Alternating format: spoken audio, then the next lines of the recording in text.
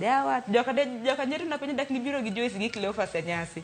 Raisa ni bro bago moro mabinde kuro bro bedo kwa wadhi mosogi. Kane nyasi mar nyombo. Dipeni ipango tero wakocha wabedu wede. Kata kamano. Cleophas ani niku michom. Nyakoro muge jwangu kinyi makawuono wadhi donjo ka gi weche manyien ma Joyce Oduor dhi bedo ka kelo kae to bang'e ang Sharon Ng'ao donjo kod gazet kama dhoram gazet ma Daily Nation kuma ma The Standard wa mi gigo momepeke gazet odiochieng' ma kawuono kae to bang'e wadonjo twak mokwongo kama dhi bedo ka warango chal mar piny Kenya. Nyakoro muge jwang koth medo chwe ka yangore nyaka sani ji 12 osewito ngimagi e bwo thuolo maromo seche 48 debed ni masira medo mana medore ka kaunti ma Migori ng'at achiel bende owito ngimane mana e aora ma Migori mano odiochieng'no manyoro. Pek mar koth pod ntiere kod Nyakoro Muge jwang gik mage manya bedo kata nwatimo e kindegi bende nitie jogo makoro kwedo weche mag referendum to wuok kanye wadhi bedo kae kod josiasa. Nyakoro Muge jwang mabende dhi bedo kae kwa nonogo chenro kinyi ma kawuono wadhi bedo gi gavana machon ma Nairobi Evans Odhiambo Kidero kachiel kod ka jaod bura ma Kibera mano Mheshimiwa Peter Orero Mwalimu bende dhi bedo kar ka kod wasa achiel nyaka sa 2 ka wakelo ni chal mar piny Kenya waranga ne gitarubin kendo wija ne giwang' gi bende kaka josiasa ne ginto ginene yo machalo nade kae to bang'e ang wadonj achiel ka achiel nyaka chenro ma chieng' tich adek ka wakelo ni chieng' tich ariyo tich ariyo ang wadonj chenro mar orako Nyakoro Muge jwang kama bende ang biro ni kacha sa 2 nyaka rom sa 3 mar okinyi kae to bang'e wadonjo chenro mar mbaka oromo kama Sharon Ng'ao dhi chako kod chal mar fwambo kae to Joyce Oduor donjo koda twak. E twak Nyakoro Muge jwang okinyi ma kawuono watwak otudore kod gope mopogore opogore kata hola mopogore opogore ma piny Kenya osebedo ka kawo kowuok e bengi mano ma piny ngima kaachiel kod bengi no mar IMF. Kanyaka sani kalure kod nonro wacho ni telo mar William Ruto e thuolo mar higa achiel mosebedo e telo osebedo kokawo gope mathoth. Kata kamano gope makamagi hinyo uchumi ma pacho kae e yo machalo nade. Abro bedo kod jonon weche mag uchumi e pacho kae mar mondo mi gilernwa ni gope makamagi pono nitiere kaka inyalo duok gi piny koso bro mana medo idho malo to mano biro hinyo ngima ja Kenya mani piny e yo machalo nade. Omicha kutudri kodwa kochakore sani kitolonwa penjo paro ote moramora kokale namba mar ote machuok 236000 kaka pile ibiro yudo wa Facebook live Ramogi TV X @Ramogi TV. An bende nyalo tudri koda mbui mar X ibiro yuda Joyce Oduor _ Facebook ibiro yuda Joyce Oduor.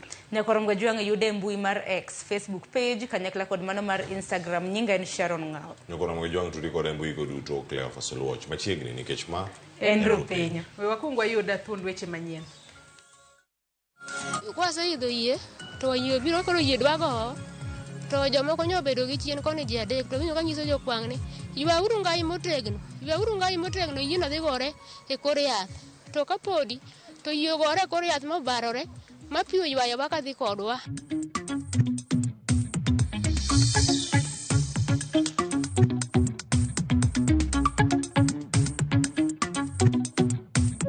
The vehicle ilikuwa ime lose control ndio ikiwa imetermuka kwa barabara ya ile mtermuka ya kutoka Naivasha kuelekea Nakuru.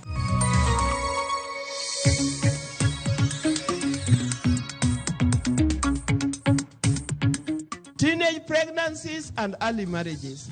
Now, girls, I want you to listen to me. You are not a dumping tank for idiots to dump their rubbish.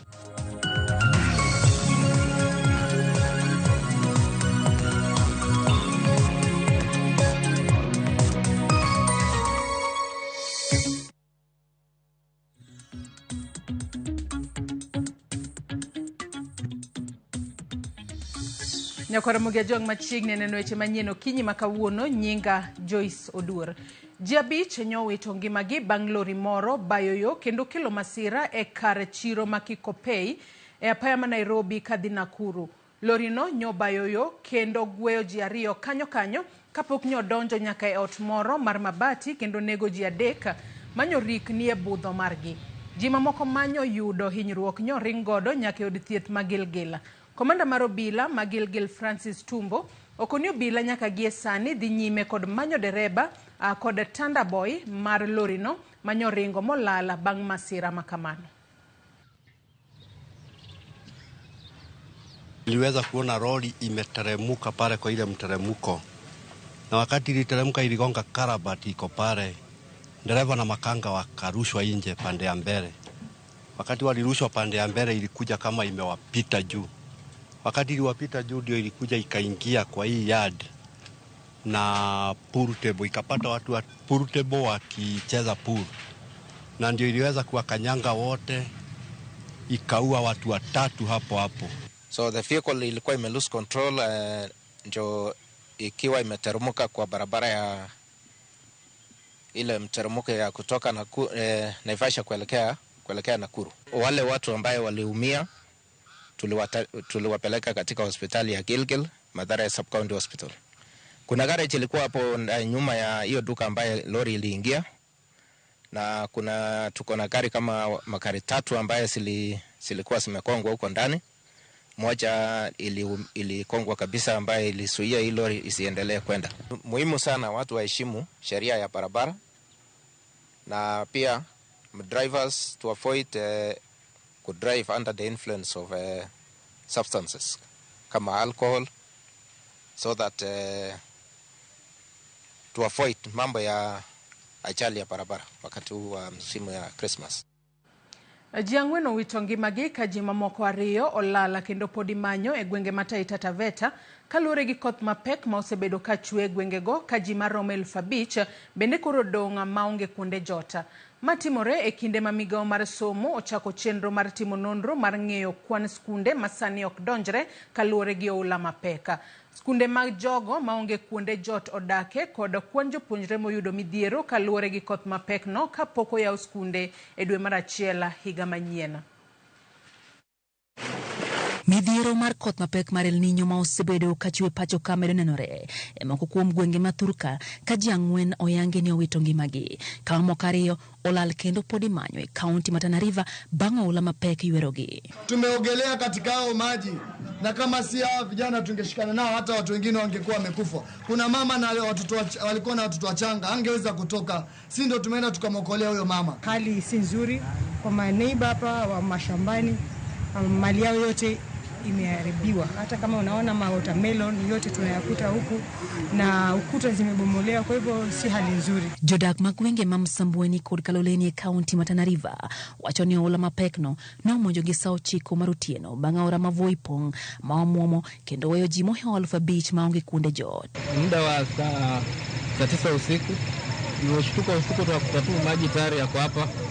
Napenda maji yananyesha huko mlimani kutoka Taita. Mimi nilipigwa na jirani yangu simu saa 9 akaniambia maji yanashuka. Tukishuka kwa nyumba tukapata kwa maji tayari. Hata sasa tutaanza kwa maji hapo ndani, hatujapata msaada mpaka sasa hivi. Giko piny owacho mondo miyo manye yor minyal tiek go chuth midhiero mar oula maya aora ma Voi ka bende gikwa riwruok mar Kenya Red Cross mondo miyo chopo konye mine gi nyithindo ma pod omoke miechgi bang' oula mapek no. Tunasikitika, hakuna msaada wote has from morning till now. Tumeitana Red Cross mpaka saizi hatujaona msaada wote. So sisi tunaomba Red Cross, hatujawaona hapa ground, ama nyinyi mmeona Red Cross? Hatuwatambui na hatuwajui. Umesikia hata hilo ni jina tu la Red Cross ambalo tulele. Umesikia hata wananchi wenyewe wanasema. Kwa hivyo kama Red Cross haiko, watupatie Red Cross yetu ya Msambweni tufanye kazi sisi wenyewe. Vijana wa Msambweni tunaweza. Wala hata Red Cross hata kuiona Msambweni, maana tushamaliza kazi ile ilikuwa imetusumbua. Tunataka hivyo. Warava boy ndo wako kule na wasichana warembo ma.com ndo wako pale kwa Red Cross. Hatuna haja na hawezi ingia mali kama hapa. Sisi tumekanyaga maji, tumeteseka. Sisi wengine hata nyumba zetu zimeingia maji, lakini tumekuja kusaidia wengine wale ambao wanaathirika. Jalup Jatend Piny Kenya Rigathi Gachagua bende nolimo kaunti ma Garissa kama gichwale konyo oganda ma oyudo midhiero mar oula. Omedo singo chiwruok mar sirikal mamalo e kedo gi midhiero mar oula. We are working with the governor and other partners in ensuring no more lives or property are lost henceforth. The loss of lives and destruction of property in times of disaster is of great concern to our President, His Excellency Dr. William Ruto. Kaluwore gi midhiero mar koth mapek no, migao mar somo chako chenro mar timo nonro e kwan skunde moyudo ng'ikruok kendo jopuonjre kod jopuonj ok nyal chopo e kod skunde masani oganda odakie bang' koth mapek no daro gi e miechgi. Migaono bende timo nonro ewi kwan mar jopuonjre kod kwan jopuonj ma oyudo ng'ikruok kaluwore kod midhiero mar kodhno, ka bende migaono timo nonro ewi pek mar kethruok mag skunde kod gi somo ma kodhno kelo e skundego. Ten migao mar somo oyango ni nonrono itimo kaka yorneno ne ikruok obedo makare kapok oyaw skunde ma pachoka e dwe mar achiel higa manyien 2024. Miyo ma jahigni 42 ichichgo ni owito ngimane e aora mar Migori ka ji 5 to ne oresi bang' yie mane gitiyo godo e kalo aora Migori e gwenge mag Osiri e sub-county ma Nyatike ama bende ne odonje pi. Pong' mar aora ma Migori kod medruok mar oula e gwengego medo kelo midhiero ne jopiny. Jafombo marwa George Juma miyo walerno.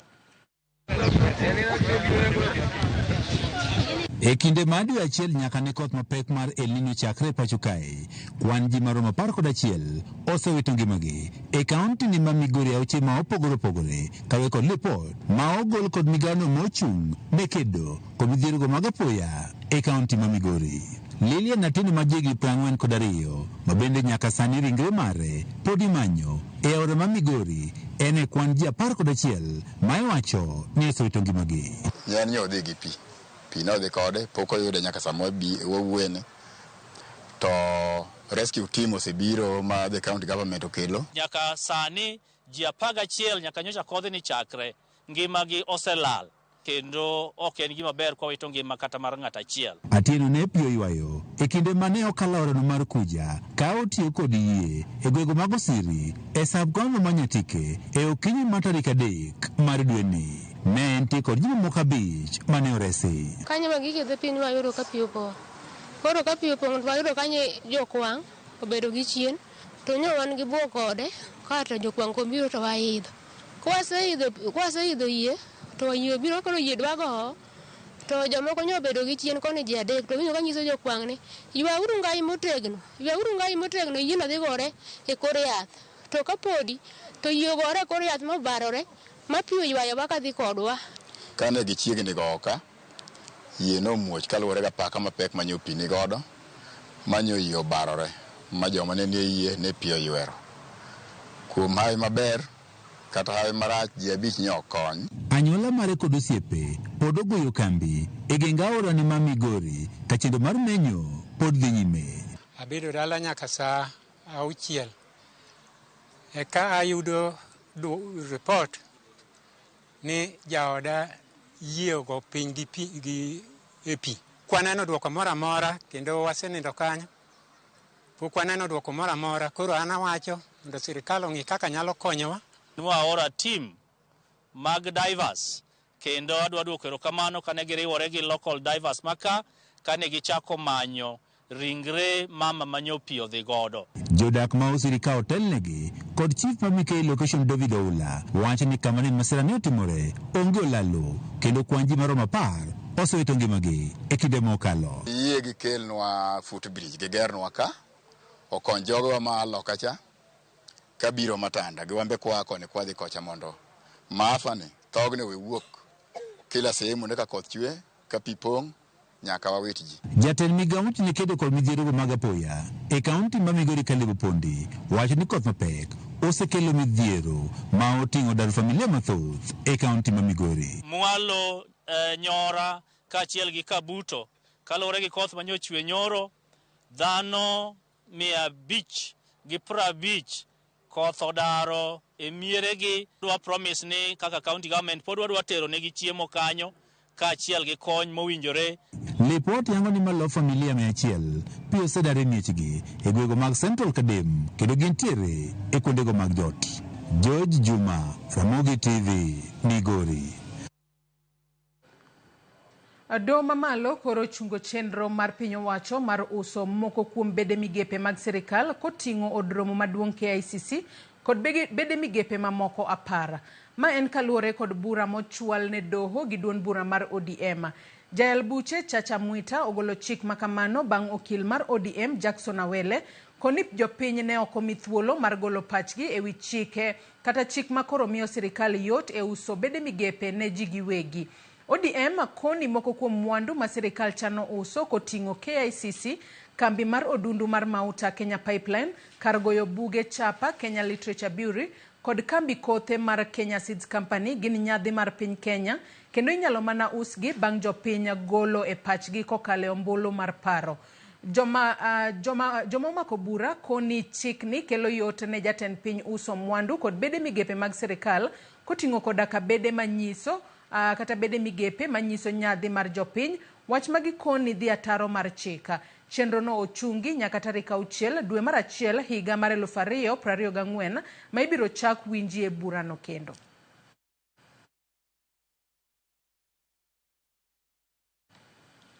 Gavana mar bengi maduong' mar Central Bank mano Dr. Kamau Thuge okoni kembe maromo 400 timo hala mar hola e tok chik kendo kopuodhi kod chike matayo hola mag pesa e yo manyasani.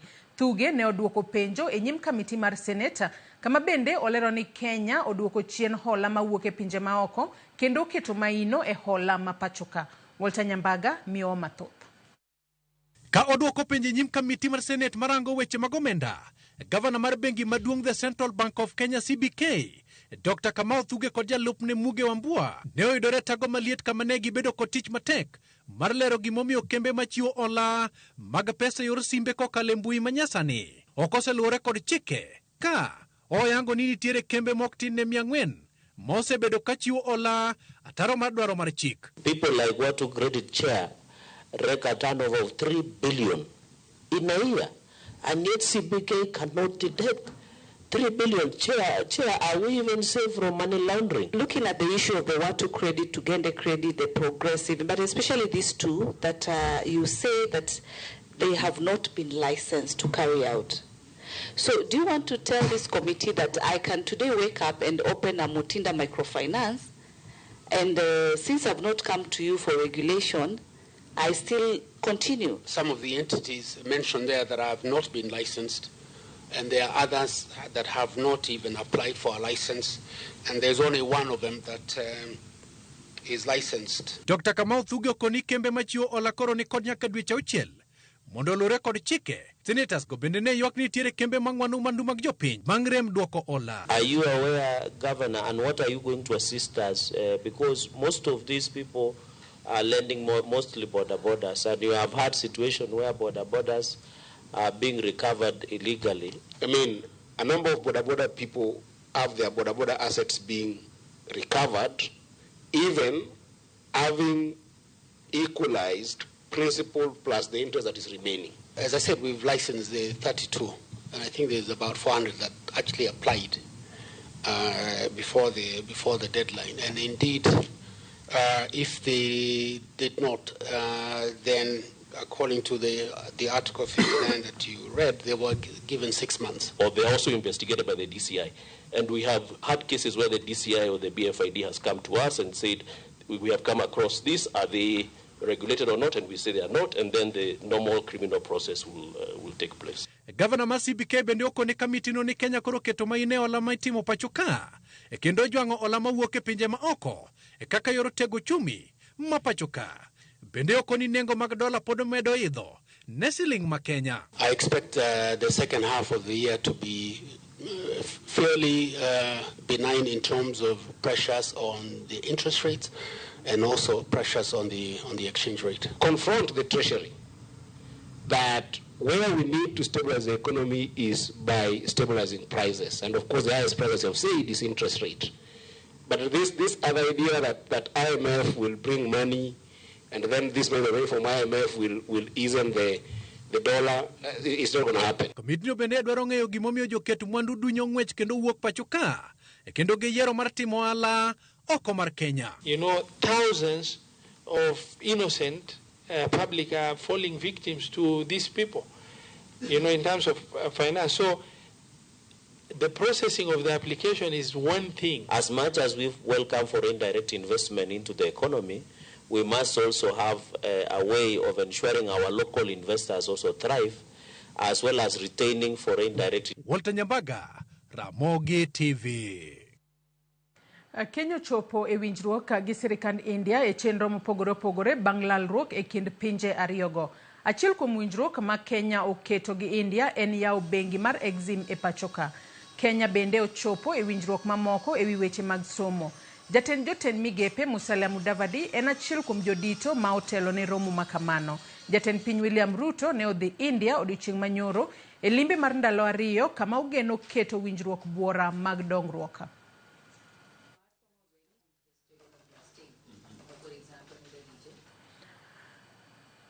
Kawadhi mbele ni duola makedo kod mibadhi pachoka EACC oduoko ne ten kaunti ma Kisumu lowo manengo ne dirom milion 400. Ma itimore tok ng'eto mane ogola kod jang'ad bura Samson Okongo dwe mar 11 kama jaket mwandu moro noyudo kod ketho mar yako lobno mane oket tenge ne gero dundu mag KOP. Jafambo marwa Sharon Ong'ao nigi lerno. Kaluwore gi bura mane ong'adi gi doho ma Kisumu dwe mar 11, jang'ad bura Samson Okongo nochiwo siem ne migawo mochung' ne lowo mondo thich oko oboke mar lowo mane ochune jaket mwandu moro e higa mar 96. Koloso bang' limo jot mar Sunshine Villas ma ichano muki bang' ng'eto mar bura makamano. Jagoro mar EACC e gwenge mag Imbo mar piny Kenya Abraham Kimboi wacho ni lobno noket tenge ne gero odundu mag KOP e kaunti ma Kisumu. The plant that we have behind us was designed in the 60s for a population of 50,000 people. So right now there is that need to expand the same. You cannot do the expansion if someone has taken over the way live, where the pipes are supposed to pass. Odni ogengo kama pipe kale. Pipe mokwongo noger kane wan gi ji 50 million kende 50,000 kende Kisumu. Sani osebet 500,000. Waseyudo pesa mar donors monego expand go pipe ka. To ng'ani kane ochako gedo kano kwere nomuko nyaka pipe ma ji nobet maonge pi kuom wik achiel. Kitemo los pipe no. Okawo pipe odai oloko otero kuma nyien. E lo gavana Nyang' Nyong'o, e sirikal gavana Nyang' Nyong'o. Wanyisi ni king'eyo ni ikawo lop sirikal duok lono gimodhi konyigo onge. Komachielo Kemboi ochiwo siem ni duol mar EACC biro donjo ne apisas manitiere e migawo mar lowo ma iseyo gi chiwo oboke mag lowo mabandia ne lobe mag piny owacho. Okwayo oganda manitiere gi oboke mag lowo mabandia mondo duokgi mar kedo gi lal. Those government officers are not in those positions to do the wrong things. Land registrars were not employed to give out government land irregularly. They have a special duty. We will punish those officials. They will compensate the grabbers. E kaunti ma Kisumu, duol makedo kod mibadhi e pachoka EACC oduoko ne tend kaunti ma Kisumu lowo manengo ne dirom bilion 800. Moriwo lob chiro ma Kibuye, mayangore ni nonyewe nengo mar bilion 2. Lowo mar eka 20 mantiere e bwobad migawo mochung' ne od twech, kaachiel gi lope mamoko manitiere e bwobad migawo mar gacho kolo e gwenge ma Nyalenda. Sharon Ong'ao, Ramogi TV. Jopuonj mag junior sekondar mane nitiere e tiegruok mar dweche 11 ne obago ng'anyo e kaunti ma Kisumu ka gidwaro ni duola mandiko jopuonj TAC ondik gi tich e yo mongirore. Jopuonj go ywak ni TAC dhi ataro gi winjruok mane giketo e kindgi kendo giyango ni ok ginyala timo lalruok kendo kapok ochop kare singruok mane gibedo godo motelo. Jopuonj go bende ywak ni gipuonjo nyithindo subjects mang'eny mamoko bende ok gin magisetiegre. Jokanyo mag Kupet ne osiro gi e ng'anyo makamano.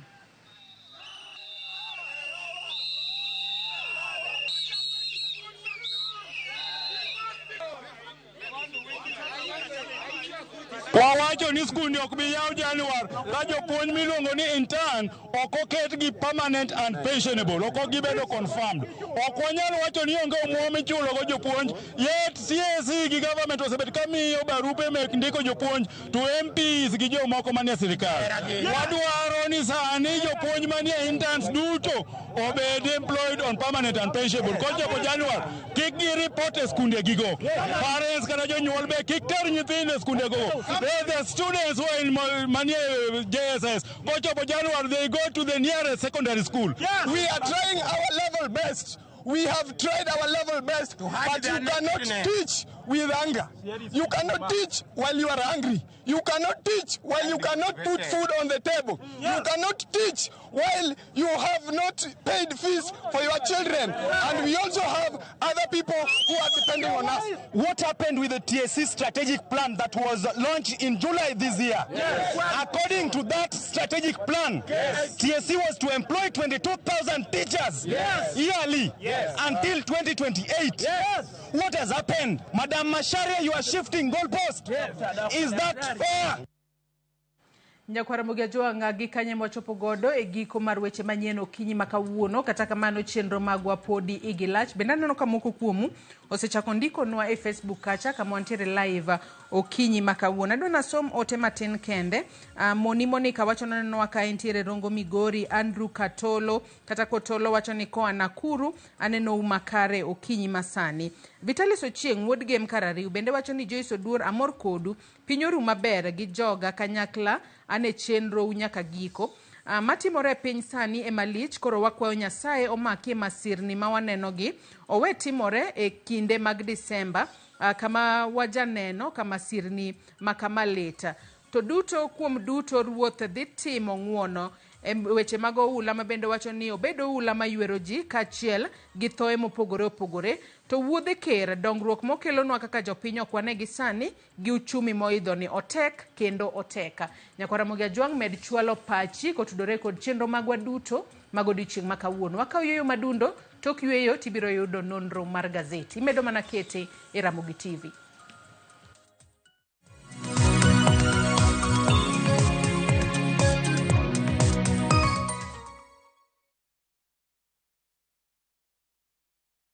Jipange na View sasa iko hapa sasa. Jishindie maelfu ya pesa kila siku kwa kutazama content kupitia View sasa kwa shilingi 50 pekee. Kuna mshindi wa shilingi 1,100 kila siku, 1,500 kila wiki na mshindi wa grand prize ya shilingi milioni 3 cash money. Kushiriki piga *487*3#. Chagua Jipange na View sasa. Kisha chagua video package ujipatie points na uongeze uwezekano wako wa kushinda mamilioni. Hakuna kudownload au kusubscribe. Unaenda tu nywe. Jipange ushinde mamilioni na View sasa. Mamilioni. Sheria na masharti kutumika. Imeidhinishwa na BCLB number 2978. Riekni mag goyo witado kokelni kod Mabati Rolling Mills. Ka yiero kit witado midwaro ne dalani, penj mondo mi waranti ma ondiki.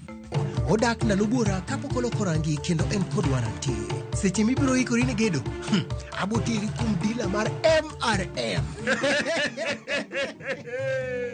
En ka isetiyo kode to weche mag gedo iloro choth.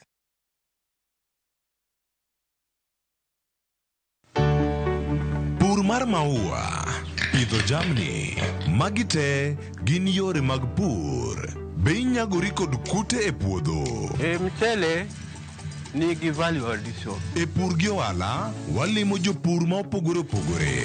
Challenges ng'eny e pur generally. Egime jopur iluongo ne janego. Ka wafwenyo ni yore makare mag pur kendo waduoko penjo mora mora. Pogruok mane malich kata maduong' kind dhiang' mar ring'o gi dhiang' mar chak. Motenore kod weche mag pur kod japur. Waseketo manyiwa to sama wapitho cha be nyaka wapith gi DAP. Wan nyaka gi kanuna. Manya pika mongo. Riuri kod alori nyaka Black e chenro mar pur gi ohala. Tich adek ka tich adek, saa 1:45 otieno.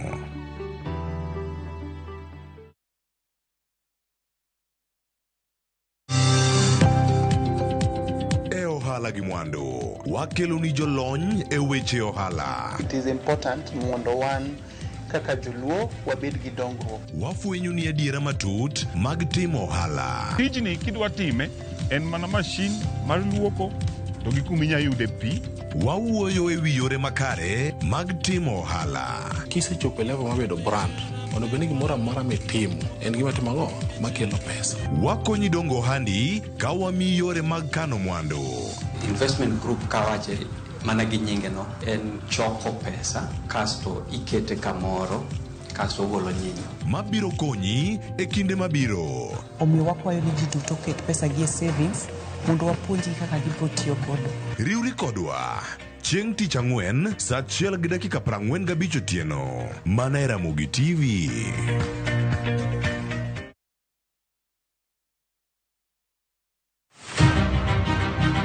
Jok mamine gin singo mar oganda. Nyakwara Mugajo piny sani olony. Wawuok e ndalo machon ma ng'ama miyo ne en mana ng'at mabedo e pacho. Melini ane man first officer. Tija matiyo en riembo. An driver. In mbakani en mane? An aketo tiles. Kik ng'ato wuondi no kinyal nikech in ng'ama miyo ka Nyasaye omiyi ngima to inyalo. Tudri kod Stella Brenda Ochieng tich adek ka tich adek chakre saa 8 mana e chenro mar Mine Nyalo.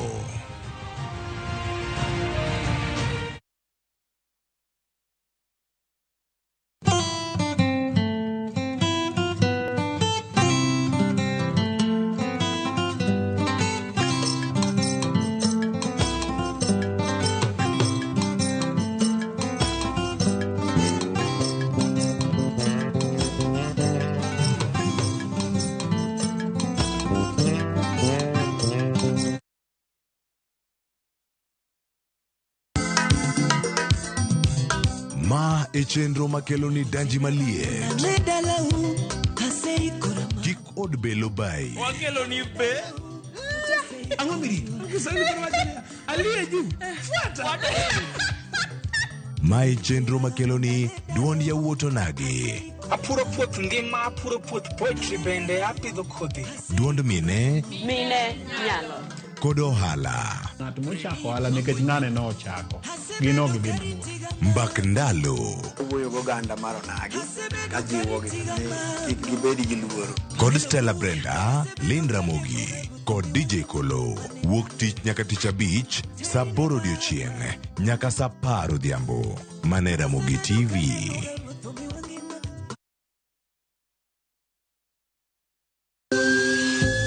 Ikrini wuoth makende mar puonjruok weche thieth kod rito ngima ji. Nitie gik moko mwanyalo timo mondo mi wageng' tuoni. Kochakore karieng'o nyaka kuonde thieth.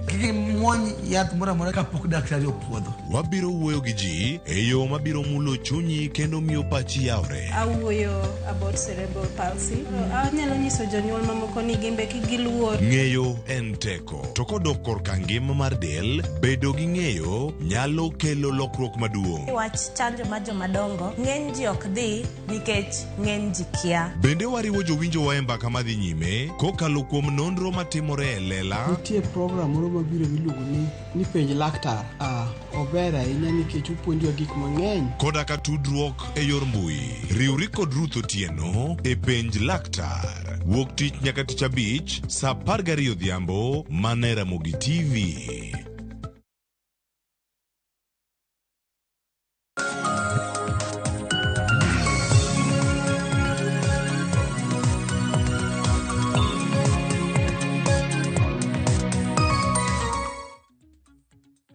Nyakorongo jong dakika 36 tok saa 10 mar okinyi gisani kora rwaki e chenro mar nonro mar gazet.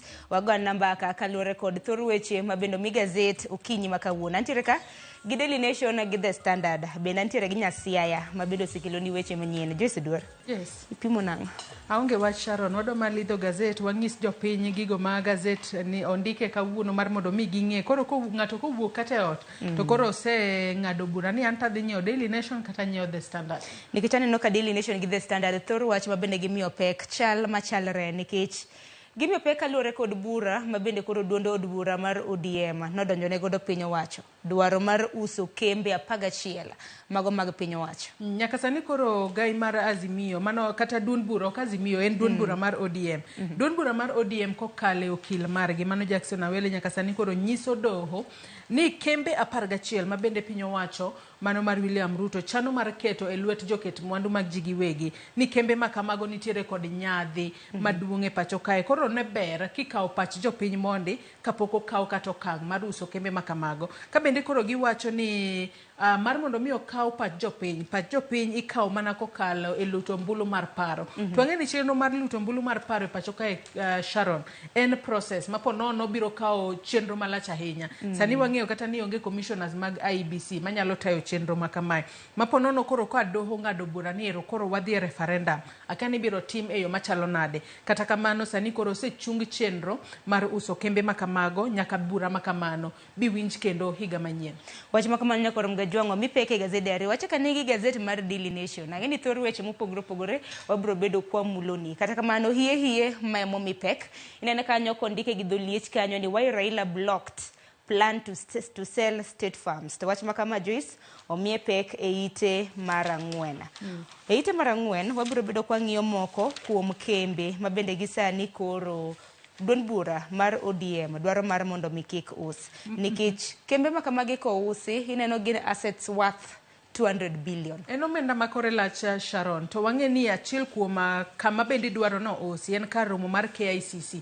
Wang'e ni kar romo mar KICC en kanyo ma jo Kenya mathoth. Ahinya kiwinjoga kata ka ng'ato wuok kata dala kucha kobiro Nairobi kae. Ting'ise ni kiwuok to temane ine KICC. Ni KICC e orofa ma pono ni biro neno ka bor ahinya. Kendo inyalo kata ng'isi kati temo lerni e yor picha. Iwacho kanyo ni taswira picha kaka KICC chalo. En achiel kuom gigo ma Azimio kata ODM wacho ni nyiso nyadhi mano mar piny Kenya. Gin kembe mathoth, wantiere kanyo kod Kenya Pipeline Company, wantiere kanyo kod Kenya Literature Bureau, wantiere kanyo kod National Oil Corporations of Kenya, kachiel kod kembe mathoth gin 11 midwaro mar mondo mi oket e lwet job keta mwandu. Kata kamano sirikal ma pacho kae wacho ni ponono kembe makamagi kata migepe makamagi osebedo ka nyagore kod tich. Koro gineno ni ka giketo e lwet joket mwandu mag ji giwegi ponono nyalo konyo e bero lwasi mag tich kata chenro kaka kembe makamago tiyo e pacho kae. Tang'eni magi duto sirikal ponono geto mar medo godo kwan omenda ma ichoko kaka usuru. Nikech joket mwandu ko bire pacho ka diera Sharon ka gimiyo kembe makamagi kata migepe makamagi otiyo e yo makare to omenda ma sirikal biro bedo ka choko bende biro bedo ka medore. Bende wang'eni koro jang'ad bura mane doho maduong' ma pacho ka Chacha Mwita bende koro nochiwo ne duond bura mar ODM thuolo mar mondo mi giserve petition kata mana gior kwa makamano ne speaker mar od bura Moses Wetangula, Attorney General ma pacho ka Justin Muturi kanyakla kod jatend migawo mochung' ne weche mag omenda e pacho ka mano Professor Njuguna Ndung'u. Wach makama ibro bed ka iluongo e doho mano mention mar ibro bedo chieng' tarik 6 mano mar dwe mar 2 higa mabiro. Joyce ang'ini weche mathoth omi pek. Wadhi anena e ite mano mar 6. Jatend piny Kenya owuok e piny Dubai gisani nomola nyake pinya mano mar India. Ma limbe mare mar 43 ma bende koro otime pinje maoko e bwo higa achiel.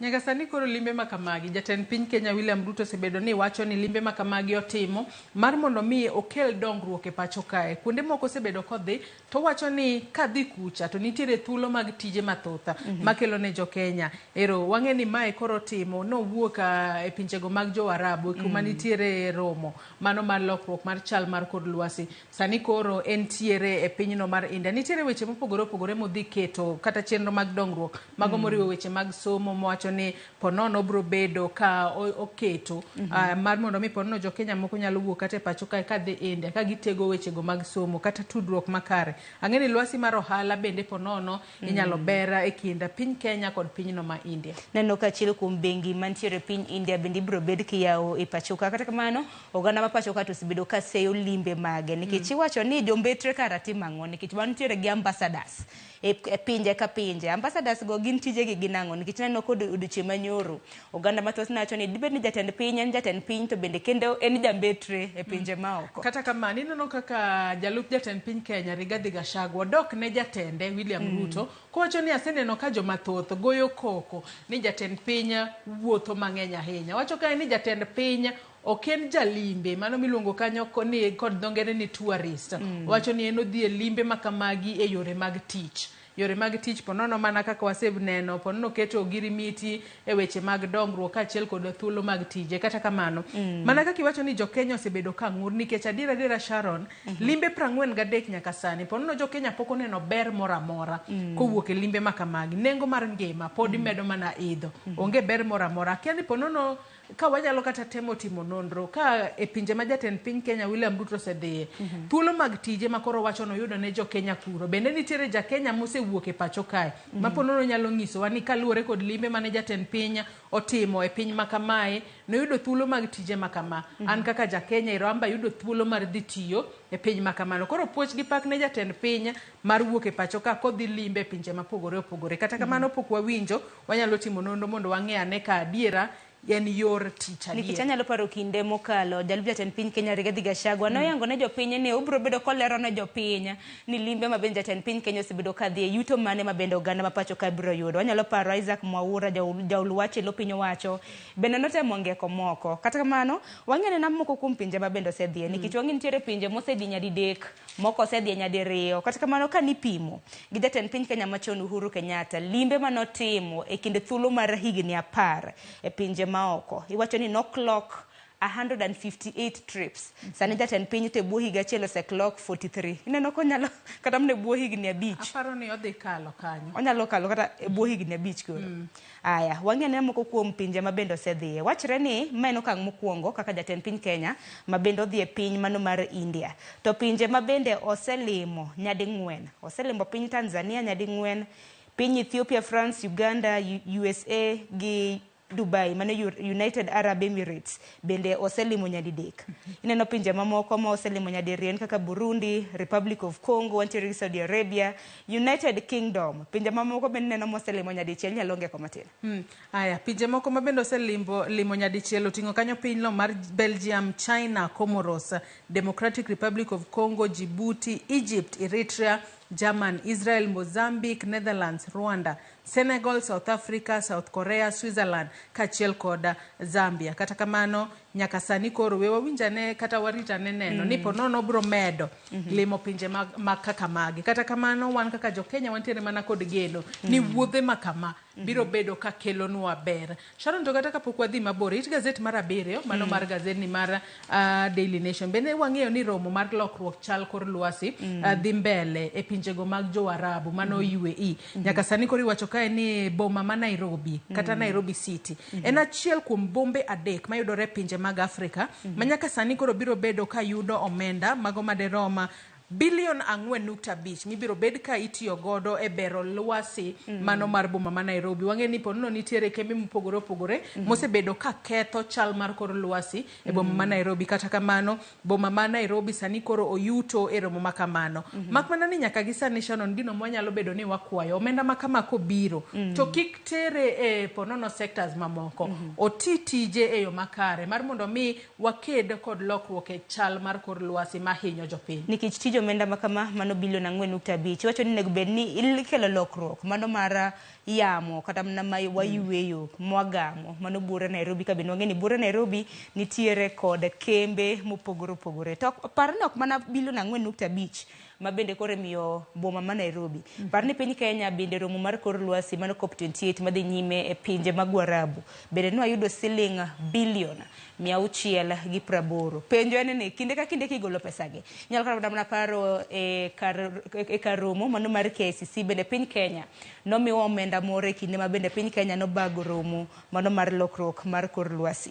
Kata kamano kopogore gi bura Nairobi nyakorom ga juanga pinje mamoko ma bende biro bedo ka yudo ber mano mar siling bilion 4.5 oruo kanyo pinya mano mar Ghana boma mar Accra bende biro bedo ka yudo ber makamano kanyakla kod piny South Africa boma mano mong'ere kaka Johannesburg.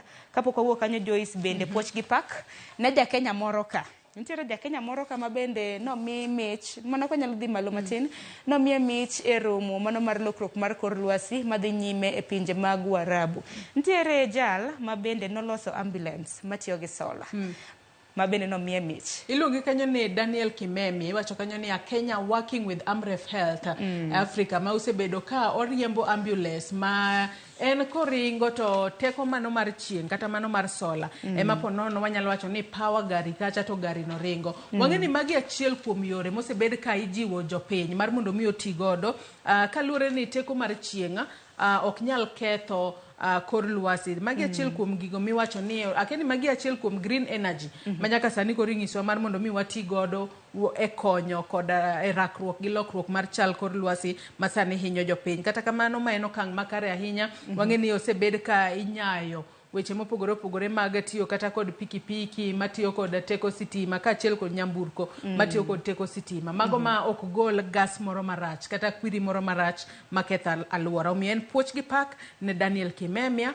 kuom ting'o piny Kenya malo kaluwore ni ma en okang' manyiso ni piny Kenya bende koro kedo mateka mar rakruok kod lokruok chal kor lwasi. Puoch gi pak ahinya kata kamano wang'e ni romo mano mar COP28 pod dhi nyime e pinje mago mag Warabu. Romo ma bende nochakre chieng' tarik 30 ma dwe mar 11 obiro bedo korumo chieng' tarik 12 mano ma dwe mar 12. Joyce, wang'e ni lokruok mar kor lwasi bende osekelo midhiero e pacho ka. Wang'e ni kodh El Nino osebedo ka kelo lal mathoth, naneno kata mana sigana ma bende ni somo nokinyi ma kawuono kethruok mag mwandu mathoth.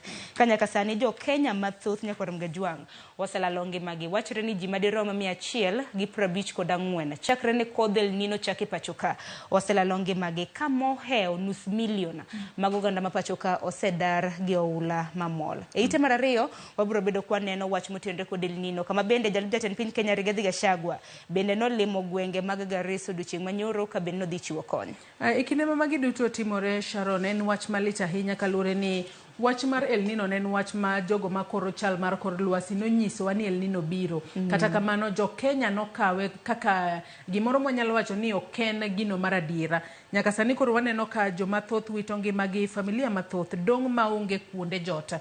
Nyaka sani nitiere jogo ma koro jote skunde mopogore opogore. Twang'eyo ni skunde ibiro bed kiyawo higa manyien, mano dwe mokwongo higa manyien. Nitiere skunde moko ma kaluwore kod kaka ji jote skunde makamago. Ponono lwasi mag skunde go bibedo makare kata classrooms manitiere kacha ponono moko kuom gi nyalo bedo ni kethore. To magi duto nego bed ni ng'iyo mar mondo mi ponono ko yaw skunde to yudo ka kilese nitiere kama kare. Gima koro dhiera, Sharon, wach ni El Nino makamae nyalo medo chwe kata koth mapeka. Nyalo medo chwe nyaka higa mokwongo. Mano dwe mokwongo higa manyien. To dwe mokwongo no emiyawe skul. Kora kia ni ko yaw skunde jogo mojote skunde makamago biro bedo ka dhi kanye. Gibiro konyore nade. Kalure ni kuonde ge makoro gi jote. Sirikal onego bed ni temo matek mar mondo mi okony jogi. Kinyalo many kata kuonde mabeto ting'ore malo mar mondo mi resgi. Ne waneno kata gwenge mag Taita Taveta, Aora Mavoi bende nomuomo. Jodak mopogore opogore nodong' kod midhiero. Kata kamano wakwaya kwa Nyasaye mar mondo mi midhiero makamagi odog piny. Nyaka jod bura bende kwamo. Inyalo paro kuna jod bura mana wuok e gwenge mago mag North Eastern. Ariyo kuom gi mabende nokwamo kaluwore kod oula mapek mabende nores ngimagi. Ber ni gin bende gineno chal mago mag gwenge magiaye mabende kata mana ka gidhi e od bura maduong' ma pacho ka ginyalo bedo ni giloso mano mar mondo mi okel resruok. Ok ni higa ka higa en wach midhiero, ka ok en oula to en wach mar ngaji mabende mako gwenge mathoth. Kata kamano jalup jatend piny Kenya Rigathi Gachagua en to koro oseyo governors ni nang'o mane giluongo press conference romo ma iluonga jofwambo ka giywak kar gine kaka ginyalo chwalo omenda. Se wacho ni seyo gwang' tisayang'. Iseyo gweno. Kata kamano jopiny bende wamedo mana jiwo gibeda kicha kik kal aora mopong' e kinde ma koth chwe. Kalure ni jatend migawo mar arita Kithure Kindiki bende koro ne wacho ni thoth thoe ma ikelo e kinde mag midhiero mag oula en kalure ni atamalo 80 mar jogo ma ponono wito ngimagi ne ok dwa luwo chike moketi ma ponono geng'o masira mopogore opogore. Kata kamano wamedo jiwo jopiny obeda kicha aora kopong' to rita mar mondo mi ponono pi odog piny e ka ing'ad aora makamano. Ponono ka koth chwe to ne ni ka idak kuma ula nyalo bedo to dara odhi kuma chielo koth korumo tibiro duogo. Waritre uru jothurwa. Geno maro ni sirikande mag gwenge kanyakla kod mago mag piny owacho biro bedo ka tudre kanyakla mar neno ni gibero ahinya gwenge gi alwora magwa kaluwore ni skunde bende biro bedo kiyawo chieng' tarik 8 dwe mar 1 higa mabiro. Jesi nitiere wach machielo mabende nomi peke ite mar 5. Nitiere achiel kuom apisa mano ka duol kata mana bad migawo mar pacho ka mong'ere kaka HELB mabende nothiche oko e tich mok ne kare. Kata kamano wach makamano nitiere ite mar 5. Nitiere Charles Rengera mabende en jata chenro maduong' mar HELB nothiche oko e tich ka bende apisa makama na nitiere bwo migawo mar omenda notamore meda achiel kuom apisa mabende Rengera nadwaro mar mondo mi omeda osara. Kata kamano noduoge tich e seche miduoge tich eromi kanyo nogo HELB fai mar 36 million 36 mabende koro pod ibiro bed kimiye. Weche makamagi Sharon nyalo bedo mana ni e yo makare kaluwore ni ponono ng'ato koriembe tich e yo ma ok ni kare. Gin mana weche ma nyalo miyo mar mondo miyo ked kod mibadhi kaluwore ni nyaka sani en weche ma nyiso kata chwalo ni piny Kenya ponono dhi e okang' makare kapono ni ng'ato timne gino ma ketho ratiro mare to ng'ato nyalo yudo ratiro mare e yo makare. Kopogore gi mani ite mar 8 kotenore kod weche mag thieth nitiere lony manyasani ma bende jolony ahinya jotim nonro biro godo ma bende biro bedo ka gayo gamo kute mago mag ayaki. Biro bedo kisomo ite kanyo mar 8 wacho ni long term HIV prevention method for method approved for use. Kopogore gi mane ite mar 10 weche ma bende dibed ni lombo chunya ahinya nitiere jadolo moro manong'ere kaka Michael Njoroge ma bende ni seyo gi timbe majendeke.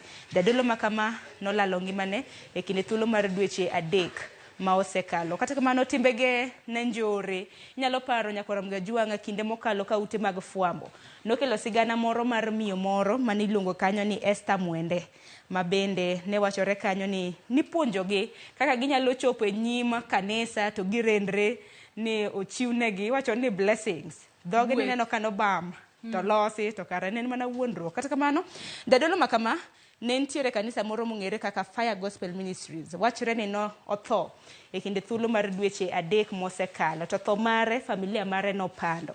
Koro wach makama ni biro bedo kisomo e ite mar 10. Kopogore gi mana ngino duche makawuono bende Cleophas Oluoch di bedo gi achiel kuom jod bura pachoka. Jod bura bende temo matekar nyalo margi. Wach makama nitiere ite mogik Joyce mano mar Daily Nation. Mano mar thicho ok achiel kuom bill madwaro mar mondo mi oga kake miyogi allowances kake miyogi ng'e omenda mago mag NGCDF kanyakla kod mago mag ngaf.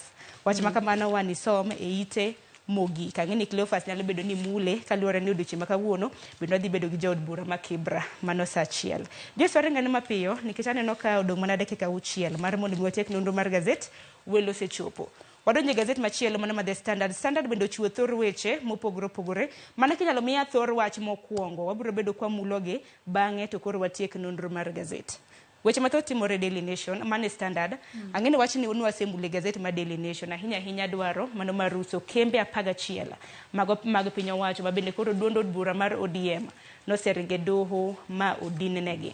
Ite mar 12 Joyce bende wang'eni nitiere obila mapachoka mago ma KDF ma bende noore pinya mano mar DRC mar nyayo kwe. Obila makamago osechak gol e piny mar DRC. Wach makamano nitiere ite mar 12. Kopogore kod mano Sharon weche mag somo bende aneno ka omeny malo kanyo. Ok wanyal koso mok wamulo weche mag somo kanya kasani koro riwruoge mag jopuonje pacho kae osebedo ka sundo duola mandiko jopuonje tich TSC mar mondo mi omed oraka mag jopuonje mag junior secondary school mano ndika e tich. Nyaka sani koro gidwaro mar mondo mi omi jopuonjego oraka mongirore kata ondik e tich e yorno mongirore kata e yorno ma permanent. Kanya kasani bende wasebedo kwaneno ka jopuonjego mag JSS kata mag junior secondary school gisebedo ka gichwalo ywak mopogore opogore ni gin nondikgi kaka intern gidwaro mar mondo mi ondikgi e yo mongirore mar mondo mi omedgi pesa. Moko kuom gi bende osebedo ka ywak ni gipuonjo subjects mathoth.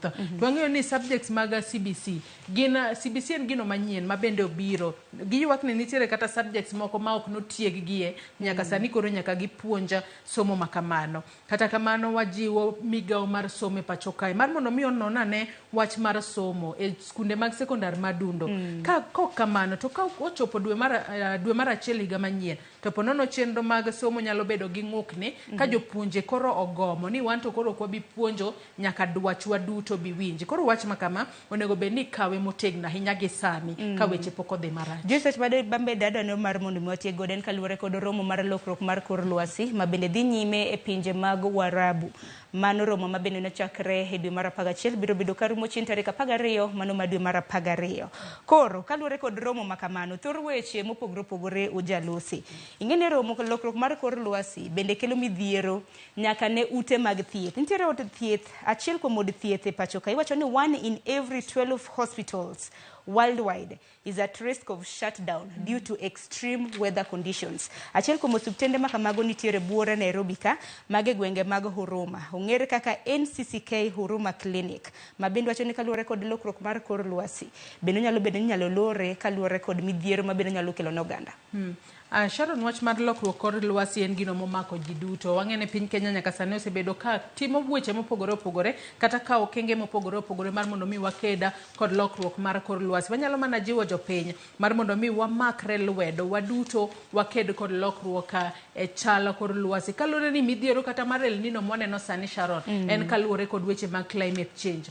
Oro ma bende ne waneno ka koth pok nochwe en kaluwore kod weche mag climate change. Ber ka wanywako lwedo waduto waked kod lokruok e chal mar kor lwasi. Kik wawene mana ponono jotelo kende, obed jukumu mar kila ng'ato. Tano ko subtende gi ng'eny nikech kiwacho ni achiel e subtende 12 e piny mangima ka nitiere gi midhiero makamano. Nyaka sani wacho ni subtende piny mangima madirom 16,245 nitiere kama tek miwuore. Joyce wachin mogik wateko. Anno ka ich gazet mar adek, mano mar gazet ni mar The Standard bendi wacho kae ni Kenyan fated for electric vehicles use push. Mano kaluwore kod tiyo kod nyamburko matiyo kod teko sitima. Anno koket picha kanyo mar jatend piny Kenya William Ruto e kinde mabende ne oriembo owuon gari matiyo kod teko mar sitima.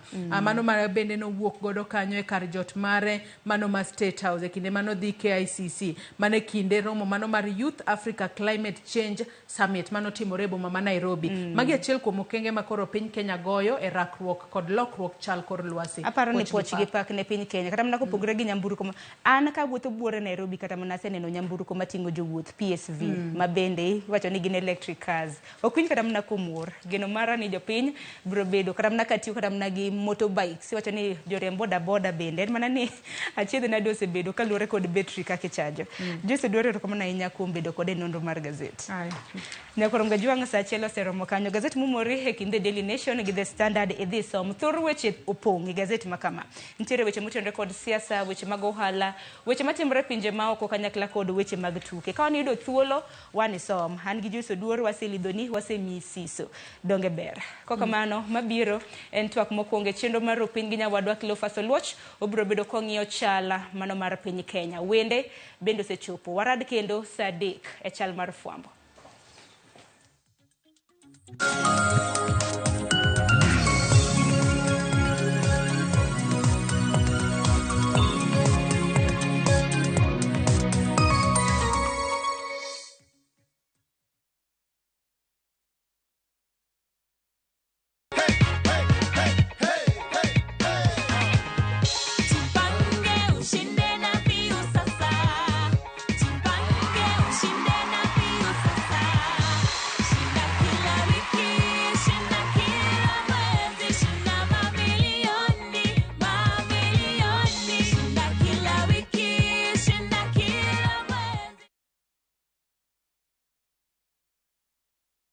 Riekni mag goyo witado kokelni kod Mabati Rolling Mills. Ka yiero kit witado midwaro ne dalani, penj mondo mi waranti ma ondiki. Odak na lubura kapok oloko rangi kendo en kod waranti. Seche mibiro ikori ne gedo, abotiri kum dila mar MRM. En ka isetiyo kode to weche mag gedo iloro choth. Next on Shambala Wanyama. Amjapanda ndege kwa sababu hamkunyoli wote.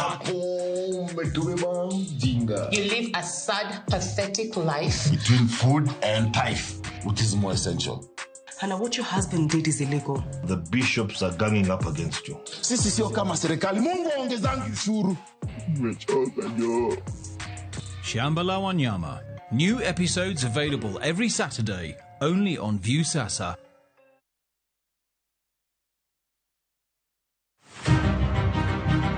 Jok mamine gin singo mar oganda. Nyakwara Ramogi Tv, piny sani olony. Wawuok e ndalo machon ma ng'ama miyo ne en mana ng'at mabedo e pacho.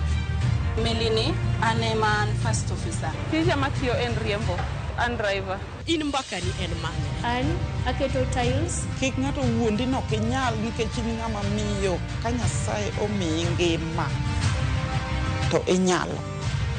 Tudri kod Stella Brenda Ochieng, tich adek ka tich adek, chakre saa 8, mana e chenro mar Mine Nyalo.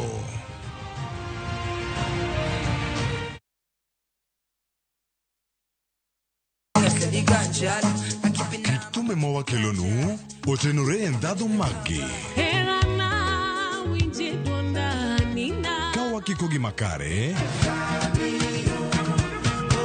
Yud thumbe miero mapacho ka kod pinje maoko. Yud thuolo mar winjo thumbe manyien e chenro mar pado manyien mabiro biro ni wuok tich nyaka ngeso chakre saa 5 okinyi nyaka saa 6. Kik ibari e chenro miero e wang' jowi mari mar Ramogi.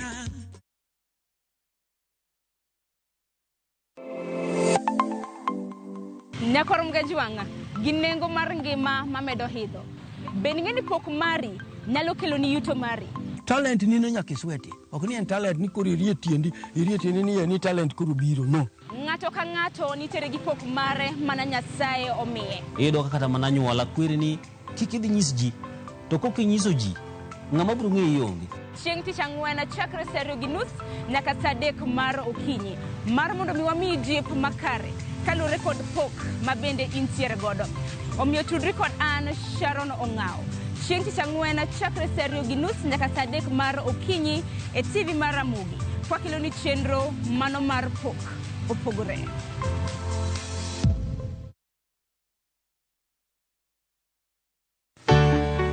Pur mar maua, pidho jamni, magi te gin yore mag pur.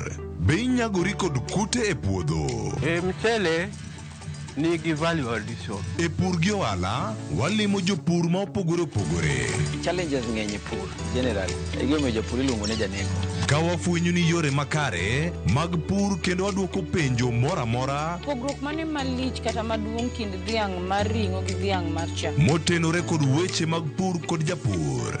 Kwaseketo manyiwa to sama wapitho cha be nyaka wapith gi DAP. Wan nyaka gi kanuna ma nyathi kamongo. Riwri kod alori nyaka Black e chenro mar pur gi ohala. Tich adek ka tich adek saa 1:45 otieno.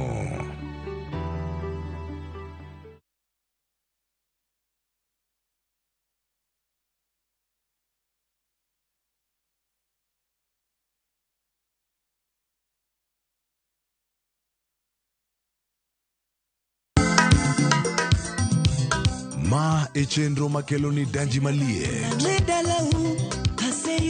Kik od belo bai. Wakelo ni be. Angomiri. Aliye juu. Fuata. Ma e chenro makelo ni duond yawuoto nagi. Apuro puoth ngima, apuro puoth poetry bende apidho kodhi. Duond mine Nyalo. kod ohala. Ng'at mochako ohala nikech ng'ane no ochako. Gino gibin Mbak ndalo. Wuoyo go ganda mar onagi kajiwo gi kik gibedi gi luoro. Kod Stella Brenda, Lynn Ramogi kod DJ Kolo. Wuok tich nyaka tich 5 saa 8 odiochieng' nyaka saa 10 odhiambo. Mane Ramogi TV.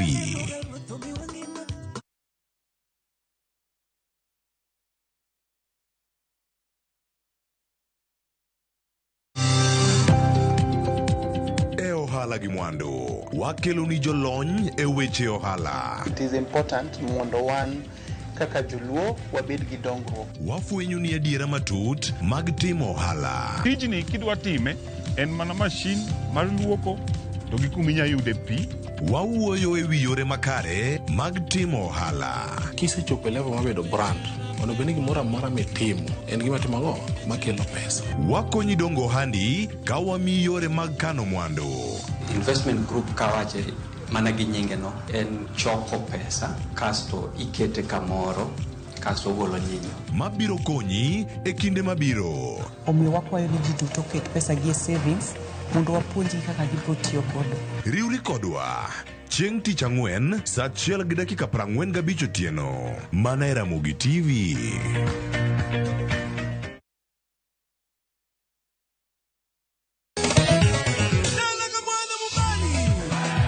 Ngoma Owake en od jothum. Ngoma Owake akelo ni mix mofwest. Reggae, ja, Rastafari. Always listen. twak gi jothumbe nyakoro mago jonka kumora mora magintie. People crave is the different. They crave the exotic. Yeni kila thum nigi kare. Kama nene edition. Benga kaluka Kicha beach nyakoro mago jonka sukus kamwati memana kama. Kitemana ngoma wake nyinga en Papa Weekend wukich tichario tichadek tichangwen tichabich sapar gidaka paga beach nyaka sapaga rio warom.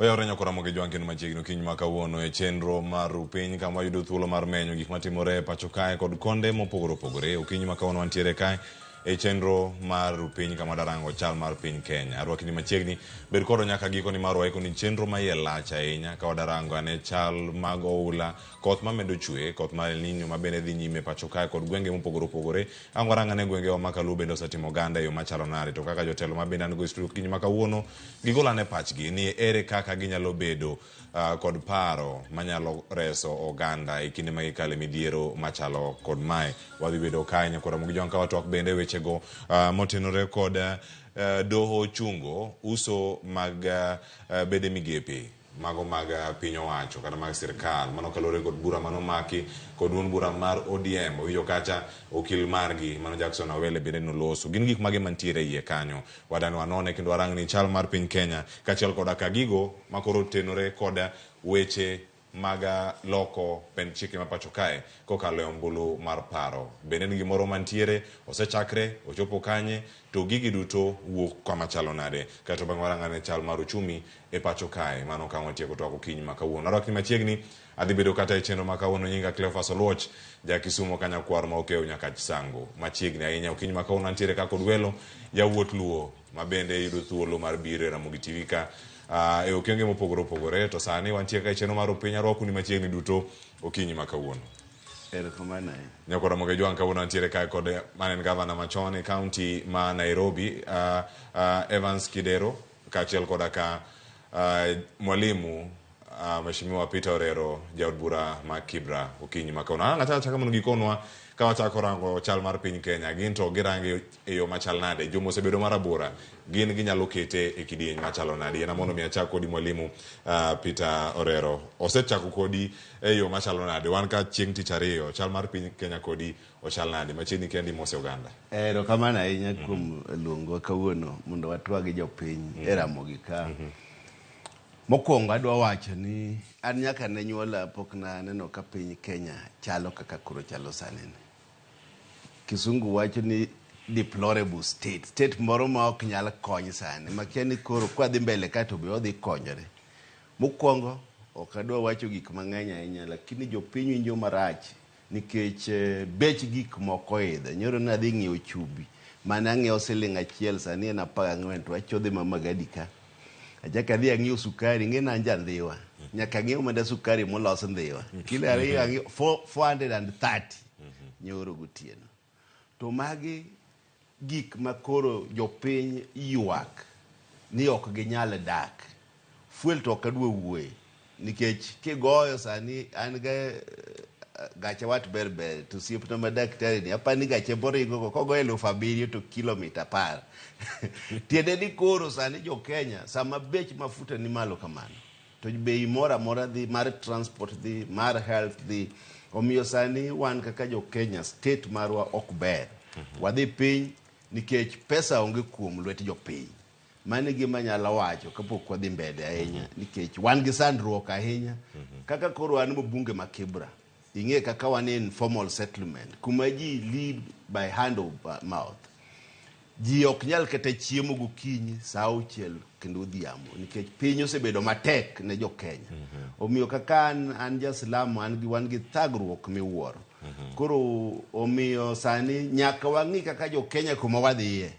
makama ok otimore to kwang'e ni be wabiro chako bedo oganda e Kenya ka kendo. Erokamano ahinya mwalimu, kendo machiegni bende daktari mondo mi wachakane twak korka kori inisenene yo machal nade thuolo ma juma achiel mokalo kata dweni bende kaka koro wasechake chal mar piny Kenya kodi ka wachako. Cleophas, erokamano ahinya. Mokwongo adwa moso nyikwa Ramogi Jwang' ma neno TV mar Ramogi kawuono kang'isogi noyawre. Adwa goyo erokamano jo Ramogi kuom luongo mondo wabi watwagi. Osebudho kapok abiro kae nikech nitiere kinde moko manuluongo na jok ma wacho the right language. Ka ok iwacho wach maber modoko machielo cha to ok chak luongi, koro miyo luongo ka mi abiro kaka wuon aneno ka chunyu ogonyore kendo ber kendo ubiro yienwa mondo wawach adiera ne jo Kenya. Winjo kiluongori ni okeu Nyakach Sango. Ambe ng'eni ng'ato pakore mana gi nying ner mare. Adak Kisumo. Ida pakori sani. Adak Kisumo. Nuodgi Masumbi. To an okeu Karachuonyo. An okeu Kothoth. Kamano. Erokamano. Ago erokamano nikech ikelago siepna kaendi jaduong' Reru. Reru ni wagogo koto oa kabuoch kanyo to ing'ado garam. Ing'ado aram itundo korgi. Tok mana mano kende. Jaduong' Reru kaka member of parliament pa Kibera en ng'ama oseng'iyo higni mang'eny ma chako puonjo gine Kamkunji secondary school. Koa Kamkunji secondary school to the Upper Hill, ko Upper Hill to the Lang'ata, ko Lang'ata to duogo Upper Hill kindege mang'e.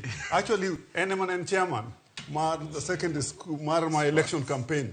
Then my election campaign.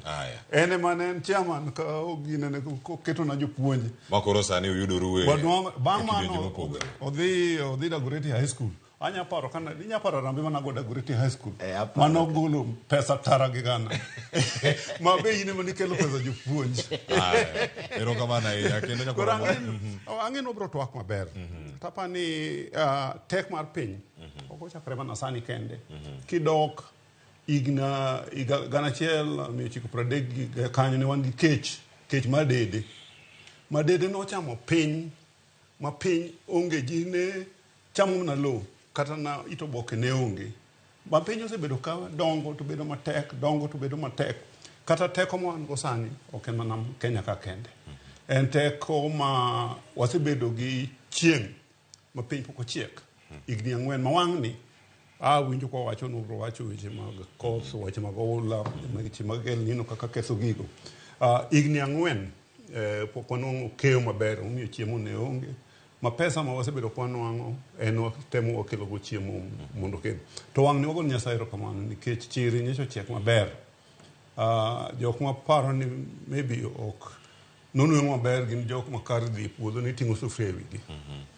Aya, ada ni make kanyo mondo mi wachaka chenro gi ka koro yanga koro wasebedo gi ng'eyo to bende nyaka Ramogi Jwang' wakete ler ni Ramogi TV ka warwako kweth duto ok watenore kumoro achiel kata kama chielo e weche gi mag siasa. Wantiere kata kiwinjo ka Daktari Evans Kidero wacho ni jok ma wuok e mrengo ma intiere no kwa luong karka oyo chenro mar piny wasebedo ka waluongo uduto kendo osebedo ka obiro achiel kachiel mondo wabed kod twak machalo kamano. Mana dani mondo mi akete lera mondo mi kwa chako twak okinyi ma kawuono wang'e kama wachomo. To kama wachomo sani warang'ane chal mar oula nyaka Ramogi Jwang' masira mabiro kod kodhni mapek mamedo chwe mar El Nino makoro sani dwe achiel osekalo to midhiero mosekelo chal nade ka oganda jo Kenya mamoko bende kwachre nyaka sani kalore gi sirkal maromo oganda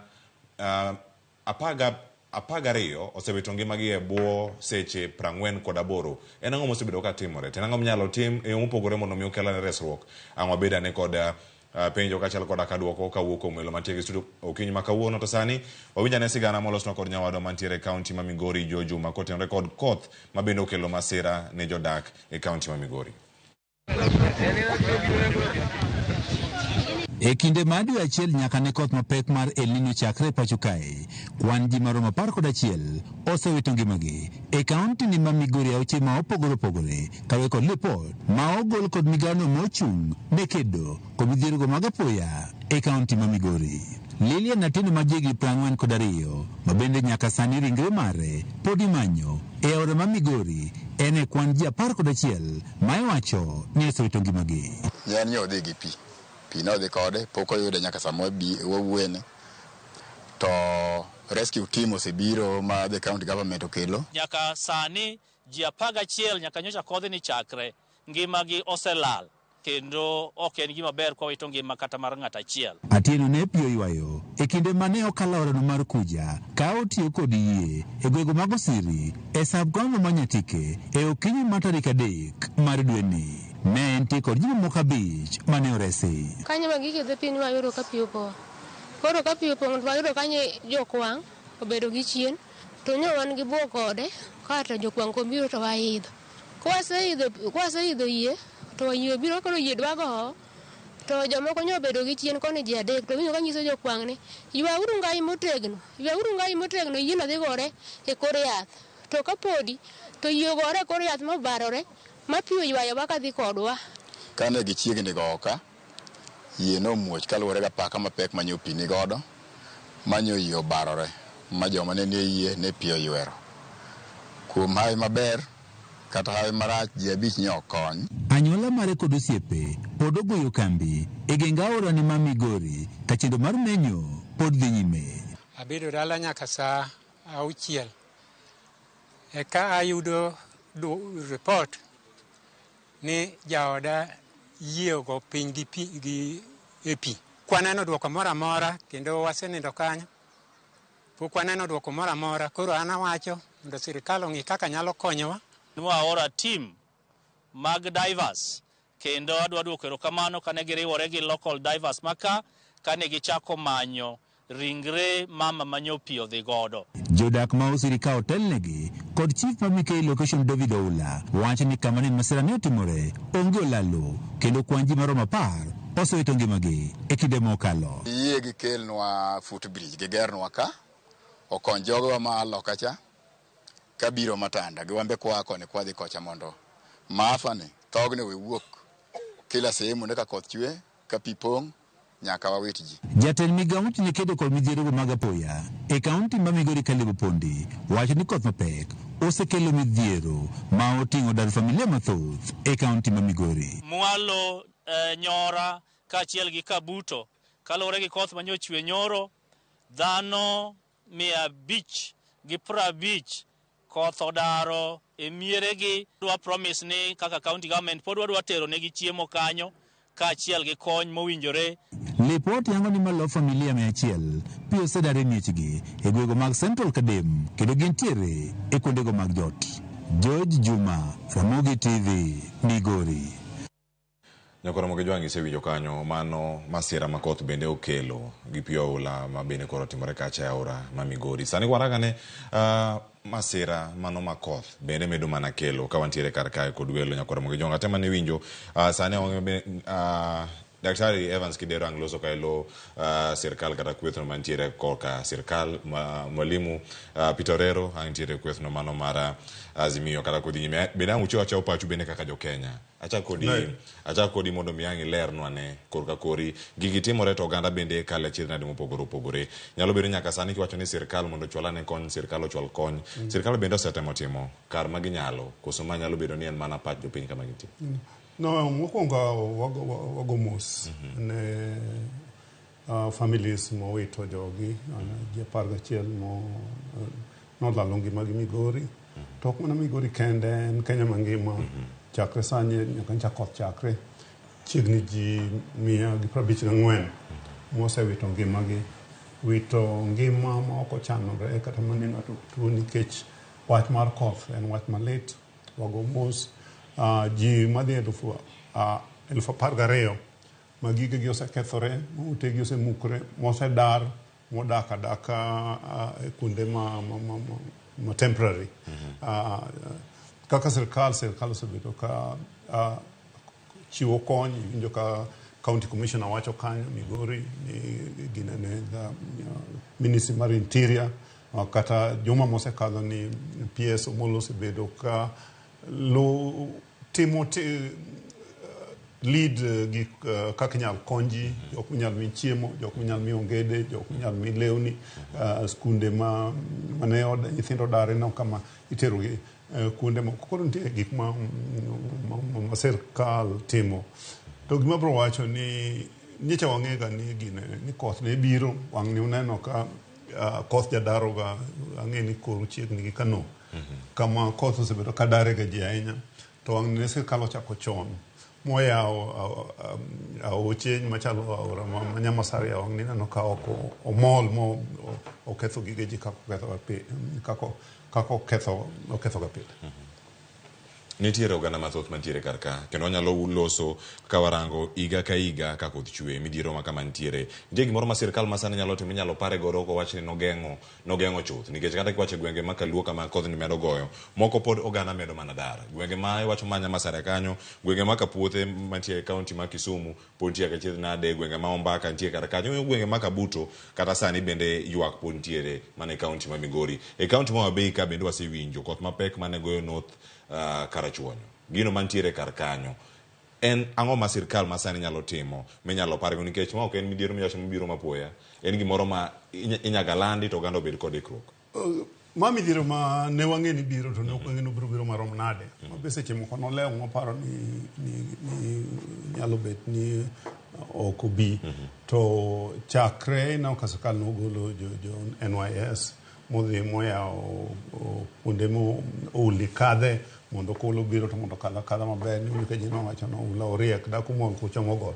kumolo na kuchomo nam koro ne miyo thuolo mar ula mondo odhi maber relief bende oketi ma jok monwang'o tabu inyalo kaka kony imiyo kuonde ma ginyalo dakie to ok inyal ikori moromo nikech ikia ni koth mabiro biro moromo to wang' ni aparo ni jowa ok osagore kaka osebedo ka sagore higni mokalo lit ni wito jomoko to tungni ne sirkal ok otimo gimotimo di thagruok kata masira mar pi ywayo ji dobedo marach moloyo kaka obedo ga higni mokalo. Erokamano ahinya. Wantie kod thuolo machielo nyaka Ramogi Jwang' mondo mwakele twak mwalimu Peter Orero. Nitie ote madonjo kar ka. Awacho ni Cleo mosna welo nyisna osiepa ma japuonj Orero ni ndara mawuok Makina nyaka Olympic ok kalre e kar chung' od bura mare inyalo lose e yo machalo nade to ma medore kinde ma oganda madhi maromo 154 osewito ngimagi kaluwore kod koth mapek mamedo chwe midhiero gi duto kama gintiere waneno kacha ka gwenge mopogore kaunti ma Mombasa kaunti ma Nairobi ka pok wawinjo ahinya kama oganda yude achiedh nade maduong' ahinya kaluwore kod koth mapek mamedo chwe to gwenge waneno gi kendo wawinjogi korka kori ikete pim mane ka inyalo range kaka chal mar wach en sani kaluwore kod pi oula mokwongo wacho ni sirkal nowacho ni nitie billions manoketo mabiro konyo ka El Nino biro kendo no pesa ni nobedo passed budgetary allocations to no ogik samoro ma jatend piny owacho ni Nyasaye okonyo Kenya nikech koro neno ka El Nino ni onge to ok notieko juma achiel to El Nino chakore koro tiene ni sirkal budget manotim mane ibi kony go El Nino cha ok ang'e ni nodhi kanye nikech ka El Nino chakore taneno ka deputy the vice president koro wacho ni mondo governors ema mondo many pesa mondo okonygo jopiny to kuwacho wacha ni to chairman mar governors Waiguru okone ni to pesa mwamanyono to pok umiyowa tiende ni sirkal ok noikore ne wach El Nino to gidwa ni governors okony to pesa ma governors bi winjo tigogo bi ok gichiwo omiyo measures makoro gikawo ni NYS dhi konyo magi desperate measures maonge plan kane gin gi plan pesa mane gin go cha nowinjo gi ng'e nikech ma gima timore ok kaw higni mang'eny kapok wayudo El Nino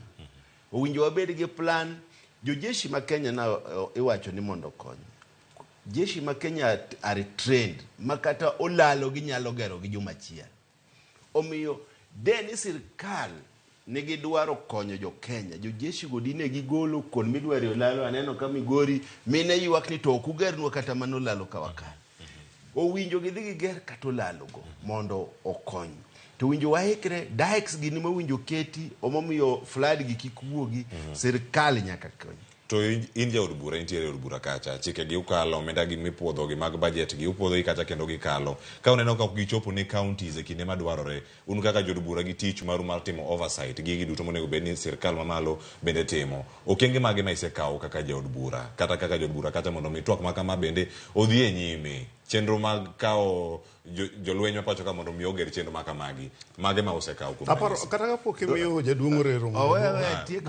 mondo duoki kata adwoko achiel ni kende adwa mede pej mipenjo no nikech penjo piny maduong' kabisa nikech sirkal en kidienje adek nitie sirkal mapiny mar county nitie sirkal gin kaka gin sirkal ma gin e od bura ma gin mag kadho bura kendo kaka iwacho ni gin mag gi weche mag budget kata bilion 10 manogol cha gin mana gi kadho kata mar adek nitiere sirkal mamalo to kiduogo piny kaendi kaka mar Orero iwinjo kong'ise ni Kibera nikech an gavana ma Nairobi ang'e maber kabisa ma pimo malo golf course Royal Golf Course inya paro wang' aorano noyweyo kinde moko kanyo ma ji nolal ji abiro ne pok onwang' nyaka sani to mano gima jaduong' Orero kaka MP ok nya rito ni sirkal ma pod nikech en mong'e jogo ka jogo tho ji motho kanyo mago joge joma nogone kod aya Mheshimiwa Orero ka sirkal bende koro meeting mar bedo kar kacha kendo mondo mi penjo makamagi bende koro duoke yo mayot de wachano kaluwore kod penjo makamano ne od bura kacha une mukalo budget makamagi to nyaka sani jopiny nyalo bedo kata ka penjo omenda gi ni kanye magel nino magi penjo mantiere kar ka nosepuodho gi od bura gima nyaka nyisu ni nitie gimoro ni democracy a democracy majority have their way to minority will have their say. Koro kaka kacha one minority, we always stand up more watch weche gi parliament. To nikech jo KK go tine digi majority, nikech nitie jo magi se yuayo, kaka koro siepna ni ng'ine gi yuayo, chon nene ya guchwa, to gi yuayo dhi kocha. Kata samu bedi neno. Ne ogi yuayo na dar. Ineno kotamore kata bede kom marore. Tiende ni gini ringerembe. Odar, igeni kata kidar chon jodo kani jado kidonje dala ni to nyaki kungi wer iwer mondo ka de nitie ng'at modonje odi to ringo dhi to kadala ni to kiwer omiyo en odonje ot mar do ma ka ng'at chucha kwe to nyalo pusore gi ng'wech nikech mano ok mare to mana we to Cleophas baby penjo mowacho that road miluongo ni Kibra Drive Karanja Road mano road miloso gi kura sani to koth chwe ase the office kura di beach ma dhi nyaka headquarters ma airport kocha maru gi the manager ma wabiro gi engineers ma engineers osendiko nyaka reports mane negi kelo before the rains negi kelo contractor mano otimo patching to nikech ji odake nitie yore kanyo kan ma ji odake negi koni jogo nyaka wuogi mondo giyud yo maber mondo koka gibigi ilosi kuro case mar Kibra Drive negi jokura kendo en case mong'e masewacho kata sani I have put not a motion but a statement in parliament masetero ka clerk madhi wache wach kura drive mar Kibra Drive no omiyo mano de ni en kar kera mani under MP manyalo loso to dina se lose to nikech en kura yo makura manyaka losi tiende ni koro nyaka warit ni jogo emabi malose ka koth osechopo sani to ok nyal lose nikech floods mantie nyalo bedo ni endre mar sirkal mamalo biro mondo mi okony jogo mantiere piny kacha kos nyalo bedo ni endre mana mar jod bura mantiere enre mar sirkal mamalo nikech kane en mara to an sana se loso yori aboro Kibra mamano dina se loso kane en e bwo kera ma wan go giteko to ase wuoyo gi jokura kendo gise assure ni yore no gibro loso kendo bro dhi maber ero kamano nya dakika osekalo 30 ng'ino de mondo tieko weche mag oula to kata kamano to kata kapok itieko mano ma ina kanyo kato wadhi nyime members of parliament iwacho maber ni gine mag wacho weche mag bura gi gin kar mondo gidhi gitim debate kanyo yuagra go gi yuagore gisiko gi yuagore ayuaga gine din moro mar ayuagra mar ariyo ginwang'o CDF million 200 constituency ka constituency nitie portion mar emergency sirkal maduong' nogolo bilion 10 gin mar mar emergency gitimo nade?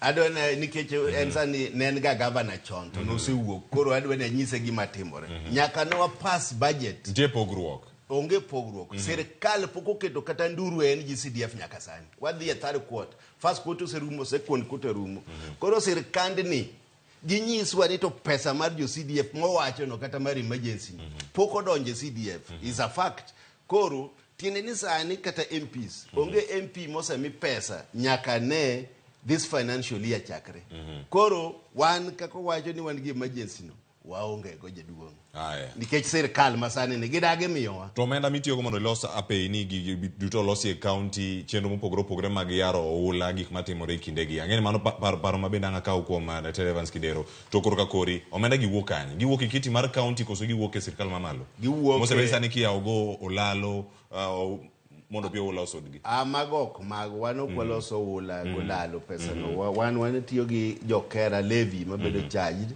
to dhi ne kera then kera mamiyo pesa go iluongo ni wan kaka MPs wan gi 22 million roads ariyo to gin gi 10% wan gi 22% timiyo koro masani bende pok omiwa this financial pod un cage pod wan cage gakineno wani make gi kanyo Daktari, e kinde mani ntiere e apis kaka gavana, kano utimo ikruok ne koth makama, nikech kata kano ok en koth mar El Nino, ntiere koth mapek mani chwe pacho kae. Ikruok ne chal nade, ya olalo gik makamagi, mondo mi pio ulani osudi. Ntiere gino ma county ka county imiyo, to bende nyaka sanya bed ni sirkal ko poko golo pesa county, gilewe yo machal nade?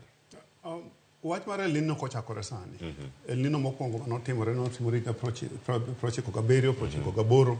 Ma Nairobi ka ji chiegni othoe ji 110.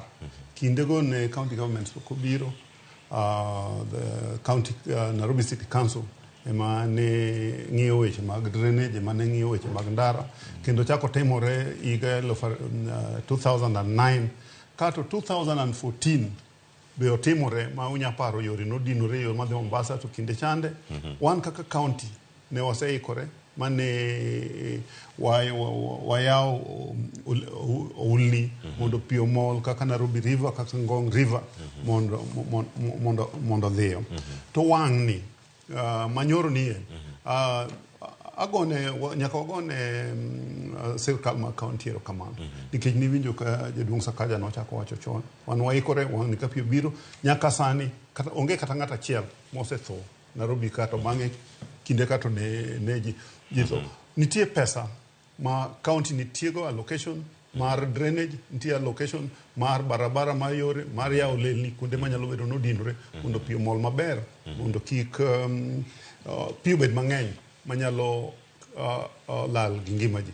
Ting'e ni ginie nyaka ji riwre te nikech ka ji ng'ato lalo ngimane e kor gweng' member of parliament emong'eyo MCA emong'eyo be mawinjo lit mar family no jo sirkal maduong' mamalo kucho ma minister obed ni en gin ka gisetimo tijno lit ma jomolal kucho ok wanyal bedo wacho ni sirkal emowinjo tim gini sirkal owinjo tim gini kaka jaduong' Orero kaka wan obed ni MP ma Karachuonyo obed MP ma Kano obed MP ma Tana River kaka inyano ka MP moro nyecha pio kwamogo molal ndala deke ochako nwang'e cha ok nyaka wamakre waduto te mondo wati kanyakla achiel mondo walos gigi mondo kik jowa tho nikech ka jowa tho ka ng'ato tho makina jaduong' Orero mong'eyo ka ng'ato tho line saba ene manya kucho kare podi paro Nairobi ang'e Nairobi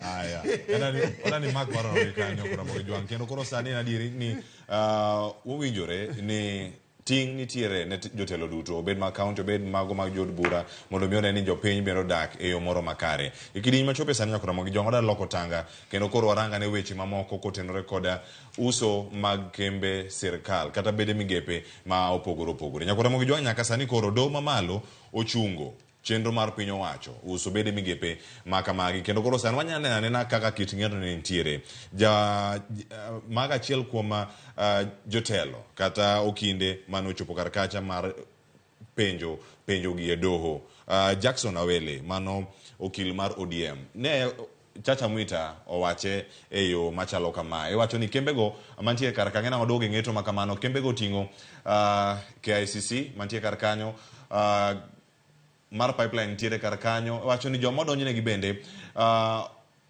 wacho ni mondo mi ochope yo makare chenro gi duto nyaka bende koro rangi. Ka Chacha Mwita bende koro chungo uso kembe mag sirkal. Adani wamaki kanyo mondo mi ang' wakale kae. ODM omako bura mano mara dhi nyime ka giwacho kanyo ni koro ODM koni kuom mwandu ma sirkal chano usogo moting'o KICC kod kambi mwandu mano mar mauta Kenya Pipeline koro ogoyo buge chapa mano kar goyo buge chapa Kenya Literature Bureau kod kambi mano mag kothe ma Kenya Seed Company gin nyadhi ma piny Kenya nitiere godo kendo inyalo mana usgi bang' jopiny golo pachgi ewiye kokalo e ombulu mar paro mano mag referendum. Ango winjane kanyo bende gin gik machalo nade. Jomo mako bura bende koro koni chik makamae kelo yot ni jatend piny Kenya mar uso mwandugo kod bede migepe mag sirkal koting'o koda ka bede migepe manyiso nyadhi ma jopiny. Wach mikoni en ataro mar chik mapacho kae. Chenro no ochungi nyaka tarik 6 dwe mar 1 higa manyien mar 2020 kod ang'wen ma ibiro chaki winje burano kendo. Mana paro mapiyo kotenore kod ng'eto makamae uso mag kembe mag sirkal makoro bende sani ochungi.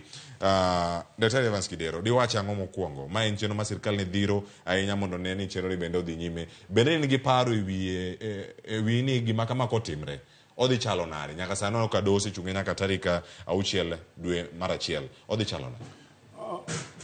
Nicho landi ni bius kambe 11. Ting'eni uso nyalo bedo kata kod ok chien matin mokwongo chik mar uso mokwongo nowuok en Privatization Act ma higa 2003. Chakre 2014 nyaka sani onge kambi manoseusi nikech ne dwani mondo los chik. Mabe chik no jaduong' Rerogeni manyicho kadhe parliament ma iluongo ni Privatization Act 2023 ma obiro into being in October. To mae ok kwongo uso kembe. Inyalo use kitere gimiluongo ni IPO, initial public offering, or inyalo use a private sale. To chik masani wacho ni nyaka section 28 nyaka bed gi steering committee mangiso ni kambini bius kama, kambini bius kama, kambini bius kama. Mana kaka wacho, ok en kwongo ni ma uso gitimore. Inyalo us gite, to be inyalo us mana portion, sirkal pod mana nie iye kanyo. Wang'eyo ni KCB, chon en mar sirkal 100%. To no uso kete public offering in Nairobi Stock Exchange. To sirkal ema pod nitiere gi share maduong' moloyo te. Safaricom ma en kambi maduong' ma profit ne ni malo molo kembe te kata mana ohala ka jinwang'o kinde mi ichiwo dividends gine ma gichiwo dividends maduong'.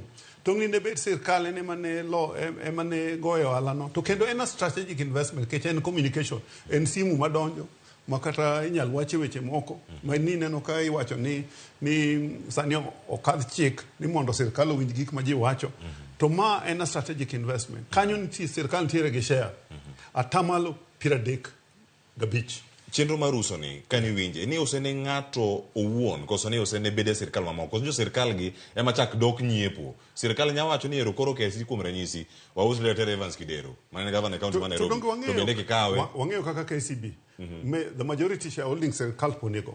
To kendo joma kendo man gi majority shareholding kanyo en NSSF. NSSF donge sirkal. Piny mangima pesa mara eri makiwe tich to ching'ore chamo iketo ga e kembe mag machalo mar stima machalo mata. To aparo ni gin joma tamore ni kembe gi okuzi po giwinjo kaka gin timo mare maber nikech bedo steering committee mangiso kaka kembe gi okuzi section 28 kato ga appeals tribunal ka ok ji oyiego dhi ma winjo ni ODM odhi. To aparo ni nitiero gimoro e toke. Wang'eyo chon ni ang'o manyalo bedo ni e toke. Ing'e East African Spectra donge ne en mar sirkal no use ne jok mage mano dak ne gidhi e kot mondo ne tamre. bura momakae tangi ler no wiye. Kai wacho kan en nyadhi mar piny Kenya manyalo bedo ni kori golo. Mano gotingo weche go mago mag kambi mar Kenya Seed, kambi mar karomo mar KCC. Owinjo wariti ni nikech kaka osewachi steering committee biro bedo to ka gine mag wach ni mai bios kama obed public offering obed kambi makama obed the NSSF obed jok ma bank makama ma bro ngiewe to ka ok mano tamore ma okwayie gi gima steering committee timo e section 28 nitiere appeals tribunal medhie to ringo mwaringo nwadhi e kotni apa ni gima ne chacho mweto timo ber nikech ka ji osedhi wantiere gi beda dek mag sirkal bat mokwongo en mar kadho chike ma jaduong' rero gino bede ma gine chikni gine mane gi kadho kaka iuso gik moko then bat mar ariyo en central government kuma minister nitie madhiro kaka weche gitimo minister for finance nasema timo kata mar adek ka ji ok owinjore to giringo gidhi e doho gin bede adek mar sirkal matiyo to gima berna watieki gima berna ni sirkal masani owe doho tiyo kaka owinjore neno kaka noyiero kaka ministers matindo ne ji odhi e kot motamore sirkal wacho kare wabedi nyaka wachno rum nyechi neno wach mar housing levy nyecha ji odhi e kot be nyecha ka Uganda ose buonjo omigi ndalo 45 omigi ndalo 45 nikech ging'eni kodhi appeal to biro kadho koro ma be kako obiro kaendi ok en tarik 6 dwe mar 1 en tarik 6 dwe mar 2 mana kaka iwache ni dwe mar 1 no to jaduong' rero gine mano kadho chikegi kendo kane gidwa tamore nowinjo giwachi nikech ODM nigi members of parliament 89 aparo ni gain the second highest aparo ni ineno jaduong' moan go ka jaduong' Kidero we must lope ni inyalo yudo ing'enyi pesa ma en go nyalo ng'iewo companies gi mapani gin be jok mosebedo piny masani dwano ng'iewo company gi ok inyal ng'eyo lakini gima dwa wacho en kama asebiro studio ni asedhi NTV asedhi Citizen kanago wach bill mar privatization nikech ei parliament kacha nwapinge to kanwapinge nwadhi nyake e voting ok nwagi ke voting to majority the eyes had it mano sirikandgi to kata jok mano yier nitie usipna moro manyiche wadhi ge K24 no yiere kaka no yiere jog nitie jok moko makare court notamo ni kik ndeki to kare tiyo privately kendo sirikande ni chulo adwa ga mana penje ndi koso en be ng'enyo biro kaka kaja KK adwa penje kar en be wato tiyo privately e chulo gi to wati wuondo wani koto chungo gi lakini gima adwa wacho ageni mananga yudo thuolo mar duoko adwa wacho kama lakini bende kapok oduoko ng'amo bedo governor tiji chowe nikech onge gimo dhi timo kacha to no bedo nyaka governor owene jopiny moko ti kanyo kapok obiro duoko gitiatia kata kana taro mar chik koro ko us gimoro ni seed company modhi wa privatize tiende ni kata seeds mag Kenya ka ok wanyal control gima wapidho kibikelwe GMOs okwabi bedo gi authority mar wacho ni ma GMO omiyo companies machalo seed company ja Kenya masili madieri ma ja Kenya ok nyal yieno bed privatize kwa the pipeline para ni ka koro us pipeline ka koro mafuta kende mano medi jo Uganda wacho ni koro gin mafuta gi ogidwa kao Kenya gidwa mana kao ka Tanzania sani kwa uso pipeline control mane mwedwa bedo goto gi kaka bech mafuta koro dhi malo ni dongo koro dhi medore wan kan watindo kata odhiambo ni nodongo Nairobi ka kane pok idhi go picha KICC to mano okidak Nairobi to ma is a monumental thing mar jo Kenya maka ng'ato nyalo wuok gokinyi ni dwa uso to kupenjo yo piny kake uso tiene ni wanyalo uso kata wa birthright omiya dwa oro daktari nikech wiye ber odhi okwer joka ni gigi jo piny ok oyiego kendo jo piny wacho ni nyaka kel gi ni public participation kapok ousi public participation intende nango olure kichoko pach jo piny nyaka kele e loko pen chike ma pacho kato referendum be nyalo nyalo biro ka otenre kod weche gi mag choko pach jopiny. Debe ni mane direction ma ji kawo ma kweth matiere Kenya kwa nyalo wacho ni oyo kono okonego gini irie kabisa mane gima ekake ne ni ng'iyano wan be kaka wan kech ka koro to Cleophas hapa ni watero mheshimiwa nyime matu wewe wawacho nikech gimo wacho ni ka gino pok owuok nitiere gimiluongo ni National Monuments Act ma protect kama chalo KICC to ko chuno ni sirkal ema nyaka bed kata gi ot mobedo protected gi National Monuments Act. National Archives mar KCB and protected gi National Monuments Act. Kipande House ma okinge poster Kipande House ni kacha chande opposite mano protected by the National Monuments Act. Standard Chartered Bank me Kenyatta Avenue majo Standard Chartered mano protected the National Monuments Act. The office mar PC machon me corner mar roundabout e kind Kenyatta Avenue go Uhuru Highway mano bedo protected the National Monuments Act. Nairobi Club, the building, and a private members club. To the building winyalo na loko gik meye ok gik manoko.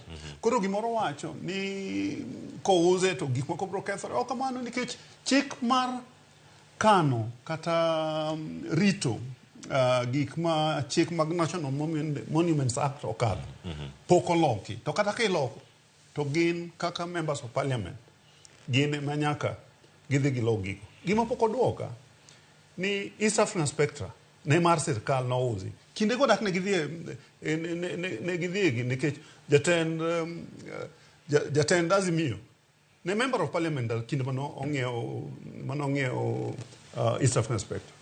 Aya, mheshimiwa, mana mia dwoko kanyo kata ka pok ibiro wewe dwoki antie machielo mano penji kata pod odhi nyime mana yudo sara kata ka poni apis to pod onge. No, an gine ne ka sirkal no wan okwayo watamre chik mar court. President kano wach ni jok mane yiero ok nyal tiyo wan ok oti to an jatelo ok ati nikech pesa atiyo nikech adwaro tiyo mana lok gima jo Kenya. Aya mheshimiwa Orero ok oti nikech pesa dwoka ne penjo man kanyo kae to bang'e ang'ole thuolo madhi nyime. Emomiyo ok oti nikech pesa to winjo wewe ofise go midwa miyego en kaka en sadi pesa ma en go in fact iwacho ni pesa ma en go onyalo pogo ja Kenya 1,000 marum to pod en mana kidedo ka kenen omiyo gimomiyo dhi offices me idwaro gi ok ageo gimodwaro offices gi japuonj ne jadiera kabisa apani siasa mondonje Kiberani bet basi mche miriambo siasa beto kethe matin. Aya koro kidhi nyime kadhi nyime ing'enyi nitie gima ki privatize tiwinjo ka jopiny okuoe tiende ni mano gi yiego ni gino nyalo dhi mbele to kiwinjo koland gimoro to jopiny goe koko to koro idhi e sovereignty of the country mag bedo govern gi the people kani iselo spectra ne jopiny okuoe nikech ne gineno ni mano ok affect jopiny ngima jopiny ahinya nikech ne otiyo gi gas cylinders kendo onge ng'ama nodhi e court tiene ni jopiny ne ok otamore ni mondo kik us gini ne gineno ni gini nyalo usi nikech ok odhi affect jopiny ahinya to bende ne ok omedo bech gas diere no to ma koro jopiny oneno ni gigi kousi to dhi ketho ngimagi. Kuom ranyisi KICC kousi otime yo machal nade mano kaluwore kod bura mano makod ODM onge ot moger e Nairobi ka malo KICC ano nyuola yudo ka KICC kanyo to nyaka sani buche te madongo mitimo Kenya ka itimo KICC. It is a symbol of Kenya's birthright. It is like our birthright KICC. Nitie gik moko ma jo Kenya ng'iyo ni kigolo Kenya ka like London Eye kidhi London idhi yudo London Eye ok inyal kethe en kaka KICC ok wanyal uso our birthright wakia ni jok madwa uso negi gin ng'ageni wakia ni jo private company gin ng'ageni koso gin mana jo sirkal gi ema wuondore ni jo private to gidhi gi uso to gikawo kendo omiyo weche gi nyaka koro jo pinye madaka winjre ni to gigi ous gi koso ok usgi emomiyo kata ka koro wadhi e court kaka Azimio wadhi nikech interest mag jopiny kaka jopiny wuoyo kendo kaka jopiny wacho kata sani ka igo sime tibiro winjo ka jopiny wacho ni kipenjo ng'ato achiel kipenjo ji 10 to jochiko biro koni ni KICC ok owinjo usi because of the interests of the public.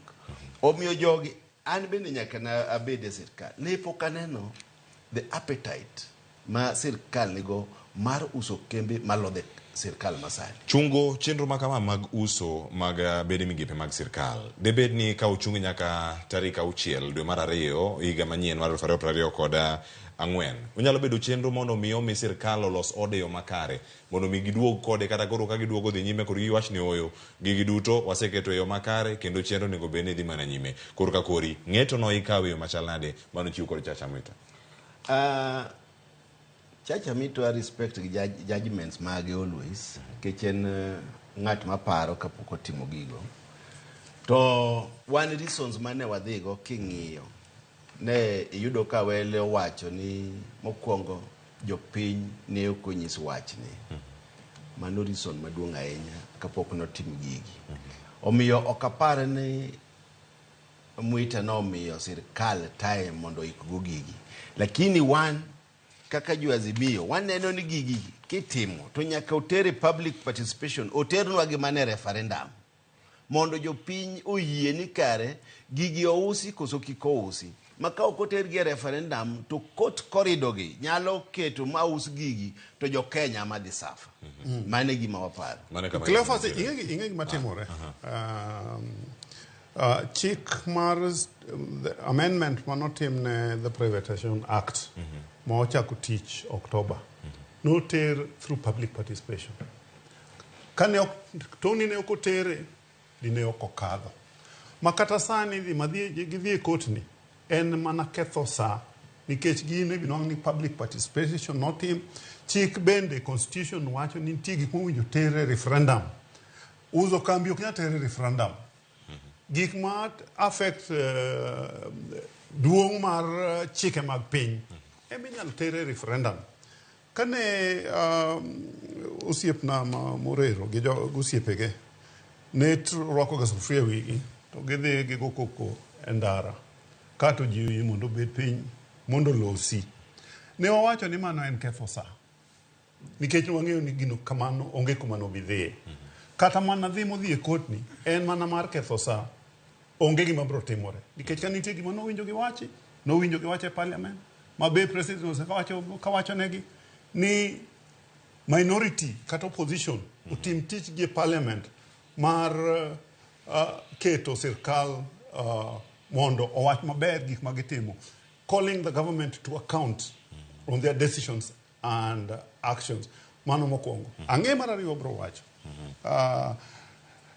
Nyechi neno ka gimomiyo ne ji odhi e ndara jaduong' reto ne ok aneno nikech apani koro tangi nwang' headmaster mara bet kama korwako sufuria wiye ochomo urwae gimo kia ni ok inyalo bedo MP ma Kibra ka ok inyalo dhi e ndara.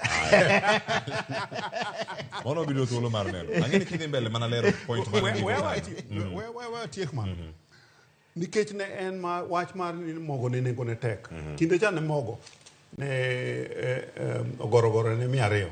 Sani ogorogoro dugo en siling 80 siling 90. To weche manokadhi bipartisan talk wach mar standard of living onge yie. Kane gidhi e ndara ni Cherera 4 mondo doge tich mano ne onge. Ne gidhi e ndara ni mondo oyaw server sani mano okoduogo. Ineno jogie en mana gimoro treadmill cha ilungo japuonje treadmill ilungo nango gidhulu. Inge gimoro miringo to okichori kanyo misiki gari murako no. Murako. Iringa to kichori. Mane tich ma osiepega osebedo katimo kata nadhi e kotni en mana ringe treadmill. Aya.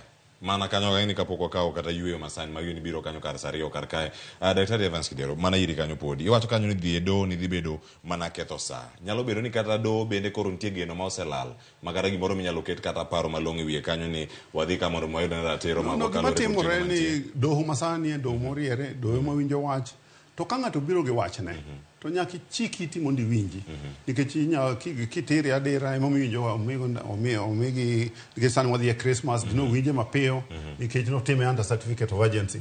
Certificate of urgency en subticket mar winjo mapiyo piyo.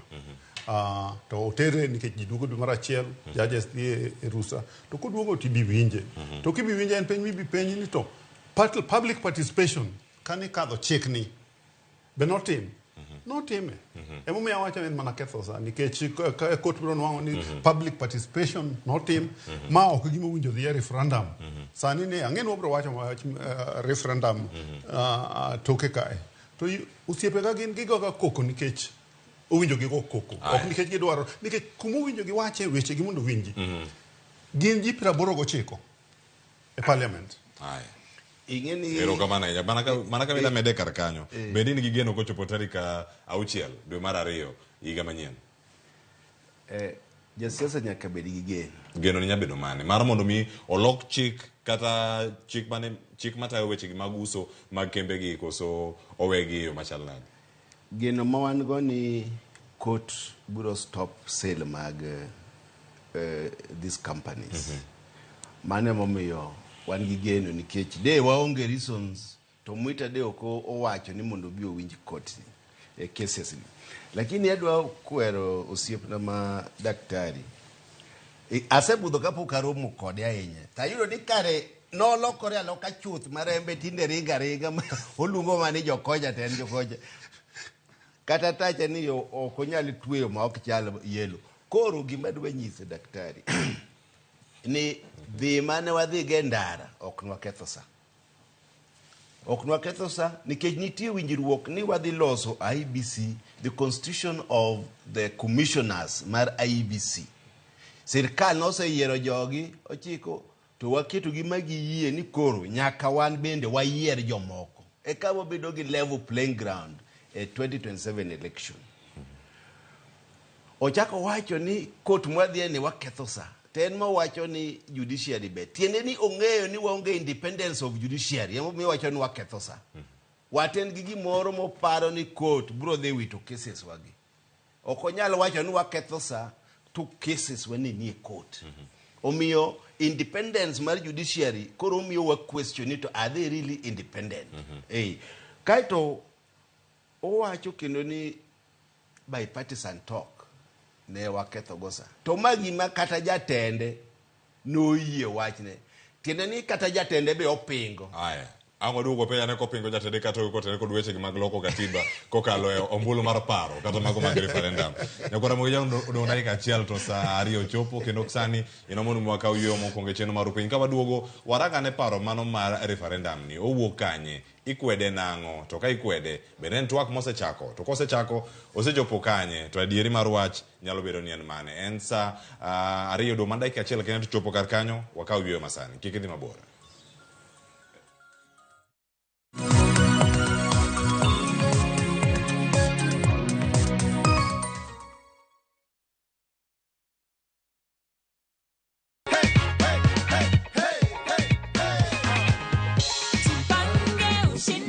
yako hapa hivi David, this is your check of 100,000 shillings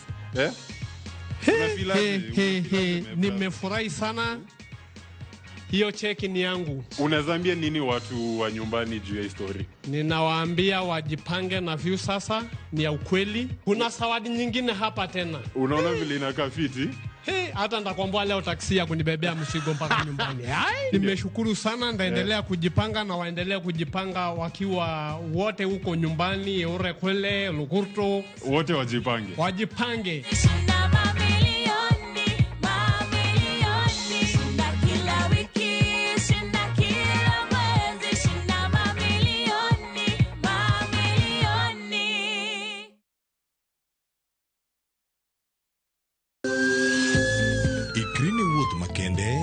mar puonjruok weche thieth kod rito ngima ji. Nitie gik moko mwanyalo timo mondo mi wageng' tuoni. Kochakore kar yeng'o nyaka kuonde thieth. Kiki muony yath mora mora kapok daktari opuodho. wabiro wuoyo gi ji e yo mabiro mulo chunyi kendo miyo pachi yawre. Awuoyo about cerebral palsy.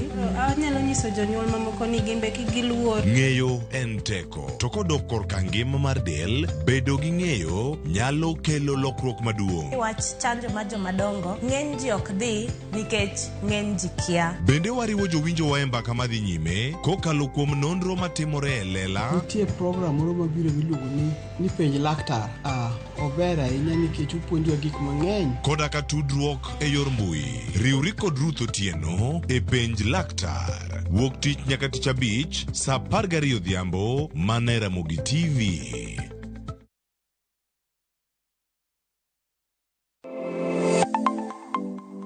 Nyakorom gajwanga, ginengo mar ngima mamedo hidho. Bening'e ni pok mari nyalo kelo ni yuto mari.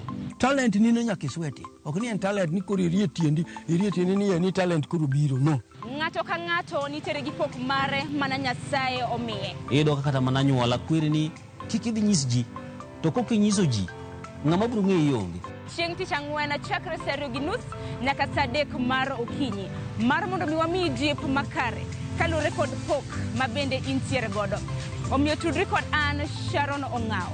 Chieng' tich ang'wen chakre saa 2:30 nyaka saa 3 mar okinyi e TV mar Ramogi. Kwakelo ni chenro mano mar pok opogore.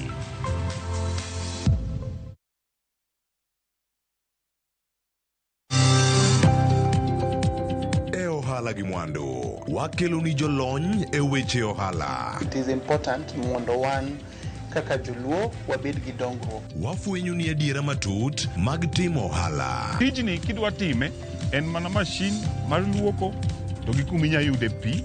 Wawuoyo e wi yore makare mag timo ohala. Kisechopo level mabedo brand, onego ni gimoro amora mitimo en gima timo ang'o makelo pesa. Wakonyi dongo ohandi ka wamiyi yore mag kano mwandu.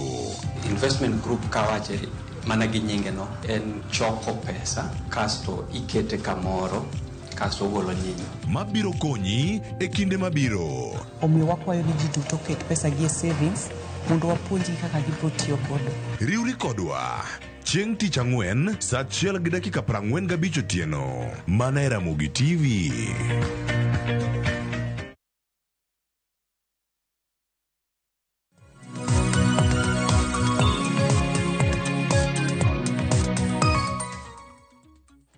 Nyakora moge jwang machiegni pod wantiere kae chenro mar piny sa osekalo dakika 4 tok saa 2 mar okinyi. Sama bende wakelo ni nyakora moge jwang chenro kachiel koda ka duoko mabiro e chenro mar rupiny ka wami thuolo moro yorno SMS wa kokalo e live marwa ma en 3:600 wantiere live e mbui mar Facebook kachiel koda kamano mar YouTube kod mano mar X yudwa kacha e Ramogi TV. Wakala ne ote 3 moko mantiere karka kaeto bang'e waduoga ne kod twak kama wadhi chako kae kod weche mag referendum sani wadonga e chal mar Kenya. Waranga ne ote mantiere karka kotenore kod tielo mokwongo mane wantiere gode chenro. SMS kod Facebook wacho kamae: Ruth Nyathi Ochieng', sirkand Kenya Kwanza odenyo mohewo kata jopiny. Jogi dwa kawo kembe giwe pimo wi jopiny, kembe gi osebedo kuom thuolo malach. Koro sani ema gineno ni ber ka iuso gi. Penj na laktar ni Kenya ochomo kure. Aya, penj laktar. Aya, mano chenro machielo mantie karakato sani wantiere kod Dr. Evans Kidero kod mwalimu Peter Rero. Ongiri Chris wacho ni an japuonj Ongiri Chris kan kabuoch. Mosna mwalimu Rero kod Dr. Kidero. Penj na Kidero ni ni be en adier ni jatend piny Ruto kod jalupne Rigathi wacho dhok mopogore kaluwore gi pesa mane oket thenge ne konyo weche mag El Nino. Kidero ong'iyo gi wacho ni ong'iyo gi miriambo mag Kenya Kwanza. Aya, daktari, in gi penjo mathoth ne dwoko kawuono. Ayie ni siasa mero ji. Wacho ni ayie ni siasa mero ji ka Kidero wuoyo kama. Public participation itimo kodgi ok tim. Wacho ni public participation itimo kodgi ok tim gi jopiny tinde. Mwalimu Gutu Karo Senga. Akeni chak gi mago kato mago kwa ngaduogi kae. Wacho ni mama kona mabiro gwengu achaka limo weyo machona ntiere chenro maru piny. Aya ote mari chaka gi ma upogore gi marwa kama. Kata kamano duoko mantiere karaka. penjo go biro iri mathoth ne daktari. Achak kodi kato bang' wadonjo ne twak chenro mar ariyo. Apa kinino kio nyaka. Kama. No ero kapa ni penjo ma jogo upenjo ni kare kabisa. Mokwongo gima dwa wacho en ni privatization kaka idwaro. Nyalo kelo pesa to nyalo kelo rieko kaka irito kambi. Unya paro ni nitie kembe moko ma kinde magine sirkal to giloso ohala. To ka gibedo privatized to gichako loso ohala. Example manyalo miyo en achiel mar National Oil. National Oil ok los pesa ginene. Sani gin gigope madhi mana bilion 12. To ginwang'o mafuta mane pipeline ma Total nweng'e to ma Shell nweng'e. To Shell to gi Total to gi kembe mokogo. To loso ohala higa ka higa. To gin giloso losses higa ka higa. To gitie environment achiel. Ging'iewo mafuta e nengo maromre. Giuso mafuta e nengo maromre. To gin ang'o miyo ok ginyal loso ohala to kembe moko ka loso ohala. Matiende ni de awache gi dholuo to awache gi kisungu. Public sector inefficiency ema nego kembe giendi. Koro privatization bro nyalo kelo pesa to bro kelo private sector efficiency. Kapok odhi kanyo we anyise wach moro ni National Oil bedo manage gi government. Nikech all government vehicles fuel at National Oil. To gi fuel free ma ineno pending bills mar 8 billion nikech pok government ochulogi. Then the government chulogi to they would be operating kaka jo Total Kenya to giman. To sirkal ok chulgi momo gi accumulate this 8 billion. Mana madwa nyiso daktari ni mane momiyo National Oil ok tim kaka ok nikech makar private. To kaka dwoko makoro kanyo yot nikech kwa kobedo privatized to sirkal biro chono mondo sirkal ochulgi. Nikech ok nyal continue kawo mafuta to sirkal ok chulgi. Koro gima dwaro en pa efficiency nikech pesa gi gin pesa jopiny. Mano mokwongo. Mar ariyo, mana kaka wacho samo chako chande ni privatization ofulo ni jo dhano ma ng'ane gi ng'ane kata jok ma dhi ng'iewe. Inyal ng'iewe gi kembe machalo NSSF, machalo bank, machalo koro miyo kik luor. Mar adek, luoro moro ma jowanigo ni sama gik moko dok korgi e kabeyo. Jadongo rero nusiepna kabisa. Inya paro ne en jakom mar sports national sports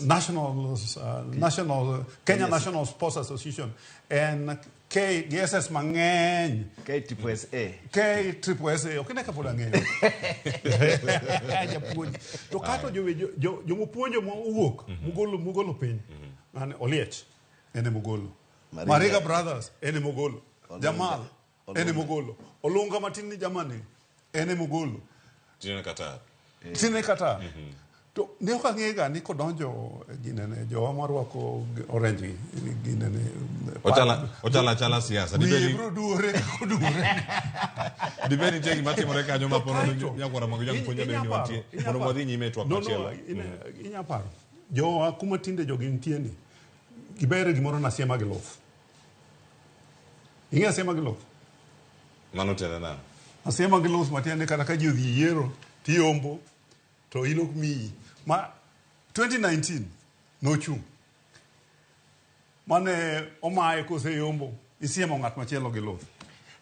Mano to koro ideni amaduogi waboloso twak machielo mondo mi waduoga e weche mag siasa mag duond buche wabuluongo kendo karka wabobiro wach luonge asema gi loth wabobiro ka mondo mwatwagi wiye to sani odwa dhi e weche gi nyakura muja mapo nono nyalo tero Uganda jo Kenya mondo mi odhi ane e ombulu mar paro to ombulu mar paro ni osetime pacho kae kuom thuolo moro mokalo bende mano kanyo kano goe no e higa mar 2005 mano mar paro mar loko katiba e higa mar 2010 ne ogoe kendo nobedo yes kendo katiba manyien ne obiro e pacho kae ponono dwaro machalo kama makoro Cherargei bende koro wacho ni gini kwedo en ang'o manyalo biro e wiye ka report mar NADCO bende koro nwaloso e wiye kae motelo emiyo ne wachunge mondo mi waduogi wawache ane koro yo moro makare ni kapo nono ni gini dwarore mondo mi olok chike mapacho ka nikech nitiere apise moko makoro nyaka bende kete pen chike mapacho kae mano moting'o apisno mar jal maketo sirkal tesre kata mano Office of Official Opposition Leader ma bende koro nitie kar kacha ma achiel kuom report recommendations mantiere kar kacha report mar NADCO yango kachiel koda kapisni mar prime minister tiende nango kachiel koda kalokruoge mamoko wawinjane kaka ikwede kar kae tikwede nango twak ma kamae kae to bang'e waduog warangane chal mar uchumi kapod wantiere ka. Nimeona hii mambo ya NADCO hii ya Bomas ilikuwa na nimesikia jirani yetu Raila anasema hii mambo. Nataka nimuulize rais, hii si wakati ya referendum. Hatutaki kwenda uchaguzi. Si tumetoka uchaguzi juzi. Mnataka kwenda referendum kufanya nini saa hii? Hakuna haja, si ndio?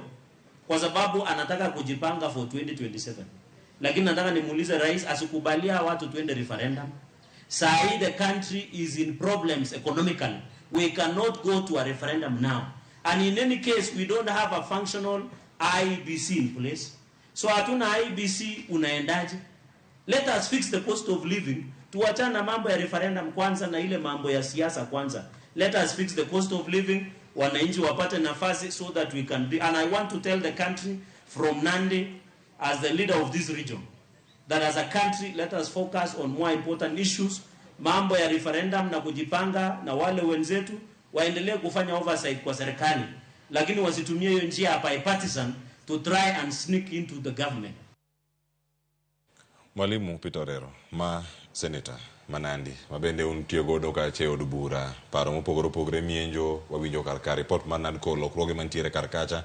En moro manyatiro oganda jo Kenya e referendum to in ikwede koso intiere kumopogore. Jomoko ing'enyi gin gan foraya, dog gi itiyo go mondo wach weche ma ji ok nyal wacho. Nikech inyalo yudo kaka wuoyo do nyaka bed no wach ni wach gini odir wan chon kan wadongo to korone koni kidwa ng'e no ndiek ni e gunda tidiro kidi kapok idhi kanyo tidhi neno koringo ka ok oringo tidhi ahinya. Koro magi jok madiro kidi e gunda nikech gik mowacho go pok wagike. To gima ahere go no wacho ni Kenya ka nigi problems economically to ene chunye sirkal tiende no se yie ni sirkal ok nyalo fix economy mar this country osetamogi kachere ga yie mawacho to nitie gik mano winjore bipartisan ka manyaka to tere referendum maka ok otergi referendum to od bura ok nyal kalogi nikech gin clauses ma e constitution kacha nitie clauses maka e wachi to nyaka dhi mane referendum. Gin magi kuom ranyisi kanyo mondo japinyo wije. Koro kaka wadwa yiero leader of opposition, office of the prime minister. Nitie gimoro ni parliamentary system to gi sani wane a parliamentary system to gi wane presidential system to nitie parliamentary system. Ka wane parliamentary system emodhi bede gi leader of opposition. To kawane presidential system waonge gi leader of opposition nikech the president now koyombo to bedo the only president. Taneno Kenya ka we cannot have okonyal bedo gi pure presidential to gi pure parliamentary. Omiyo koro wadwa bedo gi hybrid. Tiene ni wadwa bedo gi presidential to gi parliamentary. Wadwa keto gi ariyo nikech wan gi many ethnic groups ma presidential alone ok nyal serve Kenyans interest. Omiyo koro kodwa kelo gimoro ni office of opposition ma koro abito parliamentary system. Omiyo nyaka wadhi mane referendum ma wa change gini e actual constitution mondo wakel hybrid constitution manyalo marry the two parliamentary and presidential system. Manyiso ni loko katiba ni gimoro mantiere kar kae. Paro machira golo kama nyalo bedo ni mae paro mantiere sirkal. Manyaka sani nyalo bedo ni anti gik moko adek mondo wacho nikech ga wacho ni ka ginene ka referendum inyatimo na ka IBC nitie. Apa ni gimono kongo tim e weche gimono chakore gi sirkal no yiero ji abiriyo. Kato bipartisan no yieno gibed increase gibed jo chiko mondo oyier oketa IBC. Gimokwongo kata kapok paro wach mar referendum IBC nyaka bedi. To mani neno ka osiepe gi odoko chien. Mane mwakugo wacho ni wayiere ni mondo IBC no mane gi agreement moyiere e bipartisan manyaka Number 2 inya paro kane Kenya obedo maliet 2008 January mane Kofi Annan biro mane owach ni koro wadhi sirkal manus mkate manoyier prime minister ne ok otim referendum.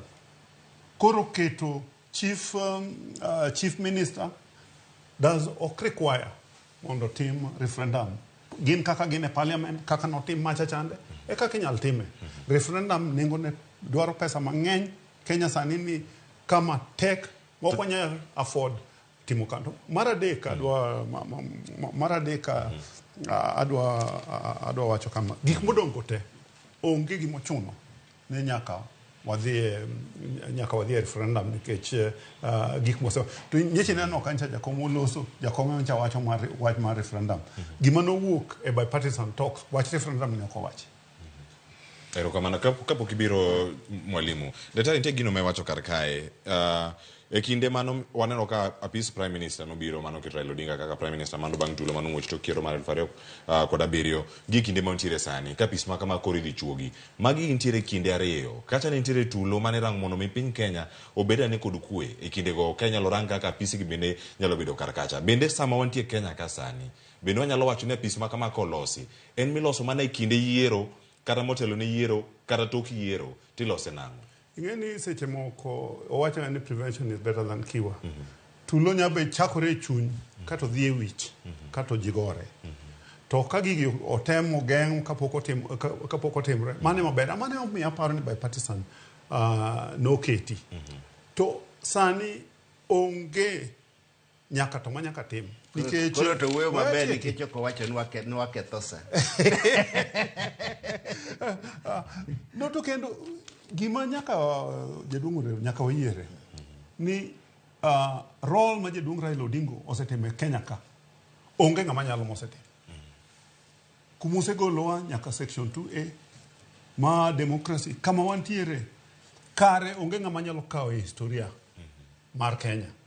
To be nitie seche moko ma ka ogik kamoro te wacho ni koro nyithindo osedok bedo madongo gin gi miegi jaduong' in koro ywe. Tapare wasetundo kanyo ero kata na wazungu wacho ni seche moko kimiel ahinya stage matayo tho kanyo ji nyalo wigi wil ni miel mamet. Atieko kawacho kama e political parties ginwang'o pesa kendo en a percentage ma une manukadho ma ano kane tiende mar keto leader of opposition nikech ka in leader mar Azimio in gi jogi e parliament orero gi ni ugolo 20,000 dwe kadwe kose 40,000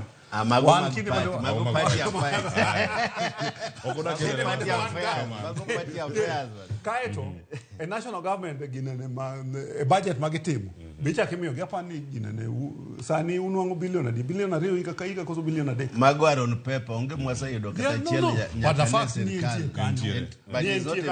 imiyo gi pesa so onge gimo chuno nikech apani ginene mondo pak moko bedi pak so gin go ready pesa ginwango kwa national government onge tiende ma ok ochuno.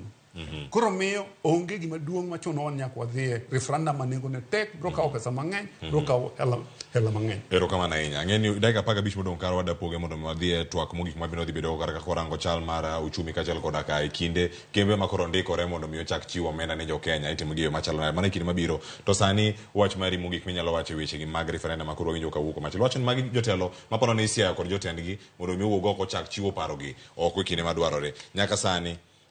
Mwalimu Orero en adier mar wach minyalo wacho ni oganda mantiere sani e sirkal bed gi luoro mane ka girango chenro mag referendum e kinde mabiro kapo ne owach ni ji odhi e referendum gi e chal mar piny Kenya kama piny Kenya nitiere sani ka irango higa mar 2005 ka referendum notim kod higa mar 2010 gigi nyalo bedo ni nyalo medo kweth moro mbi malo jowetegi koso nyalo bedo e machal nade.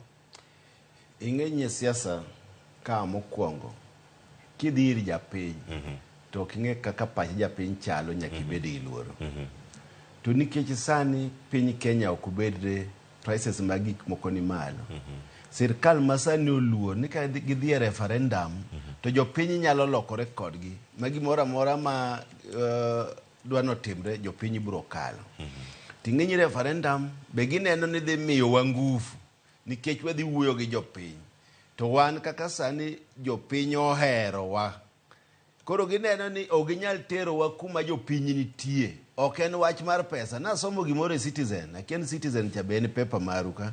Ok en maru. Wan mana gi Citizen Digital. Kisomo Citizen Digital, mano to maru. Bas, asomo Citizen ni billionaires within 1 year mwaseyudo. Tiende ni Kenya ka nitie pesa ma jomoko donjo nye sirkal to juko. Maka koro gidwa wacho ni referendum is expensive to jomoko to osedonjo within 1 year to osebedo billionaires. Tiende ni nitie ka gidwaro timo referendum to is not about money. And about the will of the government. Omiyo wan kae pachwa to nitie clauses manyaka tere na jopiny ema mondo wijre ni mondo kal. Ok wanyala presidential wadhie a mixed hybrid ma gi parliamentary ka jopiny okoyie. Erokamano ahinya. Koro Ramogi wadhi okang' machielo mabende odani mondo wadonji warang pod antie gi welo kar ka an gi owacho ni Wuda Sumbi owacho ni koro nyaka jipakre oke ukothoth. An be an oke papo. Oke kama gamba. Erokamano ahinya pod wantiere ka kod welo nyakoro udwa limita. Wamedo okwa limiti. Aya yena mondo mi koro wadhi okang' machielo ane chal mar weche gi mag uchumi kod sigana mabende koro nyawadwa Walter Nyabaga norango chal mar wach jogo machiwo mayawo kembe gi mag yawo mag chiwo hola kuonde mopogore opogore to bende bengi maduong' ma pacho kae mano CBK bende ging'eyo weche gi duto kaka gintiere e bwo dakika modong' kanyo 10 ang' wakaw siganda ni kato bang' wachiw wacho mogik kotenre kod sigana ma kamae ka watieko twak okinyi ma kawuono owinyane sigana ni ulosona kod Walter Nyabaga ka odwoko penje nyim kamiti mar Senate marango weche mag omenda. Governor mar bengi maduong' the Central Bank of Kenya CBK Dr. Kamau Thuge kod jalupne Muge Wambua ne oyudore tago maliet kama ne gibedo kod tich matek mar lero gimomiyo kembe machiwo ola mag pesa yor simbe kokalo e mbui manyasani ok oseluwore kod chike ka oyango ni nitiere kembe mok tin ne 400 mosebedo kachiwo ola ataro mar dwaro mar chik. People like Watu Credit Chair record turnover of 3 billion in a year, and yet CBK cannot detect 3 billion. Chair, are we even safe from money laundering? Looking at the issue of the Watu Credit, Tugende Credit, the Progressive, but especially these two that you say that they have not been licensed to carry out.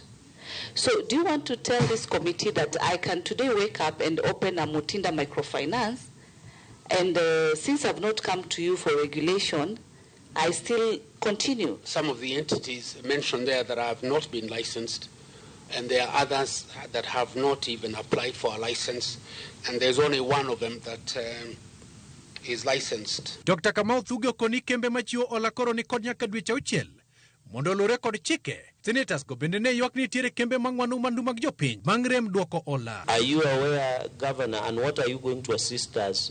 Because most of these people are lending mostly borders, and you have had situation where borders are being recovered illegally. I mean, a number of border people have their border assets being recovered, even having equalized principal plus the interest that is remaining. As I said, we've licensed the 32, and I think there's about 400 that actually applied before the deadline. And indeed, if they did not, then according to the Article 59 that you read, they were given 6 months. Or they're also investigated by the DCI. And we have had cases where the DCI or the BFID has come to us and said, we have come across this, are they regulated or not? And we say they are not, and then the normal criminal process will take place. Governor ma CBK bende okone kamiti no ni Kenya koro keto maine ola maitimo pacho ka kendo jwango ola mawuok e pinje ma oko kaka yor tego chumi ma pacho ka bende okoni nengo mag dola pod medo idho ne siling ma Kenya. I expect the second half of the year to be fairly benign in terms of pressures on the interest rates and also pressures on the exchange rate. Confront the Treasury that where we need to stabilize the economy is by stabilizing prices. And of course, the highest prices have said is interest rate.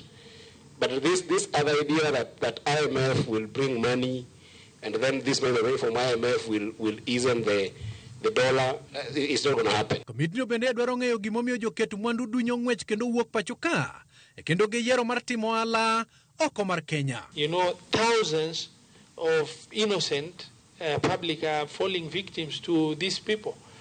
in terms of finance. So the processing of the application is one thing. As much as we welcome foreign direct investment into the economy, we must also have a way of ensuring our local investors also thrive, as well as retaining foreign direct. Walter Nyambaga, Ramogi TV.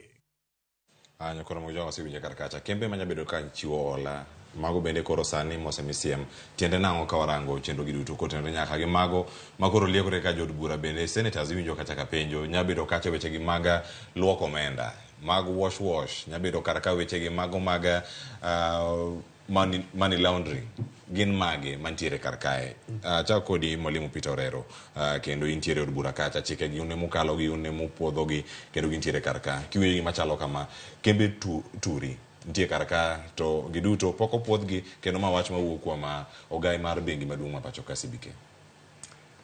Mokwongo agone jo Kenya mos kabisa nikech mano wan gi a rogue governor of Central Bank. Central Bank must control the monetary aspect.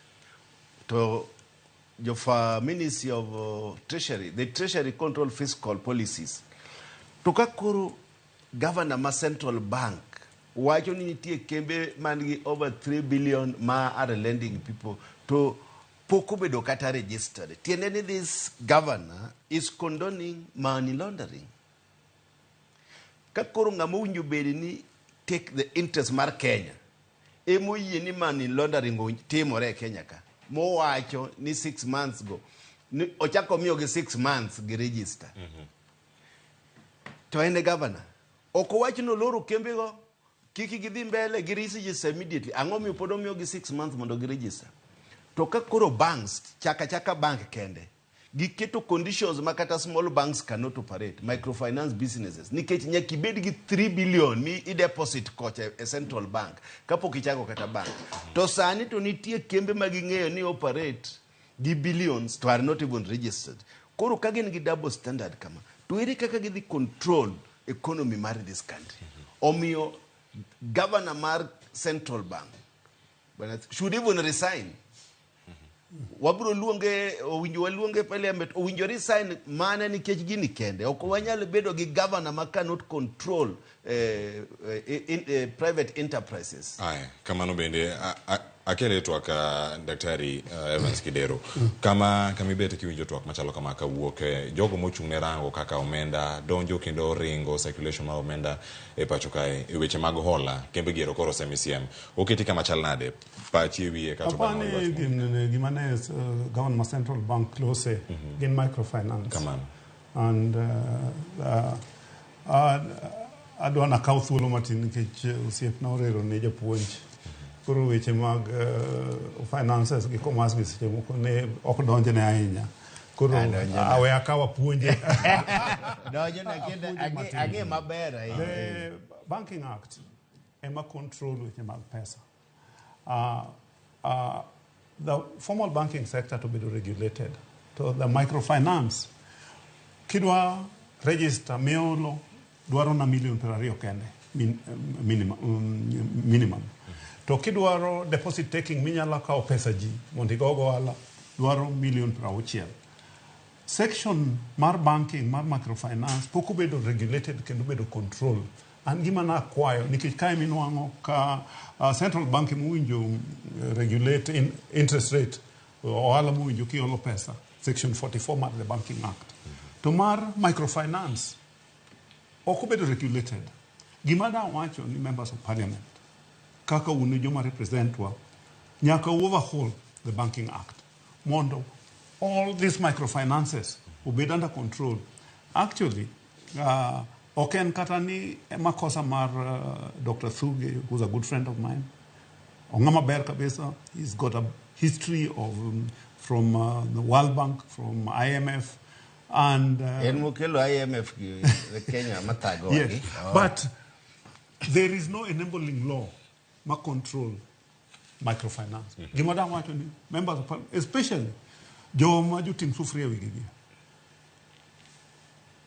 mondo konjo piny ingeni mana wach maracha inyalo luongo ni jotung sufuria to wan mwakelo demokrasi sufuria no emomiyo wakelo be emomiyo nyalo wuoyo ka igenyi diere moro ne okonya kata biro wuoyo ka piny ne diny ne maraj kata ka ne okonyal biro wuoyo ne okonyal kata chiedho koro kwase kelo ne demokrasi to luongo wan joting sufuria ta adwa wacho ni na wacho ni small banks ema central bank we watie koro kutiyo wacho ni gima dwana wacho ni gine ne jadungu rero kauru wach mar microfinance jogi exploit jo piny kabisa nikech onge chike within the Banking Act, manyalo control gi. Konyuru Central Bank by overhauling the Banking Act, ukel both the deposit taking and the non-deposit taking financial institutions to be under control of the Central Bank. Ngama counting ni duto, sirikal mose bedo gimbek ni weche gi mago loso chike ko jok mage makalo jod bura mathoth bende makalo chike gi makalo Kenya kwanza kosogoro gi jod bura duto nikech lakini thoth ge magi jok Kenya kwanza koro wayiere ni jod bura tema koro orem to koro jod bura morem mwalimu Peter Rero wacho ni koro gi jod bura ma Kenya kwanza majority jod bura kuno chelo piny makalo manyo piny musiko ywak magonduru macha minority keluru wach ni e parliament mondo wakale kusetere mulose akaw wach mari mogika mheshimiwa Peter ko tenere kod weche gidru maselose doche makawuono ka koro watieko wacho ni parting shot mari kaka ono watiere kaka ibro miya wach moro an go ma personal abro wacho koro mana ka ngitieko kar kanyo mondo mikanga biro daktari walunge lunga to koro wadhi mokonga go ni ero kamano mare luongo waka mondo wawuoe gik ma jopiny neno kendo winjo kaka Kenya en sani kaka ekonomi warach wakone jopiny ni gitwe mana okanda nikech sirikand ni to kwane ka bro dhi mbele kama ber ka oginyalo loso bech gik moko ma jopiny yudo lakini koro ma adwa wacho kendo kama ntiere sani ni na mana Mombasa wawuotho gi jo ofisa to girig East Africa kwa manyo pesa mwadwa loso go stadium mar Olympic Kibra mawasewuotho kilometers 66 sani gini voi ye wan gi rest day kata kine doina kabedo mana ka atendra ni tiende ni sianda na lit kabisa kaka wuotho imbe wuotho ane na wuotho kora kwa jo Kenya manyalo nikech stadium waloso ni dhi konyo nyithindwa modak e kacha koro abro oro ni ilande nago to gi till number menyalo konywa go to gi jomose konyowa be agone giero kamano agone Cynthia Nyamai mar Rig International ero kamano gi jok mose bedo ka supportwa en gima licha ahinya ero kamano ahinya kum lungo wake ero kamano kendo mano wabro loso chenro abo mi namba maka yore gibo dok thuolo kaka uboloso eyo makari nikech beni koro mae nyaka bedo wambe wagere ikele wala ng'eny Cynthia bene news anchor kaka un koro jo nyakugere wangeni ni reformo machielo ta koro bende ka intiere koni wabono kaka watimo kana cheka Ramogi TV bende wach mari mogik daktari koro wati apani mano gima ber gima jadungu Rero wacho no ne an gavana ma Nairobi Kibirane Kara ane dalawa kane ma jo dalawa nitie akinogeda gini ma wacho ogedo wadi ben mokonyo waloso pa koro bola gima duong mano wudo wadwa koro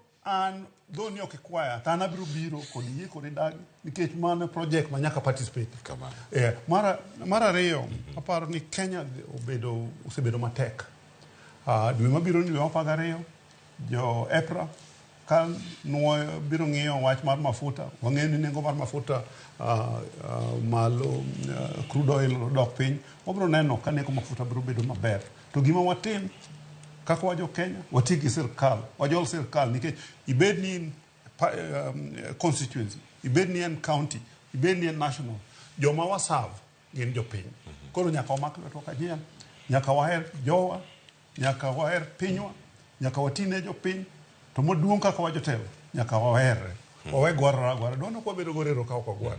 Ero kama na daktari. Ero kachel kona ka mheshimiwa Peter Orero. Podwa ntiere kaka koro watie kwa goniro kama ni nyakura Ramogi Jwangi bende kubiro thuolo mar bedo kodwa. Ote ma ioro kinyi makawuono. Dewer mar somo gigi duto. Kata kamano poch gi pako chopni kamora mora ma intiere ni mari ka thuolo mar mondo mi yor ote mari mano kotingo nyaka jogo maneno wakawuok e pinje maoko. Sani wacho ni Sauda Abayo wacho ni nyap mar piny Kenya bende tek mar adier mano kama intiere kar kanyo wang'ama bende ka osekalo 36 ni bende watieko chenro kama intiere kar kae to ntiere ote mano wuok kuom jogo maneno wa e mbui mago mag Facebook kama intiere live kar kacha ng'eni ang'o thuolo mar somo gi Joyman Brian mano wacho ni mosna welo duto kendo wantiere kar kae Antoine gi kwayo ni wawere gi siasa marach kendo wantiere kar kae aluo chenro erokamano ahinya message mari ochopo nyakwa Ramogi Jwang kendo sani mane makelo e giko erokamano kuom bedo kod ka menyo chal mar piny Kenya okinyi makawuono nata e chenro makawuono nyinga Cleophas Oluoch de kisomo kanya kwar mokeo nyaka sango na ntiere kod okeo papo mano mheshimiwa mwalimu Peter Orero kaachiel kod ka wuok wacho okeo e woda sumbi okeo kothor erokamano urainya kuom thuolo mar bedo kodwa okinyi makawuono oriti masani erokamano mheshimiwa.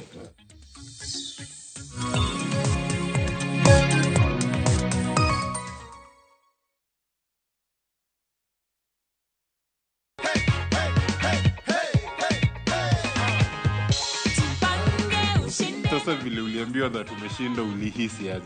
Nilifurahi na nikashuku ni kama itakuwa ni ukweli ama ni zile phones tu wanapiganga tu. Lakini sasa si umefika? Sasa nimefika, nimeamini ni ukweli. Umeamini ni ukweli? Ongelesha watu nyumbani, waambie vile wanaweza jipanga pia wafike hapa pia. Na saambia hii mchezo wa jipange na views sasa ni ukweli kabisa na wanaweza cheza na washinde kwa venye mimi nimeshinda.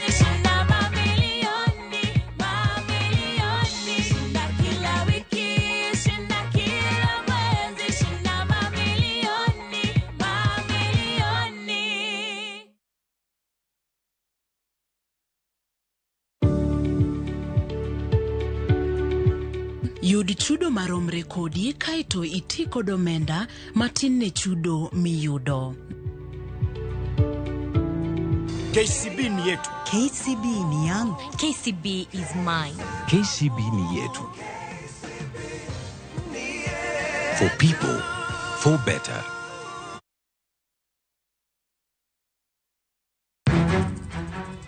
Samoro hera biro gi lit kod kuyo. Akwai ni monde ng'wonna. Samoro hera biro kod luoro kata mana mirima. Ketoga singo mag mriambo kende. We ang'ise adier Sarab Jit Singin. Hango na gimora moraka. To pende ni wacho miriambo. To samoro hera fwenyore kuom nyathi matin maonge ketho. Jogi paro ni pifo param ofuo ahinya. To paronwa ni okrach hero ng'ato kendo. Opachak kodhaw kendo. Mokwongo param dwaro ranyisi mar adier. Joot rito kendo joot nyalo kelo lit. Kaka nene chal ni podi iyo wang' koda. Dibed ni in podi paro gima an natimoni. Kata kamano, joot pod gin joot. Sarpanch ji. Dawe an madhi kuongo tugo. Ase wacho ni ane madhi kuongo tugo. Choti Sardani. Wuok tich nyaka ngeso saa 2:15 otieno. Mana e Ramogi TV.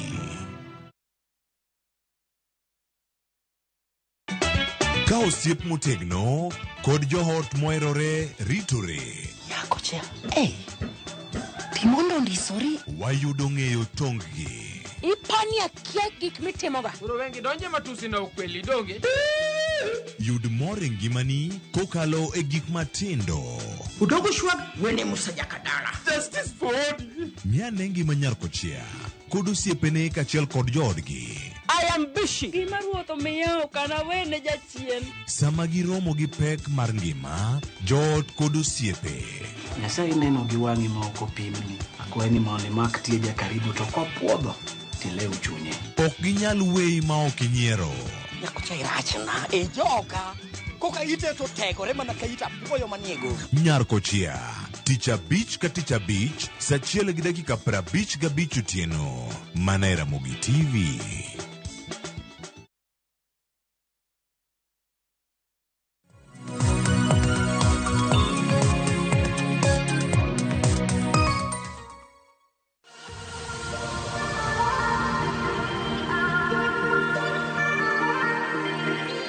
Machiegni urunyi kwa Ramogi Adjwang, Aninga J Power, an kod Fito Yugi, ama Kiero Akinyinya Alego.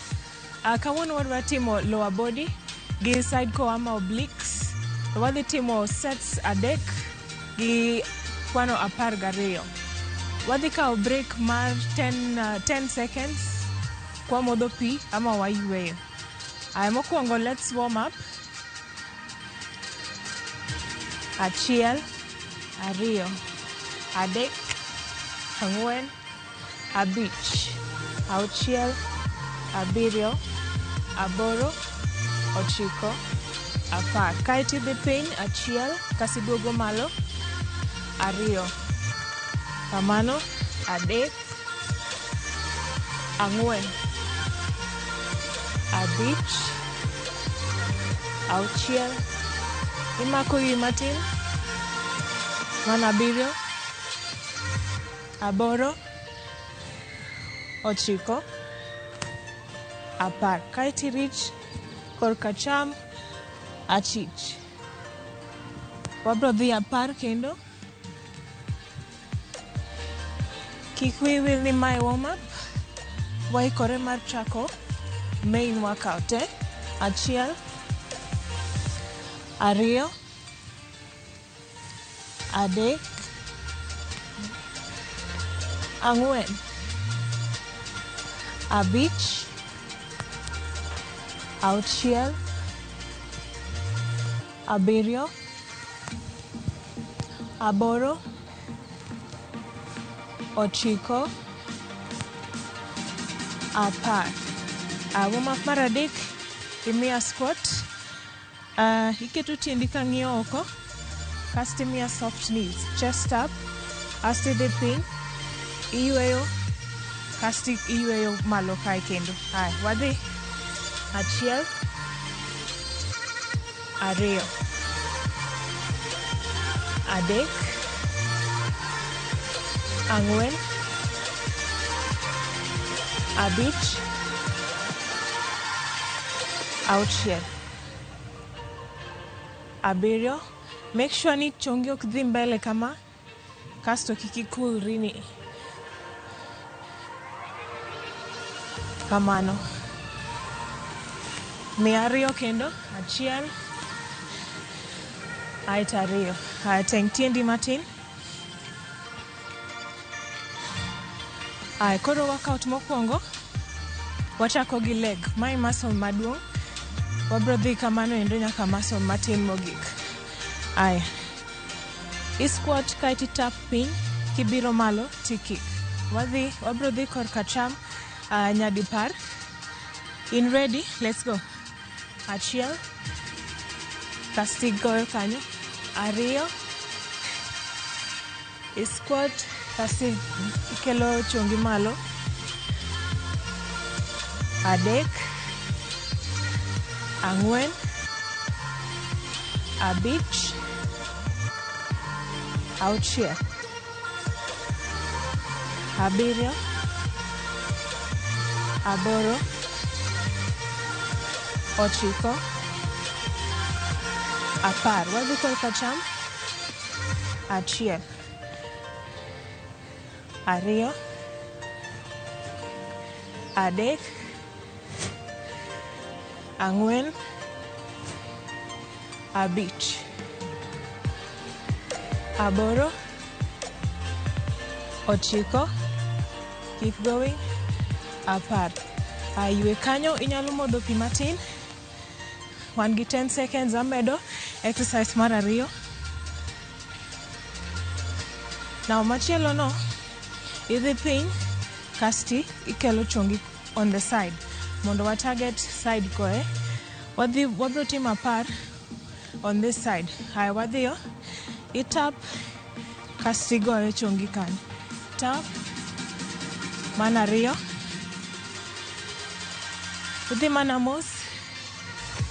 Ket kori malo. Mana abich.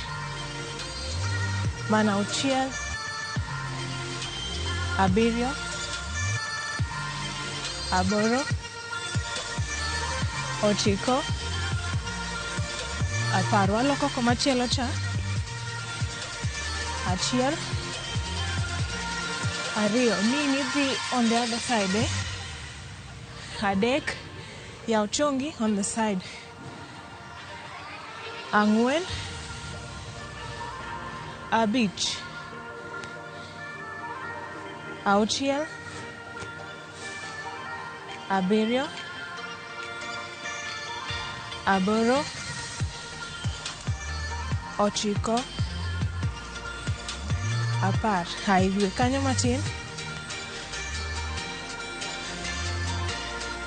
10 seconds kendo amedo machielo. Achiel, ariyo, adek, ang'wen, abich, boro, ochiko, apar. Aya, machielo ni, i step forward gi tiendi ma kor kacham, kasi keto kori malo, ibiro rotate, tap, asiduogo. Itap, asiduogo. Wabro timo apar, wadhiyo ka in ready.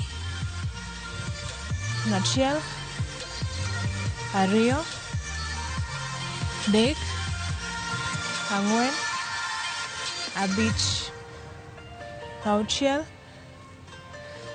abiriyo, aboro, ochiko, apar.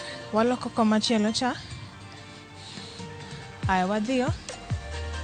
Achiel, ariyo, adek, ang'wen, abich, aboro, ochiko, kaita apar.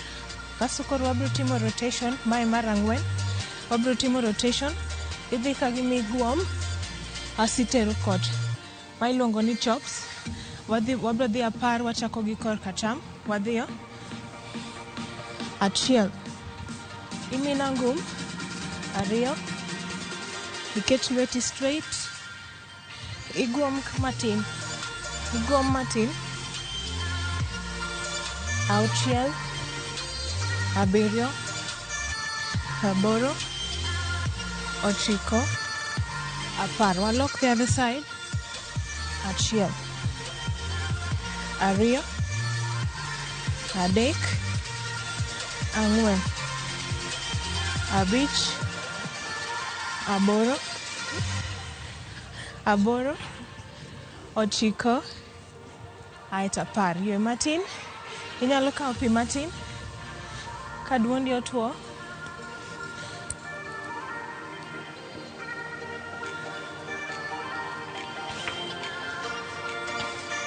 Five seconds. Wachako kendo from malo. Mokwongo nen. Iguom. Kasti tap knee.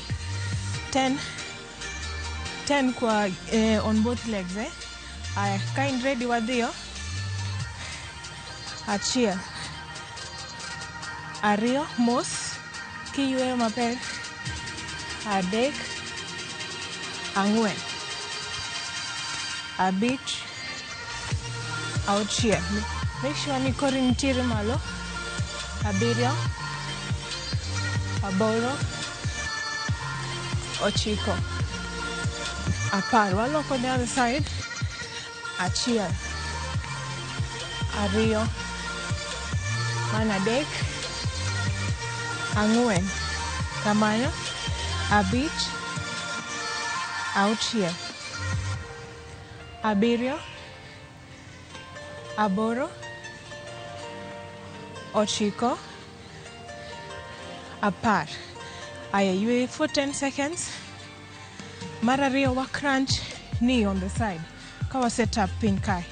Achiel, ariyo, adek, ang'wen, abich, auchiel. Aya, wadhiyo.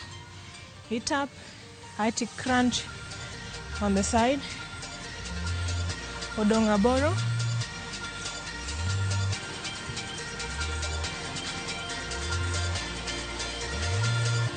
Odong abich. Kikiol. Odong adek. Dong ariyo.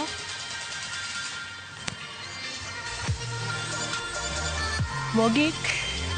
Aito waloko the other side. Aya wadhiyo. Tap. IT crunch. Good. Mano watiyo gi muscles ariyo. Leg kaito gi side ko. Ama kiero to obliques. Sami tingo kamae, to make sure ni tingo chongi malo nyaka kuma elbow ni nitie. Tiyueyo kichopo malo kae. Kikimak yuecho ni kamano. Yue matin.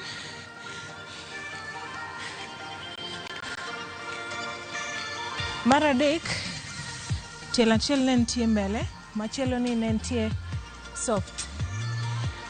Ati twist on this other side, asiduogo center. Lweti ne nitie straight, 10. Mana ariyo, adek, ang'wen, abich. Koro mae wa target kae, hamstrings, iluongo ni hamstrings, to gi obliques kendo. Odong' abich, iketo kori malo, kaito shoulders ishrug back. Mia ariyo, aito mogik, wadhi komachielo cha. Par kendo, achiel, ariyo, adek, ang'wen, abich, auchiel, odong' ang'wen, adek, ariyo, kaito mogik, mondi yue. Mogik ne en chops, tiendi ne nitie wide, okalo shoulder width, kasto lweti straight imena ngum, kasto ichop. Ichop. Igwom matin. Mana ang'wen, abich, auchiel, good, abiriyo, aboro, ochiko, apar. Wadhi the other side, achiel. Lweti mondo bed straight. Igwom matin mondo reach the other side, Mia abich moko. Adek modong'. Mogi, kaiti yue. Nice. Mano set mar ariyo wasetieko. Odong' set achiel, abro mi dakika achiel mondo imodh pi. Nyalo uso pi matin.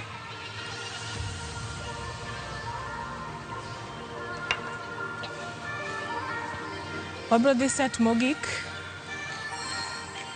Counts pod en apar. Iparo mokwongo. Squat. Kasi iting'o ni malo. Wabro dhi 10. 3, 2, 1. Wadhiyo. 1. Ariyo. Adek. Ang'wen. Abich. Auchiel. Abiriyo. Aboro. Ochiko. Apar. Wadhi komachielo cha. Achiel. Ariyo. Adek. Kamano. Ang'wen. Abich. Auchiel. Kaingi form maber kibro winjo ka leg remo. Ariyo modong'. Yue tiendi. Machielo wa crunch kwa dhie bathe. 5, 4, 3, 2, 1. Wadhiyo. IT crunch. Ariyo. Adek. Kamano. Ang'wen. Abich. Auchiel. Abiriyo. Aboro. Ochiko. Komachielo cha achiel, ariyo, adek, ang'wen, abich, auchiel, abiriyo, aboro, ochiko, aeto apar. Kendo ywe tiendi. Ero uru kamano nyikwa Ramogi Ajwang'. Watieko part mokwongo, wabro duogo bang' dakika achiel.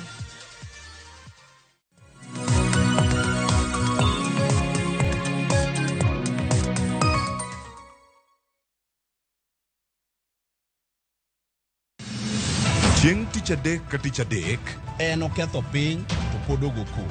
Ji dhinyore te kanyo kar jopiny. Magi duto yudore mana e Ramogi TV.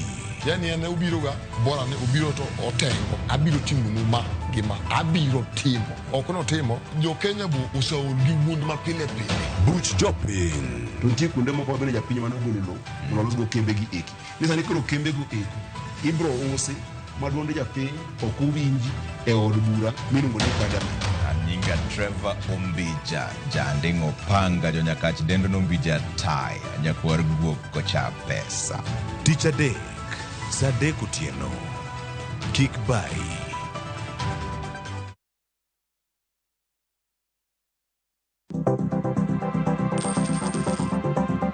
Mondo mi ikungo omenda e yo mayot kendo e yo mowinjore, onego ibed kod paro mar kungo dwe ka dwe, juma ka juma, kata odiochieng' kodiochieng'.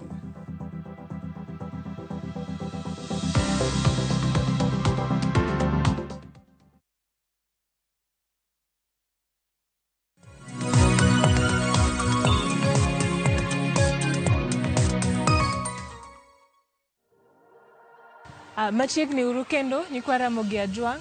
Ageno ni usekao yamo. Koro wadok e set mar adek. Mokwongo wachaka from malo. Ni tap aito ni up. Manariyo, adek, ang'wen, abich, auchiel, abiriyo, aboro, ochiko, apar. The other side, bende achiel, ariyo, adek, ang'wen, abich, auchiel, abiriyo, aboro, ochiko, apar. Teng' tiendi. 5 seconds. Wadhi exercise mar ariyo. Bende watimo apar. Ay wadhiyo. Itap. Aiti crunch e bathe. Ariyo. Adek. Ang'wen. Abich. Auchiel. Abiriyo.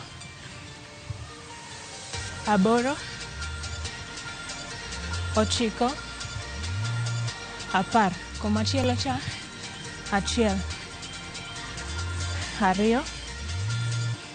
Adek. Ang'wen. Abich. Auchiel. Abiriyo. Aboro. Ochiko. Apar. Gamiamo matin. Aya machielo no. Tiendi achiel mbele, machielo chien.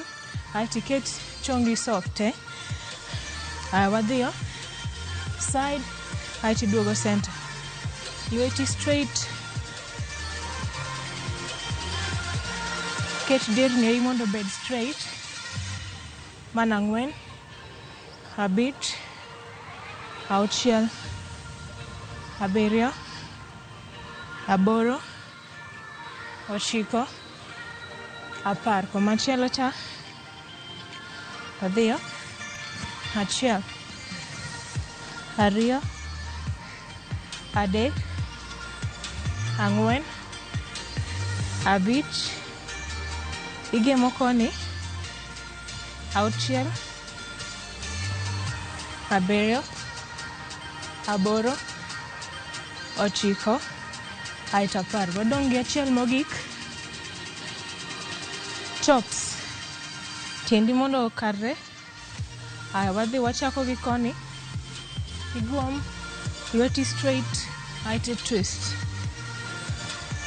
Adek, ang'wen, abich, auchiel, abiriyo, aboro, ochiko, apar. Komachielo, achiel, ariyo, adek, ang'wen, abich, auchiel, abiriyo, aboro, ochiko, apar.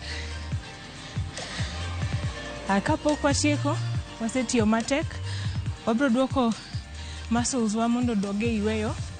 Ok wanyal tieko kamano endo, mondo kiny wanyal wuotho ya. Koro wabro stretch, tiendi mondo karre kendo. Chop nyaka piny. Make sure ni chongi obet straight mondo wa stretch hamstrings bende. Kaesto idhi komachielo cha. Lweti korka cha modong' piny, korka chich odhi malo straight.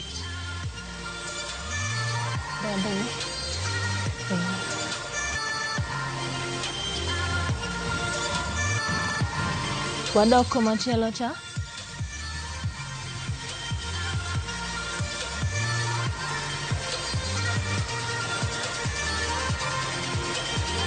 Kel tiendi machiegni.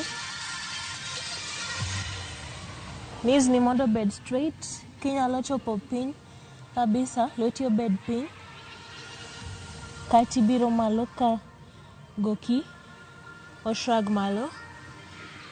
Kaeti breathe out. Aya, wadhi stand on the other side. Dhi nyaka kaminyalo chopo, tim mana kinda. Kasto center, lwedo te kasto idhi toki kocha. Waloko the other side.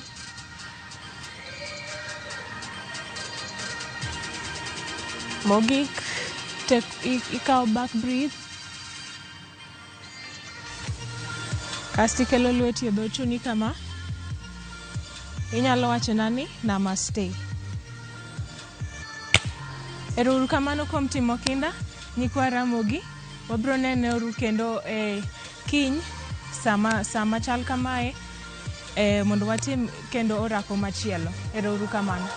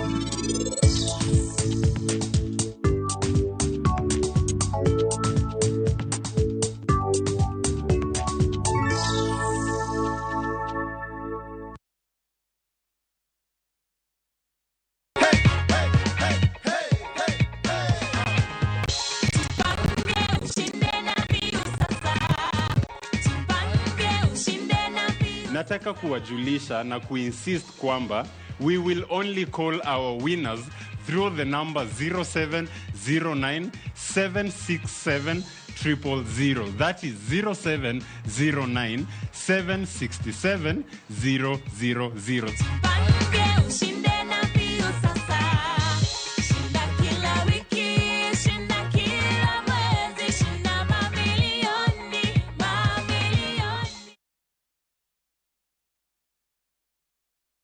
Book your festive holiday Navview Travel. 3 days Masai Mara from 15,000 Kenya shillings. 3 days Amboseli, Samburu, Saba from 30,000 Kenya shillings. Coast Self-Drive from 14,000 Kenya shillings. 5 days Coast SGR from 45,000 shillings. 5 days Coast Flying from 72,000 shillings. 5 days Dubai from 800 USD. 5 days Zanzibar from 940 USD. 5 days Thailand from 1,550 USD. 8 days Singapore and Malaysia from 2,450 USD. Book a group and travel free. Call 0703-254-254 or book online www.viewtravel.com.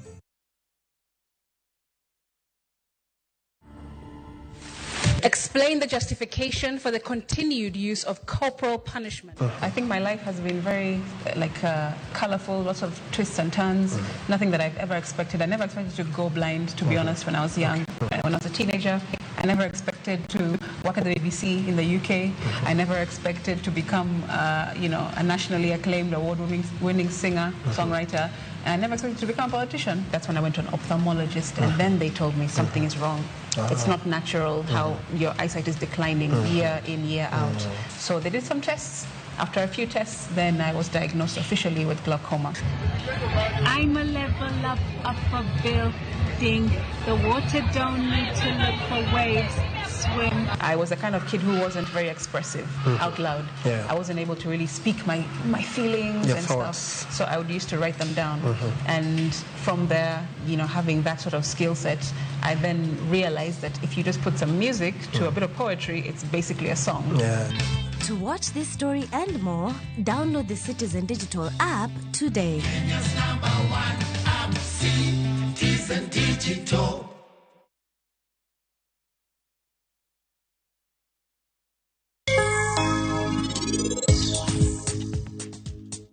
Inyalo timo kama. Bia go fungo go wadwa yaw dhodno. Ng'ona madam, ing'eni ka wendo komiyo wa thuolo, onge kaka wan wanyalo tero werumno. Mano e chik.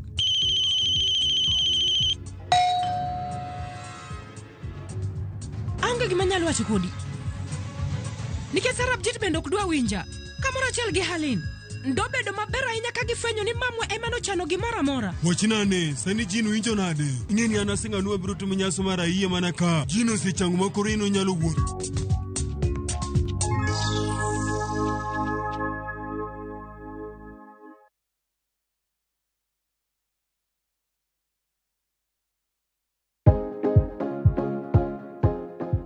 Ok en gima wendo ka ilalo yier wiyi maromo e kind 100 nyaka 150 kuom odiochieng' achiel kende. Kik chandi, nimar en gima timorega.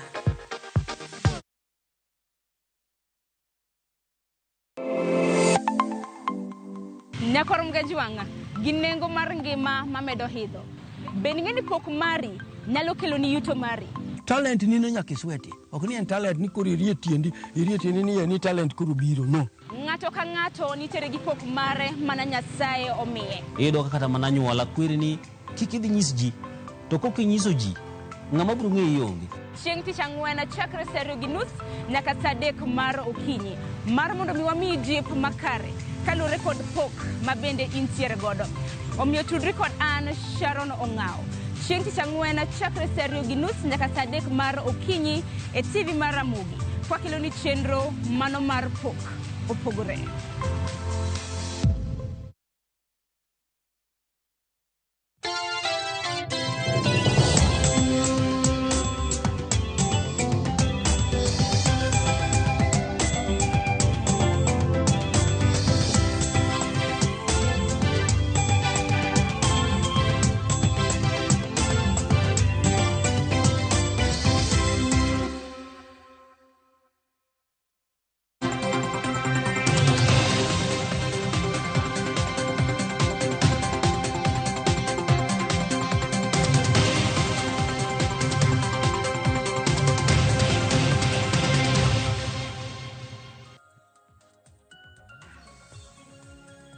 Nyakwarom Gajwang dakika na para tok sadek marokinyi kamoro moro mintiere machiegni chenro mano mar mbaka oromo an kamar michal mar fwambo bangma nyawadwa Joyce Duor biro bedo ka donjo gi twak e chenro mar mbaka oromo kiny maka wuon Nyakwarom Gajwang nitiere weche mathoth mabende waluoni mabende biro bedo kiyudo weche magwa manyien moko kuom gi mabende biro bedo katimre kwadhi nyime gi chenro mar mbaka oromo kapok oromo saa 5 mar onyango bende biro bedo kwa keloni achiel kachiel wang'e na moko kuom weche mabende waluoni Nyakwarom Gajwang wachaka na gi romo mano mar lokruok mar kor lwasi mabende dhi nyime e pinje mago mag Arabu mano United Arab Emirates kabende duche makawuono romo maket kod mano odonjo e odiochienge mar auchiel parni romo makamano biro bedo kadhi nyime kabende biro bedo korumo chien tarik 12 mano mar dwe mar 12 mar higani waketo wang'wa ka mar ng'eno duche makawuono romo makamano gibiro bedo ka gitwakie e wiang'o kabende wang'e nyaka sani piny Kenya osechiwo omenda maromo siling bilion 680 mar mondo mi giked godo gi midhiero mikelo gi lokruok mar kor lwasi bura Nairobi ka bende achiel kuom bombe adek mantiere pinje mag Afrika ma bende noyudo mich mano mar omenda ma bende biro bed ka iloso godo lwasi makare mar mondo mi oganda gi jodak e kaunti ma Nairobi obed kod yamo manikare parni bende jo Kenya mopogore opogore bende nochiwne gi mich e romo mano ma bende dhi nyime mar COP28 kachiel kuom gi en jalner ma bende tiyo kambi mar Amref ma bende nomi mich kuom yango ambulance mano matiyo kod sola ntiere kata na piny Kenya bende nopuo kaluwore kod kedo gi lokruok mar kor lwasi chutho to tiyo kod nyamburko matiyo kod teko mar sitima odiochieng' makawuono ka romo makamano pod dhi nyime wabiro bedo ka waluone kopogore gi Nyakwarom Gajwang bende wadhi ne weche mamoko ma bende waluoni odiochieng' makawuono duola mano mar CRA kata Commission on Revenue Allocation obiro bedo kochopo e nyim kamiti mano mar od bura mapachoka mano mochung' ne weche mago mag budget twak mabende gidhi lose en kotenre kod pok mar omenda mago ne sirikande mag gwenge mapachoka kanyakla kod sirikala mano maduonga ahinya e giko mar hiko hala mano mar higa mar 2024-2025 twak makamano biro bedo kachako saa 4 mar okinyi kabende biro bedo kodhi nyime e od bura maduong' mapachoka ni jofombo magwa maluno weche mag siasa biro kang'ionwa wach maket kod ma kopogore gi mano Nyakwarom Gajwang wang'e na weche motenre kod mental health mano tuo mar paro ntiere romo ma bende biro bedo katimore kar saa 4 okinyi e magawa moro mantiere buore Nairobi romo kama Nyakwarom Gajwang oywayo jodito mopogore opogore sectors mopogore opogore pachoka ka bende koro gidwaro ng'iane ni weche mag tuo mar paro ahinya e kembe ma bende jitie chal nada nikech bende kaluwore kod report wachre ni kembe kata kuonde ma jitie bende ema nyayo tuoche mago mag paro koro romo makamano biro bedo kachako saa 4 magawa moro mantiere buore Nairobi ka bende moko kuom duonde kata mna kembe ma bende biro bedo ka yuoro e romo makamano oriwo kambi mag tudruok ntiere kanyo duol mar KEPSA kanyakla kod mago mochung' ne weche mag teko e kind mamoko kopogore gi mano kawuono ka en chieng' tarik 5 dwe mar 12 piny ngima higa ka higa kosechopo chieng' tarik 5 gijahingo odiochieng' mano mar lo kata mna World Soil Day omiyo kiny makawuono nyasi makamani biro bedo kibago e pachoka kotelne kanyo kod jatend migawo mochung' ne weche mag pur kod pith e pachoka mano migosi Limithika Linturi kanyakla kod jagoro mongirore e bwo migawo mano mochung' ne weche mag kodhi Laktar Paul Ronona gibiro bedo ka giyuoro romo mano mar dhialo odiochieng' lo e kinde ma bende piny ngima timo nyasi makamano gin bende gibiro bedo ka gitwak wabiro bedo ka wawinjo ne gibiro bedo ka gilosi ang'o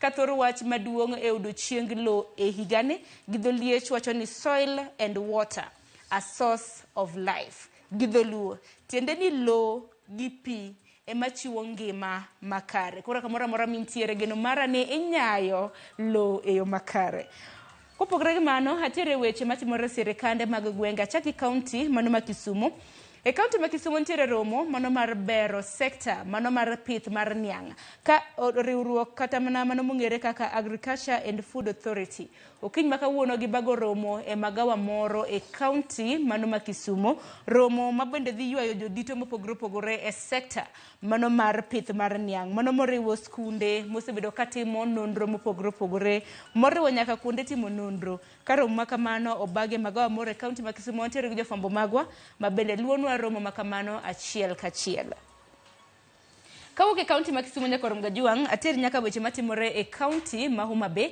kama wantiere gi jafwambo marwa Ali Abich. E kaunti ma Homa Bay duchi ma kawuono, nitiere romo moro mar tipo, mano mar ohala, kata mano mar luongo jogo eko manyalo kungo e kaunti ma Homa Bay. Obro bedo kochako saa 4 mar okinyi, ka bende obro bedo kotimore Governors Park, mantiere chuny boma, mano ma Homa Bay. Bende waluoni machiegni ni duchi ma kawuono, joket mwandu bro bedo kalosi ang'o, ahinya ahinya kotenre kod bero luasi mano mar ohala e kaunti ma Homa Bay. E kaunti ma Migori, kama nyawadwa George Juma nitiere, pod oluono masira mano motendre koda masira mar yie, ma bende nonimo e dho wath mong'ere kaka Aneko, mantiere e kar chung'o bura mano Manyatike. Nyaka sani wacho ni dibed ni ji 5 notho e masira mar yie makamano. Juma luono wach makama, wabro bedo kwa tudre kode chenro mano mar mbaka oromo kapok watieko rom kanyo saa 5 mar mondo mi olerno ni masira makama nyaka sani jopiny wacho nang'o, jogo ek madibed ni notony gin ji adi, ka nyaka sani Juma nanyisowa kanyo ni ji 5 bende luoro nitiere ni nolalo ngimagi mano e masira mar yie manotimore e dho wath mano ma Aneko mantiere Nyatike e kaunti ma Migori. Kopogre gi manya Korom Gajuang, ang'eni weche ng'eny. Jatend piny pod nitiere piny India kawuono en odiochienge mar 2 manego bed ni otieko limbe mare e piny mar India. Odiochieng' ma kawuono bende obro bedo kwaluoni ni ogirimiti mage, ma bende obro bedo ni ochwe koke mano piny Kenya kanyakla kod piny mano mar India. Kopogre gi mano, wang'eni koth pod medo chwe kor gwenge ma pacho ka, mano kodh El Nino ma bende osebedo ka kelo midhiero mopogore opogore e pacho ka. Kanyaka sani nonro ma bende noyang kod piny owacho ma pacho ka odiochieng' manyoro, nego wacho ni odiochieng' manyoro e kind thuolo mar seche 24, jo Kenya 12 nolalo ngimagi e kind thuolo mar seche 48. Odiochieng' ma kawuono bende pod waluon wach motenre kod lokruok mar kor lwasi chutho to kaluwore kod koth ma bende osebedo kachwe. Mamoko ma bende kawacho Korom Gajuang, ibro bedo kiyudo gi kuku margi e weche mago manyien chakre saa 7 mano migago, saa 1 kanyakla kod saa 3 mar otieno.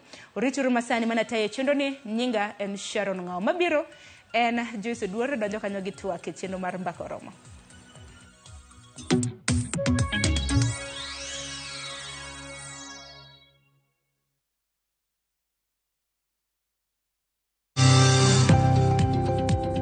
Ohala gi mwandu, wakelo ni jolony e weche ohala. It is important mondo wan kaka joluo wabed gi dongruok. Wafwenyo ni adiera matut mag timo ohala. Tijni kidwa time en mana mashin mar luoko to gi kuminya yude pi. Wawuoyo e wi yore makare mag timo ohala. Kisechopo level mabedo brand, mondo beni gimoro amora mitimo en gima timo ang'o makelo pesa. Wakonyi dongo handi ka wami yore mag kano mwandu. Investment group kawache mana gi nyinge no en choko pesa kasto ikete kamoro kasto golo nyinyo mabiro konyi e kinde mabiro. Omiyo wakwayo ni ji duto ket pesa gi e savings mondo wapuonji kaka gibiro tiyo godo. Riwri kodwa chieng' tich ang'wen saa 1:45 otieno mana e Ramogi TV.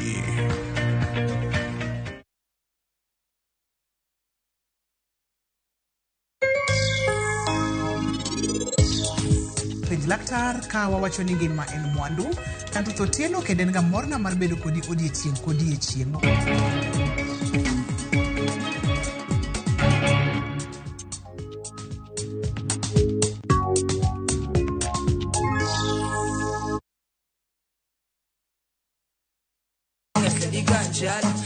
Kitume mawakelonu otenore e ndhadhu maggi. Kiko gi makare yud thumbe miero mapacho ka kod pinje maoko. Yud thuolo mar winjo thumbe manyien e chenro mar pado manyien mabiro biro ni wuok tich nyaka ngeso chakre saa 5 okinyi nyaka saa 6. Kik ibari e chenro miero e wang' jowi mari mar Ramogi.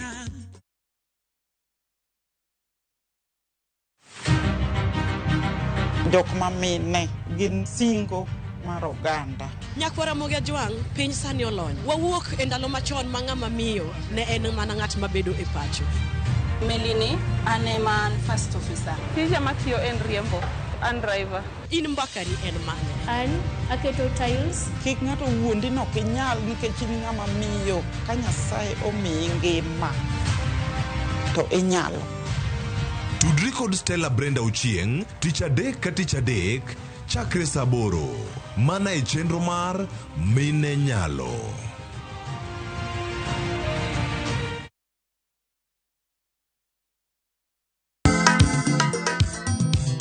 Ma e chenro makelo ni danji malie. Kik od belo bai. Wakelo ni be. Ang'o miri? Aliye juu. Fuata. Ma e chenro makelo ni duond yawuoto nagi. Apuro puoth ngima, apuro puoth poetry bende, apidho kodhi. Duond mine. Mine Nyalo.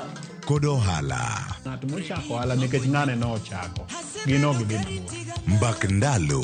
Wuoyo goganda mar onagi, kajiwogi kik gibedi gi luoro. Kod Stella Brenda, Lynn Ramogi, kod DJ Kolo. Wuok tich nyaka tich abich, saa 8 odiechieng' nyaka saa 10 odhiambo. Mane Ramogi TV.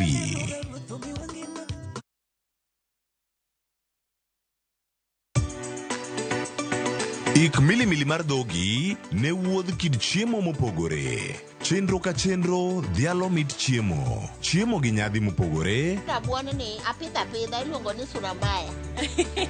Lony tudore kod kitwa. Ok en mana ewi chiemo. Joluo wacho ga nang'o? Nyako dhi ga tedo. Na biro tedo. Ai biro tedo. En hera gi lony moketi e loso chiemo ka chiemo. Sama koro gibage, sama ipimoe, to ni medo ne sukari matin. Sukari miyo konyo gi fermentation. Omiyo, kihero chiemo, in jatedo, kata mana ng'ama ohero tedo. Tudri kodwa tich adek juma ka juma e chenro mar tedo gi chiemo. Gi Jailieta, mana e Ramogi TV.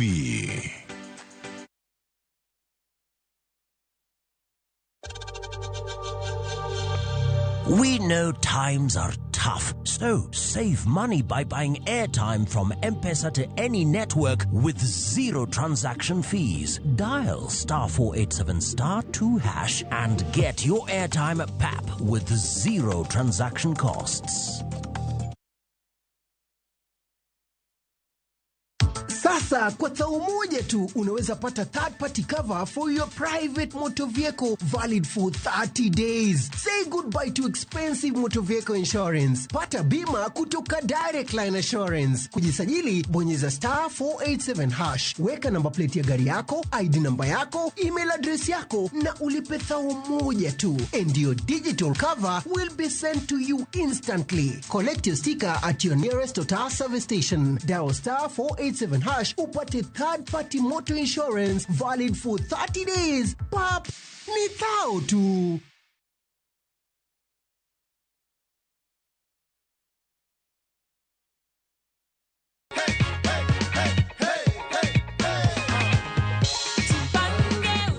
Unapanga kufanya nini do? Mimi napanga kulipia watoto wangu fees ya next year yote. Yes, Nyambura and Shiko. This is your check. Akisiamini Mokaya, I'm so grateful to Viusasa. I love how excited so you grateful. are. I love how excited you are. Viusasa wametusort na Wakenya wote tafadhali tujipange na Viusasa. It's a real deal. I have this goodie bag that usually tell people at home to jipanga with. Ini ya Nyambura, ini ya Asanti, Nyambu. asanti. This is yours. Asanti sana.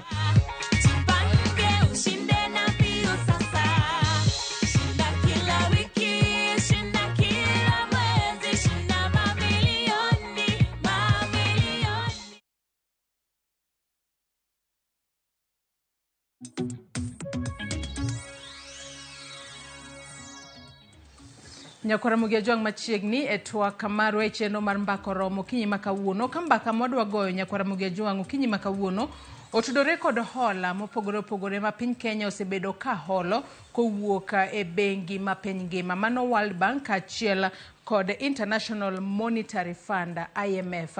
Kanya kasani wacho ni gowi ma piny Kenya nitiere godo en gowi mang'eny ahinya. Kanya kasani piny Kenya nitiere kod gowi maderoma bilion 634.1 ma bende osebedo koholo ahinya ahinya to mano e hik omenda ni mano mar higa mar 2023 kaachiel kod higa mar 2024. Kata kamano gope makamagi ihologi e kinde miholo gope makamagi onego bed ni gikelo fungruok ne jo Kenya koso onego bed ni ponono gimedo pek ne jo Kenya. Kaloni ni nyaka sani wang'eyo ni sirikal ma pacho kae bende ne omedo kwan usuru mopogore opogore ma bende ijuogo e sectors mopogore opogore pacho kae kaka yorno mar medo kwan omenda michoko kaka usuru e pacho kae. Kata kamano magi duto timore e kinde ma hola ma Kenya kawo kowuok e pinje mamoko kata kowuok e World Bank achiel kod IMF bende koro medore. Kanya kasani koro e thuolo mar higni 3 mabiro piny Kenya biro holo kata geno mar holo omenda maderom trilion 2.1 kowuok e IMF kaachiel kod World Bank. Omenda makamagi e kinde ma iholo gi chenro mar duoko gi chalo nade. Bende wang'eyo ni jatend piny Kenya William Ruto kochakore dwe mar achiel higa manyien bende nitiere kod leka mar chako chulo mano gowi montiere godo kaka jo Kenya mano mar Eurobond. E kinde mibiro bed kiduoko gope makamagi jo Kenya biro bedo ka winjo fuongruok kosepo nono biro medo peka mar ngima. Nyakora Ramogi Ajwang kotudore kod gope mathung'o Kenya mane thuon wach ma wadwa twak okinyi makawuono ka bende antiere kod jalony e weche mag uchumi. Antiere kod jolony e weche mag uchumi ariyo mar mondo mi walerane waporane wach wapenjne ni gope makamagi onego bed ni konyowa kaka jo Kenya e yo machalo nade to ponono en chenro mane ma sirikal nyalo tiyo godo mar mondo mi oduok piny gope mathoth kata hola mathoth ma bende piny Kenya siko kakao kowuok e pinje maoko kata kowuok e bengi ma piny ngima kaachiel kod IMF. Antiere kod welo ariyo Morris Rarie jalony e weche mag uchumi kaachiel kod FCPA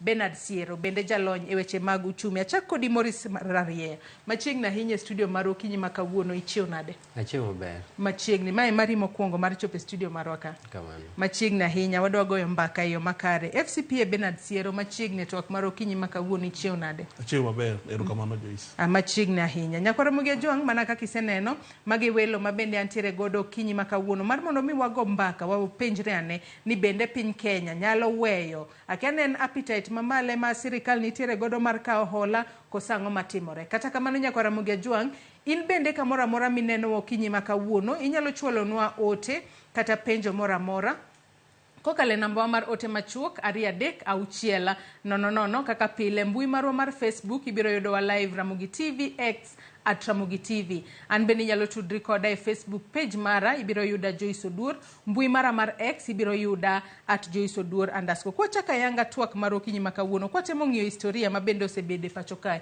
Kwa chako kwa ng'iyo ge jatend piny Kenya mano Mwai Kibaki manosenindo. E kinde mane odonje telo ne oyudo ka piny Kenya nitiere kod gowi mano maderom bilion 633 mano bilion 633. E kinde mane wuok e telo noweyo gowi mar trilion 1.79. Kwa ng'iyo jatend piny Kenya mar ang'wen Uhuru Kenyatta e kinde mano donje telo noyudo gowi mano mar trilion 1.79. En owuon oweyo gowi mar trilion 8.7 mane thuolo mar higni 10 nikech wang'eyo ni Mwai Kibaki kaachiel kod Uhuru Kenyatta notiyo kuom thuolo mar higni 10. Sani koro wantiere kod jatend piny Kenya mar 5 mano William Ruto. E kinde mano donje telo noyudo gowi mar trilion 8.7. Nyaka sani e thuolo mar higa achiel kende mosebedo ka otiye.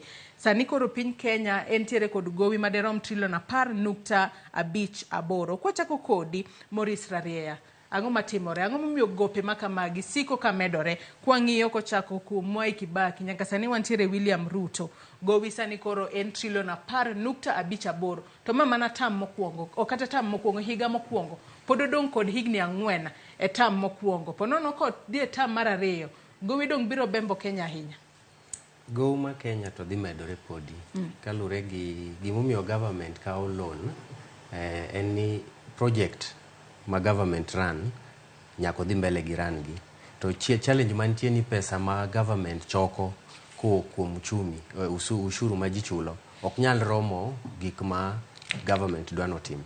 Koro chune ni nyaka omed kwayo pesa kuok oko to kod kuok e Kenya ka kuom domestic borrowing mondo mi otim gik modwa timo. Nikech nitie gik moko ma nyaka tim. Salaries nyaka chul, healthcare nyaka bed provided, education nyaka tim.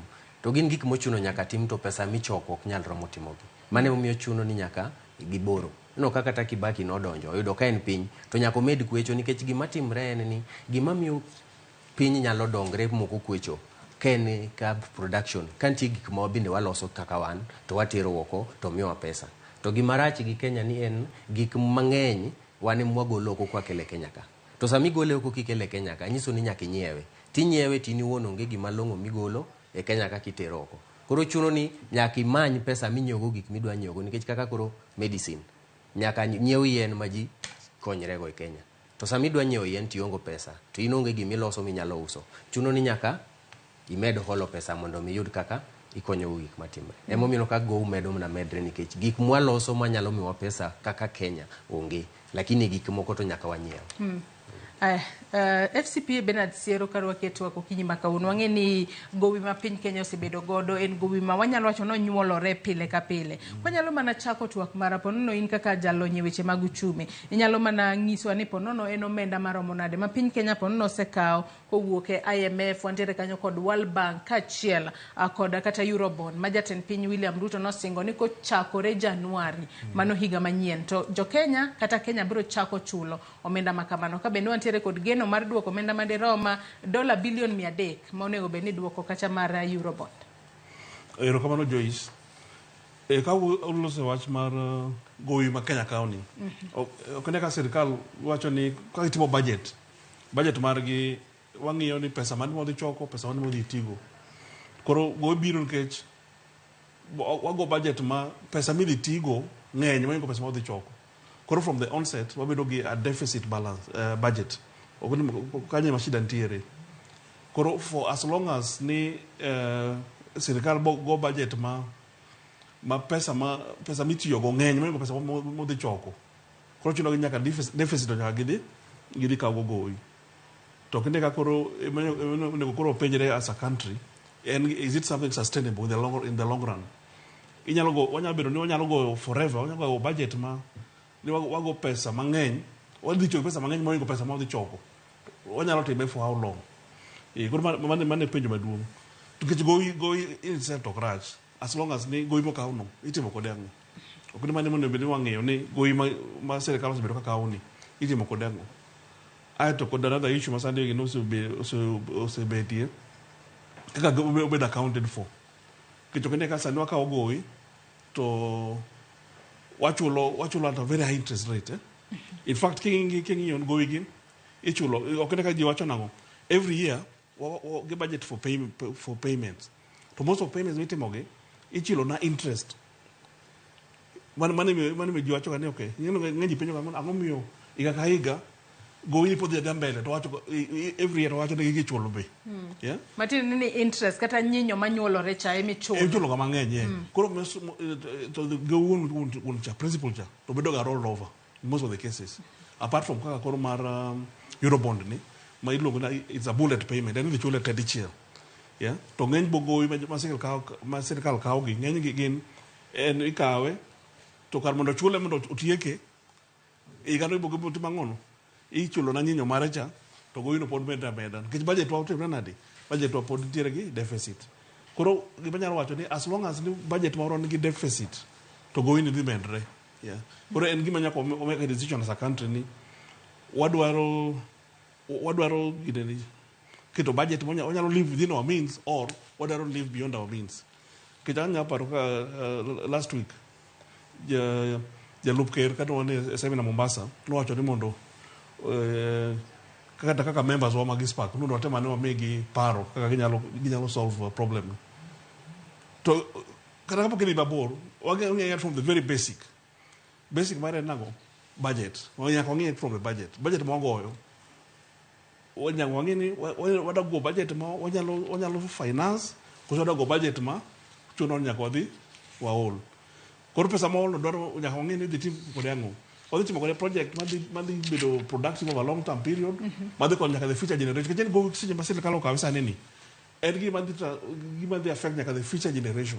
To hie Benada ki timo kata budget onego bed ni time yo machalo nade. Iwinjo ka Morris wacho kae ni ponono piny Kenya kawo gope mathoth kalure ni moko kuom pesa makamago nitiere gik ma sirikal onego bed ni timo pile ka pile, gigo miluongo ni recurrent budget, gigo ma ponono en chulo osara pile ka pile mano nyaka tim dwe ka dwe, ponono nyiewo gik moko mitiyo godo e apisi.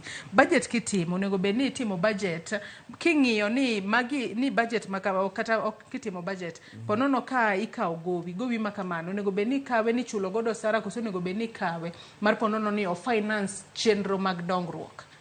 Koro kune kama ni anda wacho cha. Koro gowi kikawe. Ke jan gima dhi affect nyaka the future generation. Koro ber kikawe kitimo project ma dhi benefit nyaka the future generation. That way tubo neno benefit mare. To ko kawe gowi no to spend ma consume sani. To the future generation what dhi chulo that no dog bineno berne. Kuna mane shida mambe diga. Kaka koro kaka Eurobond for instance. Eurobond ni ngapa to mano kawecha nitie a lot of your work. Wedi penjo ni notim kode ango wuon. Okay, ka sika to wacha otimo kode ango no budgetary support. To ko wacho budgetary support to ko moko bedo identified gi specific projects. Koro kanye wabedo gi shida ni. In fact kwa nyalo ka gowi to wanyalo wacho o yeah mark ni ma gowi makamani itimo kode project makama. That way ibono kata ka jichulo gowi no to neno ber mar gowi mano kauno. To kwa ka gowi no to timo kode ne no chulo go recurrent expenditures. To mano odhi na medo bedo ko odhi mbele. Korka kori Morris ang'eni in akena wach ni ponono itiyo e sirikal gi sani kata kamano kwang'iyo kata historia ma piny Kenya osebedo godo nyaka sani koro e thuolo mar higa achiel ma jatend piny Kenya William Ruto osebede telo ang'o momiyo ene ma koro nyaka sani ang'eni kwang'iyo trilion 10.8 ong'eny moloyo kata gowi mane Mwai Kibaki moseneno noweyo e thuolo mar higni 10. Nyalo bedo ni ponono noyudo ka uchumi mapacho kae pek ahinya kose gope makamagi kikaw nikech gope makamagi nengo mar ngima to podi idho ne jokenya. Jokenya pok oneno fungruok moro amora. Gope to podi medo kaw nikech waneno ka jatend piny bende wuotho ka dhi e pinje mopogore. Moko kuom gi gin mag ponono loso kata lwasi mar ohala e kind Kenya gi pinje mamoko. Moko kuom gi bende gin kata marg hola. Bende jo Kenya nyalo bedo kod geno ni aya gowiero medore kata kamano to fungruok biro bedo no.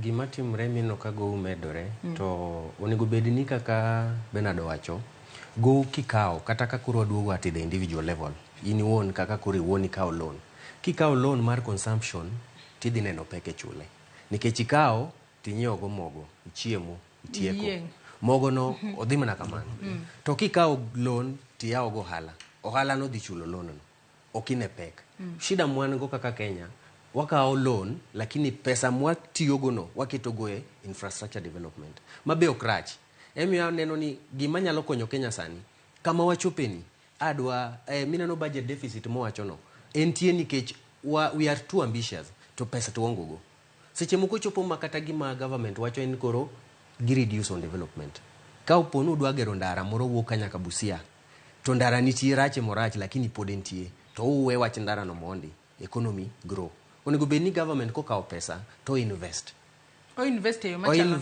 kaka koro Kenya ka shida mwan go kaka wan Kenya onego bed ni gima maduong' matimo ka jo Kenya wan jopur nyochi neno ka ne gidonjo to gwechon kar gi subsidize chiemo to gi subsidize fertilizer ka ginyalo holo pesa to pesa no gikete e kambi mar fertilizer koro gi amwan we are not going to import fertilizer wadwa loso fertilizer Kenya ka fertilizer no the employee nison samo employee cha wase reduce on import samo reduce import cha we are saving a lot of money koro ka wanyalo kawo loan to wakete development e gik manyalo miyo pesa moko miyo bedo mayot to shida mwan timino kaka koro sani go medo idho interest rate bende medre kalure ni kata kineno kaka ni ndalo mane uru interest rate by 2021 dollar nen 106 against Kenya shillings $1 was 106 sani odhimo home na 150 something sama interest rate medre no to the cost of borrowing bende medre koro no kaka pesa mineno kigo kwan pesa maruto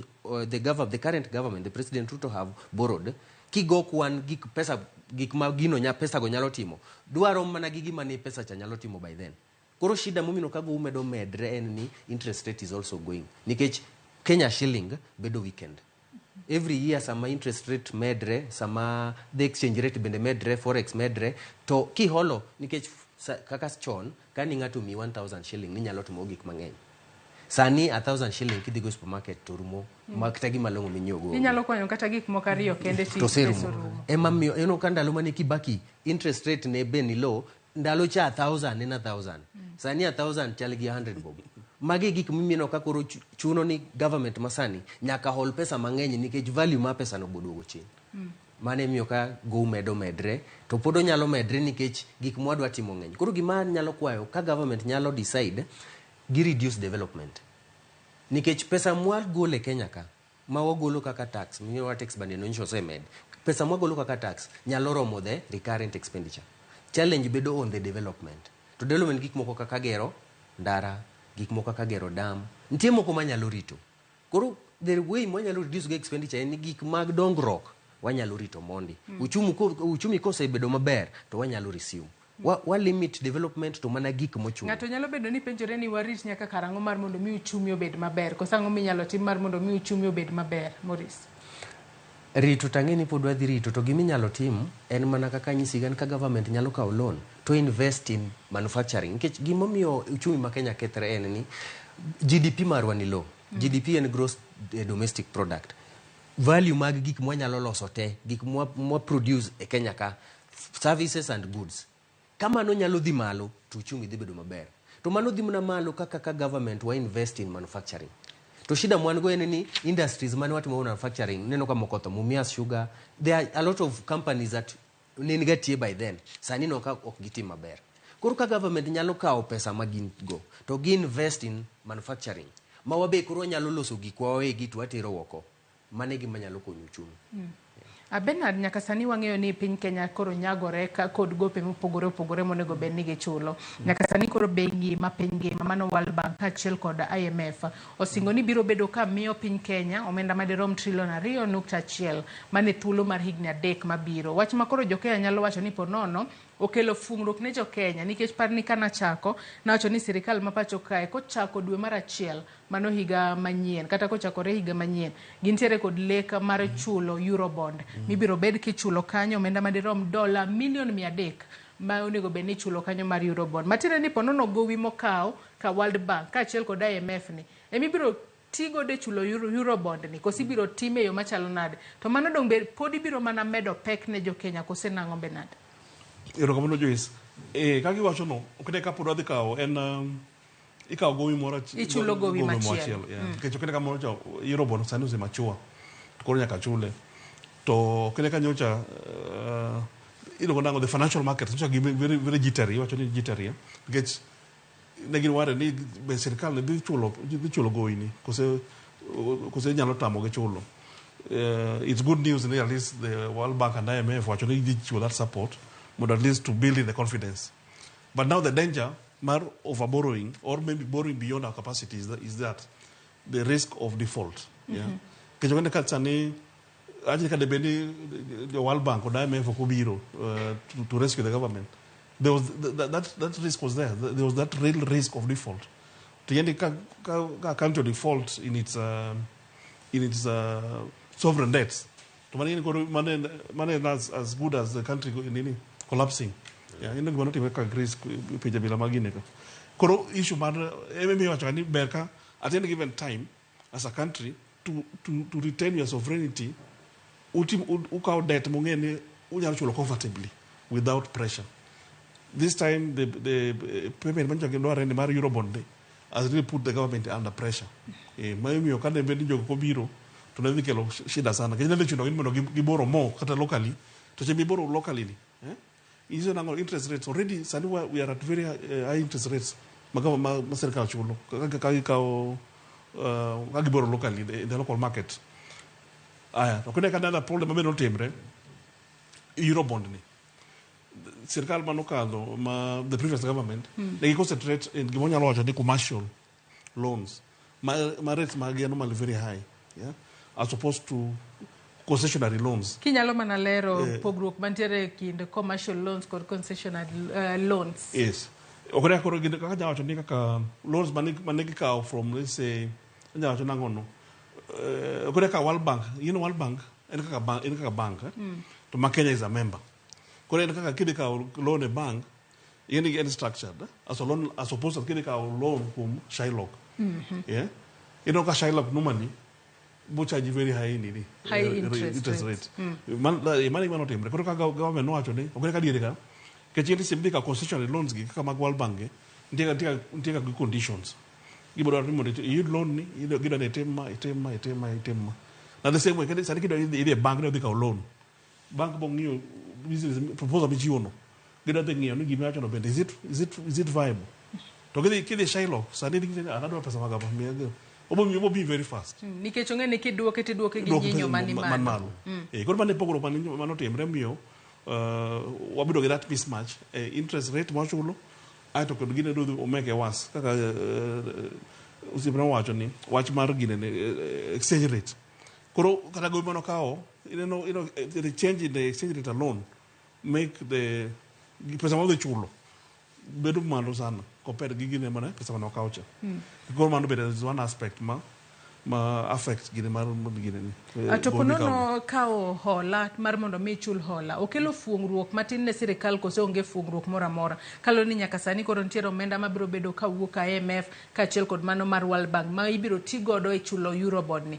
Obiro kelo fuongruok to ponono en fuongruok mar thuolo maromo nade kaponono piny Kenya pok koro wacho ni ero Eurobond ni osemacho onego bedne ichule ponono ka idwa chul tielo machielo pod wabiro ringo kao gowi moro kose omenda maponono trilion 2.1 mibiro bed kimiyo Kenya e thuolo mar higni 3 ni mano kowuok World Bank ya IMF biro kelo fuongruok kuom thuolo malach. Morris ing'e ni fuongruok dhi bedo maonge nikech sani pok wachako chulo Eurobond to wachulo loan mamoko to pesa ma the World Bank gi IMF dwa chulo Eurobond ma en loan mapend ma pok wachako chulo. Nyiso ni pek mwaneno sani e chulo loan pod dhi mbele nikech loan mwachulo sani to pesa ma jo IMF dhi miyowa ok dhi chulo this loan. En ani koro pes gino dhi konyowa nikech thung' ma do betie ka Eurobond nikech Eurobond down be ni kelo thung' nikech obe koro bedo loan mwachako chulo manyien. To kalure ni koro loan mono be nwachako chulo ma medowa garama no koro IMF dhi chulo IMF and World Bank dhi chulo no. En mna ni koro dhi ok odhi kelo fuong'ruok lakini odhi geng'onwa dich madwa ma Eurobond do kelonwa. Lakini challenges mag loan mwachulo sani to pod dhi betie. To gimomiyo challenge go pod bedo matek en ni mana kaka wacho ni exchange rate no is high. To loan kaka in kikao ng'ato individual kikao loan e bank nigatie period mi iwinjiri ni nyalo chulo. To loan mar bank en ni kata kaponi nikech gima timre gi loan mar bank en ni kawe Kenya shillings tichule in Kenya shillings. To mai imiwa in dollars. Tingeni wanwa generate revenue in Kenya shillings. Some wadwa chule chengini wachule in Kenya shillings lakini wachulo gi dola makuru. Koro ka ng'ato nyisi ni they need you to pay, let's say we are paying in dollars around let's say $1,000. To by then $1,000 ne cost let's say $1 million ma Kenya. Sani $1,000 mapod wachulo the same amount is now costing almost 1.5 million. Koro no ka the cost of debt omodhi malo lakini gimuchulo cha to poden mana macho. Koro Eurobond kata kidhi bedo paid by the IMF and the World Bank ok dhi kelo fuong'ruok nikech en loan ma pok wachako chulo. Pek mwaneno sani pod Eurobond ok okelo. Eurobond akelo mana kapo ni koro wachako chule January. Lakini kaka luren koro IMF dhi konyowa ok dhi kelo fuong'ruok lakini dhi geng'onwa pek madobire.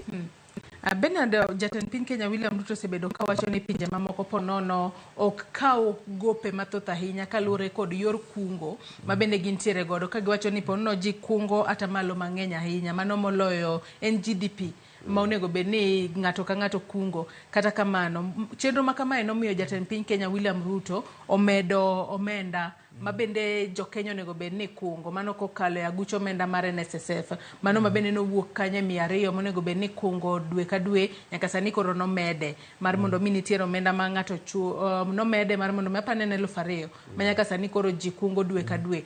Mano ma bende wacho ni onego bed ni ponono koro kose kungi to sirikal koro nyalo holo kowuok e pension mano ma ji kungo mopogore opogore.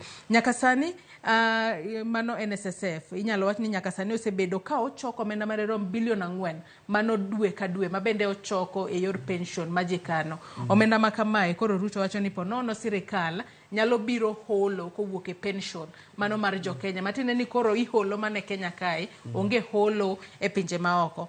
Ponono mano gima kare mar timo kose ponono en goyo tuk punda kod pension mar jo Kenya kinde duto ponono ng'ato kose retire koro kodwaro pension mare to ni sirikal no holo podi onge pesa minyalo miyi.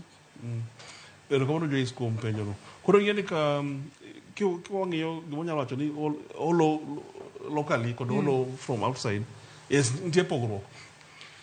Okure ka local borrowing magiwacho no already en gima dhi mbele en gima ntiere ok en gima nyien.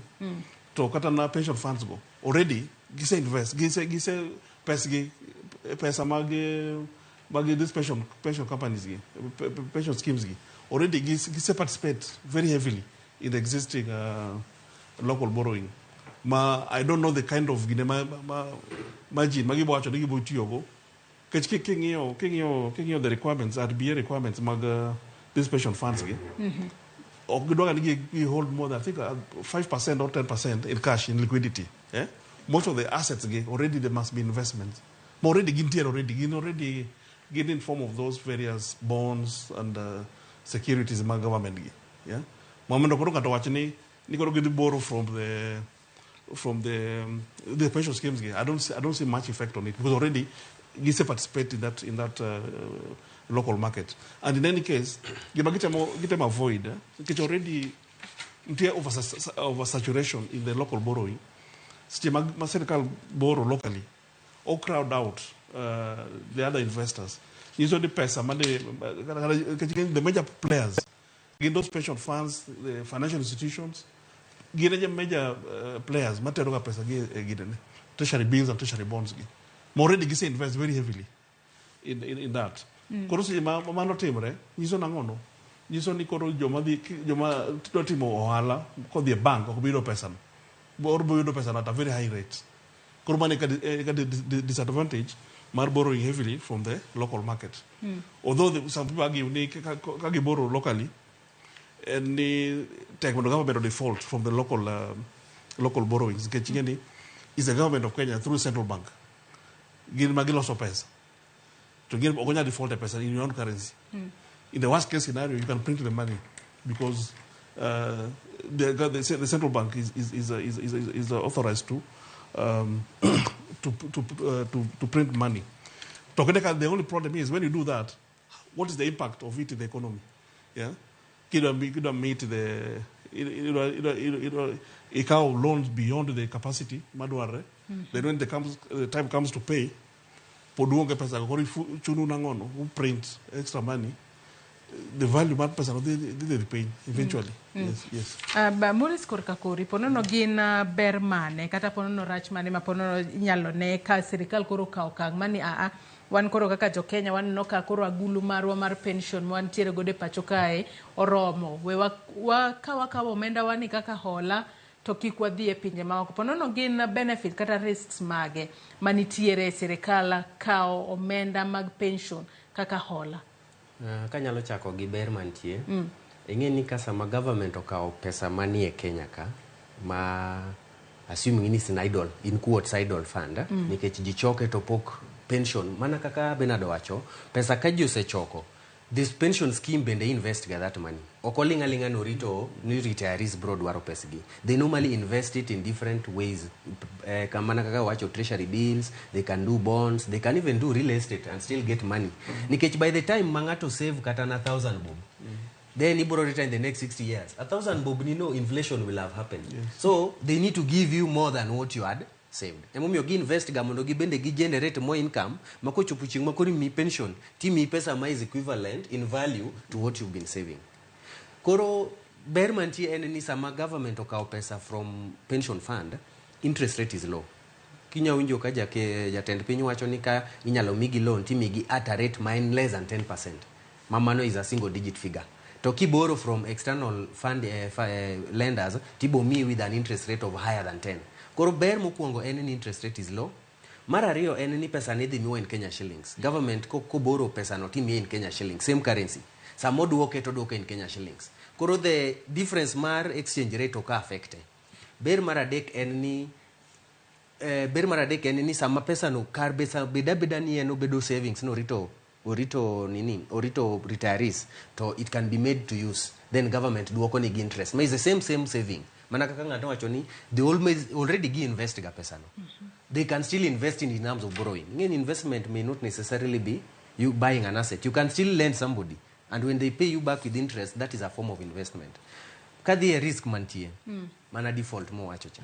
Nikech sama government okao pesa, to tame chulo. Pensions jose retire dwaro pension idhi tim nango. Chopo kama pesa onge, to jito dwaro pesa gi. To kao the root mar printing money, it's even worse. Nikech printing money dikelo inflation. To sama ukelo inflation no, the teko mar Kenya shillings against a dollar dibido ma very weak. To imino kaka gima notimre Zimbabwe makidhi nyiewo mkate titingo pesa jwala.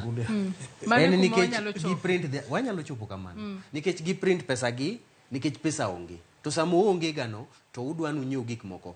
The moment you print your own money, circulation mar money dibedo malo. Nikech koro pesa nitie. To pesa ber ka bedo manitie, to gik minyiewo go bende useloso. To ka onge gimudwa nyiewo to pesa ungo. Inflation donje. To sama inflation odonje, value mar Kenya shilling dhi malo. To sama dhi malo no bende wadhi affect the external debt. Nikech sama boro internal ko nyiso no wasetieko external debt. Koro bende wadhi affect the external debt.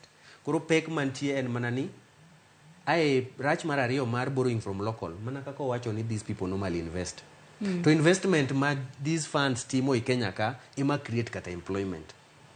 Sami se golo pesa from the private sector. This is another danger of local borrowing. Sami se golo pesa from the private sector.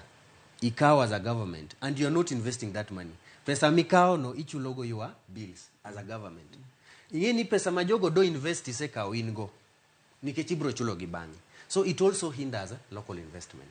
To sama investment oduogo piny nikech pesa madegi invest government osekao as in form of loan, nyiso ni there will be no jobs, there will be no income, GDP bende dhi duogo piny. Abena ntigi midamen. Kabedo kanyo. Kero video ni okenda wacho ni borrow from the pension funds, which is it's a good idea. But the only problem is you cannot determine the rate. Okenda ka kendo wacho nango no gibora at a lower rate. To kubora at a lower rate, every pension fund mabo yie ni gi pesa gi at a investment maybe be less than 10% when they have other options magi dogo higher interest rate. That's the challenge is. But it's a good idea theoretically, but how it comes to application. Kibi application you doga koro the pension funds gi mondo gi yien koro gi pesa gi the investment maybe be a lower return or gi biye. That's why for the chogena ngono. But the children get to my open market because meeting through the central bank. To get through the open market, what happens?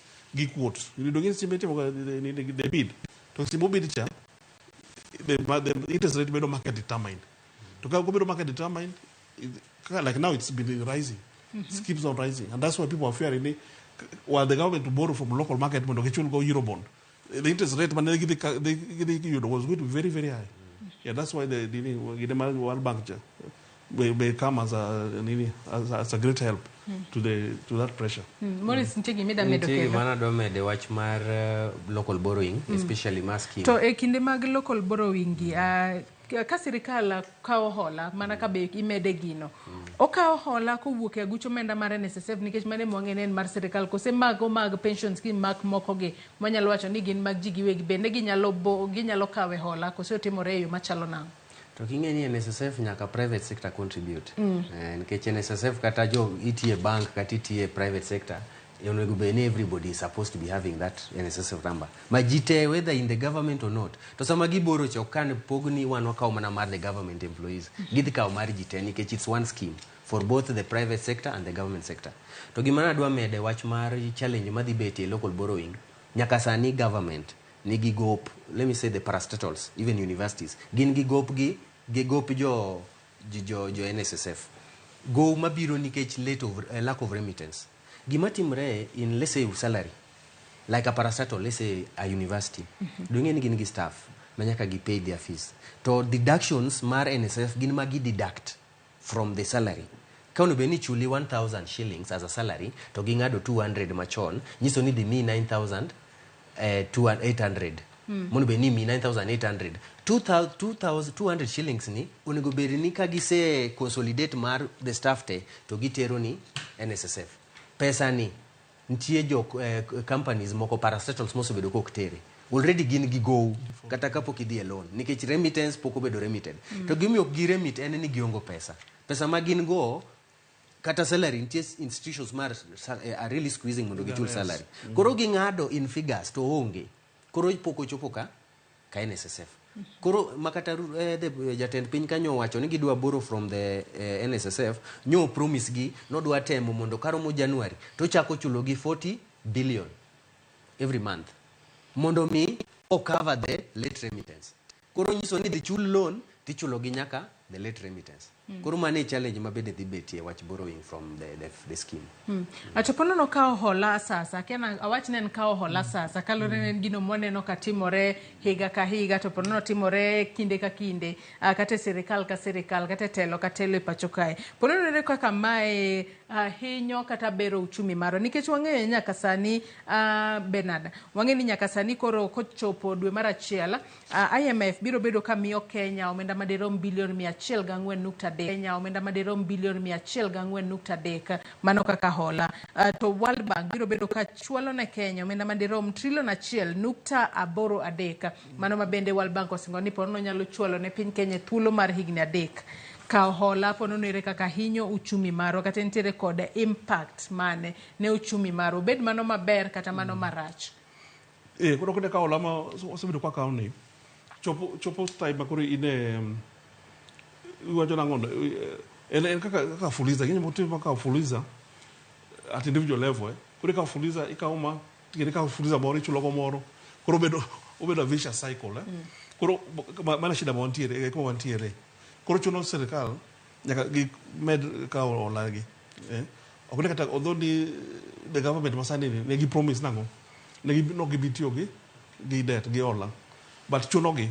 the circumstances ni neno ka iete koro hola magin nyaka resji kajini on the back to the same thing at the beginning a budget about budget structure as long as we have deficit budget structure bocho nyaka giranga kaka irangola koro solution long term solution now kako wacho nangono ni wa prioritize as a country wacho ni in a year we can only do so much to in doing so much we have to budget maunge deficit one is the only solution you we look for solution how to be nyalore adiera nyalore ma inyalo tim budget maonge deficit nikech oyudo ka kinde kisomo budget adiera nitiere omenda miwacho ni mai to nitiere mai tibiro yud e yor choko usuru to bende nitiere moko miwacho ni mai to koro dhi chuno mar mondo mi wakao hola to wange do ngisi what projection wange kere ni collect pesa makama yeah to kwa mai pesa nyalo collect what make sure budget will fit to that. That's the discipline we need to do. Because mondo wange any expenditure ma government, what is it mondo cut down mondo wa fit within that. Money is the only solution mondo in the long term we atimangono wa sort out because it's like in a ngono ngone buru in a hole to put bedo kunyo buru to actually ni wuogi yeah because as long as budget tiere deficit onge ka onyalo wuok that in the trap so nyaka at a time we watch ngono what reduce the deficit and there are only two ways ngono either you raise the taxes when you get more but it's not working. Medo taxes poko mio gichoko usuru moromo yes mondo bridge that deficit. So the only other logical option ngono rationalizing the expenditure. It may be something painful, but it's something we have to go through. While the current expenditure mago cut out, development expenditure mago cut out, we face them so that we say this year whatever project then we'll do more in a phased way, so that now budget will run on the balanced budget. So you could get balanced budget and over the next 10 years. What as a country we want to run on a balanced budget. Maonge additional debt moka out. That's the only solution. But moreover, we want to run on a deficit budget to open solution how to sort out the debt issue. It will never be resolved. It will keep on increasing. Yes. Year by year. Morris, no ka idwa medo wach machelo kapok wakao yweyo mokwongo. Gima nyalo wacho wach mar borrowing kako affect economy. En mana ni gima Bernard wacho en ni benwa reduce expenditure. Kani sirikal masani odonjo. The first thing manegi timo in terms of budget negi reduce budget by 300 billion. Nikech by then budget no loss with the other regime. Koro ka negi donjo to negi neno gik moko matindo tindo maginyalo. To par ni Morris negi reduce budget by 300 billion mana kaka iwacho. To budget margi mokwongo mane gisomo. Donga paro noloyo kata mane oloyo mano some iko menda mokalo. Mano kore shida mantie nikech sama gidhi giloso budget margi kendo to giduoko gik mane gigolo ka makendo gimedo moko. Moko kaka training mag the government officials was cut. Koro gima nyalo timre mana ka wacho ni it might be a painful decision lakini the only way mwanyalo reduce go our mondo wabed gi deficit in terms of budget. Wabed gi surplus ma gimwa budget is less than pesa mwayudo. Nyaka wago slow development. Nitie gik moko mokring. Loso ndara ng'e ni en one of the most important. Jopiny biro hinyore. Nitie nderni moko already wanyalo survive go as it is. It's a painful decision. You make a decision. Inindi kech koso los ni ndara. Ibro yero mani. Okanya nindo kech. Goro we omiwa gik ma basic mondi. Definitely samumu wagik me basic to we inject more investment to pesa di medre. Koro ka do explain gimomi your borrowing affect economy and one of the measures mancha gikao mondo wa bridge go the gap ma deficit and raising taxes. The challenge ma raising taxes is one, or reduce the disposable income from the locals. Can you chingadi let's say 1,000 or ngadi kuri ngadi 2,000 additional 1,000 no or reduce your income. Kanyo chipango ni dwa oro invest ijwa yaw investment moro ingeni koro onge kaka inyalo timo that investment to investment madi timo no adwa mi example gimano mi uchumi ma Kenya no idho kane Kibaki odonje telo. Kibaki one of the things manotimo ma nyalo ne regik matindo sana lakini is one of the things mano catalyze kano donjo no keto free primary education.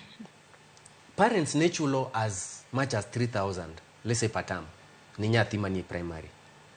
3,000 ni sama kuro nyisi ni free primary education. 3,000 ni kiamua kata ni yao kibanda yao bakery use mandas ilose mandas ingeni in ngama tedo mandas ni in a small bakery okinyal supply mandas kini dichi ni dhi manyo kijana moro man gi pikipiki otimni supply kijana man gi pikipiki chobesa mutimuni supply ma mandas ni en gi puodho no be ni purone nyiso no dhi manyo ngato to through that one gi what we call multiply effect pesa kuro circulate. The more pesa circulate, the more people invest. Koro the challenges any some tax or the malo nikech we want to pay the loan or reduce disposable income is among the people. Then these people can now not invest. Koro we live in a life marred from hand to mouth, and that is why the situation is getting worse. Ay, nyakora Ramogi Tv pod antiere to akae kod Morris Ria kachiel kod FCPA Bernard Siero. Watu wako tudore kod gope ma othung'o Kenya. Kanyaka sani koro piny Kenya pod isiko kakao gowi kowuoka e bengi ma piny ngima kowuok e IMF kachiel kod pinje mopogore opogore mosebedo ka holo Kenya gowi mopogore opogore kata kamago mago duto bende hinyo ja Kenya. Kaloro nitiere gope moko makikao to nitiere conditions ma bende oketi. Wakao yoyo madundo gisani tok yueyo to bende wabro bedo ka watwaka kotudore kod moko kuom chike ma iketo ne jo Kenya kapok omigi gowi. Imedo mana kete e Ramogi TV.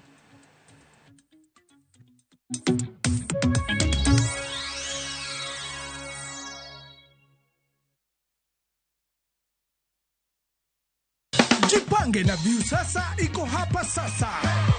Jishindie maelfu ya pesa kila siku kwa kutazama content kupitia View sasa kwa shilingi 50 pekee. Kuna mshindi wa shilingi 1,100 kila siku, 1,500 kila wiki na mshindi wa grand prize ya shilingi milioni 3 cash money. Kushiriki, piga *487*3#. Chagua Jipange na View sasa. Kisha chagua video package, ujipatie points na uongeze uwezekano wako wa kushinda mamilioni. Hakuna kudownload au kusubscribe. Unaenda tu nywe. Jipange ushinde mamilioni na View sasa. Mamilioni. Sheria na masharti kutumika. Imeidhinishwa na BCLB number 2978.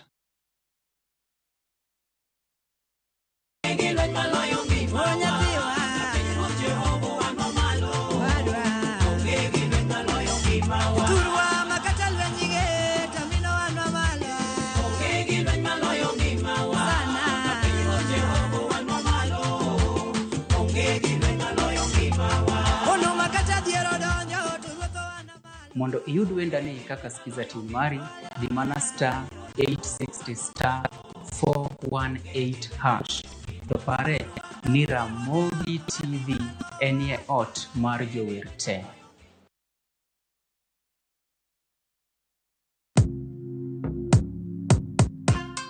Kwa majina naitwa Joseph Stoko, natoka Trans Nzoia County. Niliona kipandiko shabiki.com mahali, nikaichukua, nikaregister. Nikacheza na shilingi 10 ambapo ilikuwa ni multibet. Ikaleta postpoin ya shilingi 1306. Shabiki.com kanipea bonus ya 90% ambapo inakuja 1330. Wakaniongezea ikawa 1660. Nashukuru Shabiki.com kwa kazi yao nzuri ambayo wanayoifanya na wazidi kuendelea hivyo. Shabiki.com ni ya ukweli. Ukicheza ushinde, unalipwa pesa yako hapo na hapo. Cheza sasa na Shabiki.com na upate up to 1000% multibet boost. Tubet!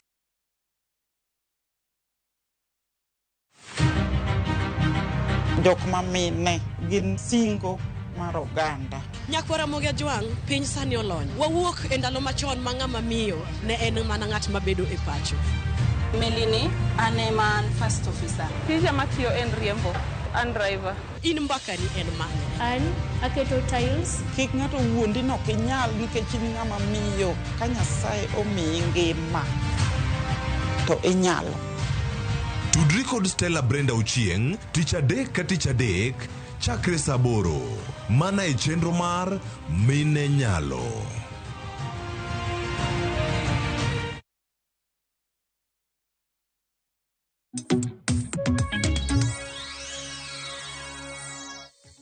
Machiegni kendo Nyakwara Ramogi Tv, wadhi mbele kod twak mar wecheno mar mbako romo okinyi makawuono. Adwa nasoma ne moko kuom ote mabende joneno magwa chwalo no okinyi makawuono. Wawinja ni to jopiny wacho nang'o kotudore kod gope ma othung'o piny Kenya. Mago gope mopogore opogore ma piny Kenya osebedo ka holo kowuok e IMF, kowuok e World Bank, kachiel kod kowuok e pinje mamoko. Ote makamago kwa nyalo mana somo gi achiel kachiel, in bende nyalo konya somo gi e wang' jowi kanyo. Jackie Nyarmodi wacho kanyo ni, by the way, Joy, I have been asking myself ni gope ma Kenya, gope ma ker mantiere gi mosekalo hologa gikonyoga Kenyans nade. Mago gope ma joten piny Kenya mokalo osebedo ka kao, gisebedo ka gikonyo jo Kenya nade. Wacho ka ni nikech kaka sani Ruto dich holo gokinyi gi gotieno, yet ngima omedo ridre. El Nino nego ji, yet onge projects ma waneno kadhi mbele.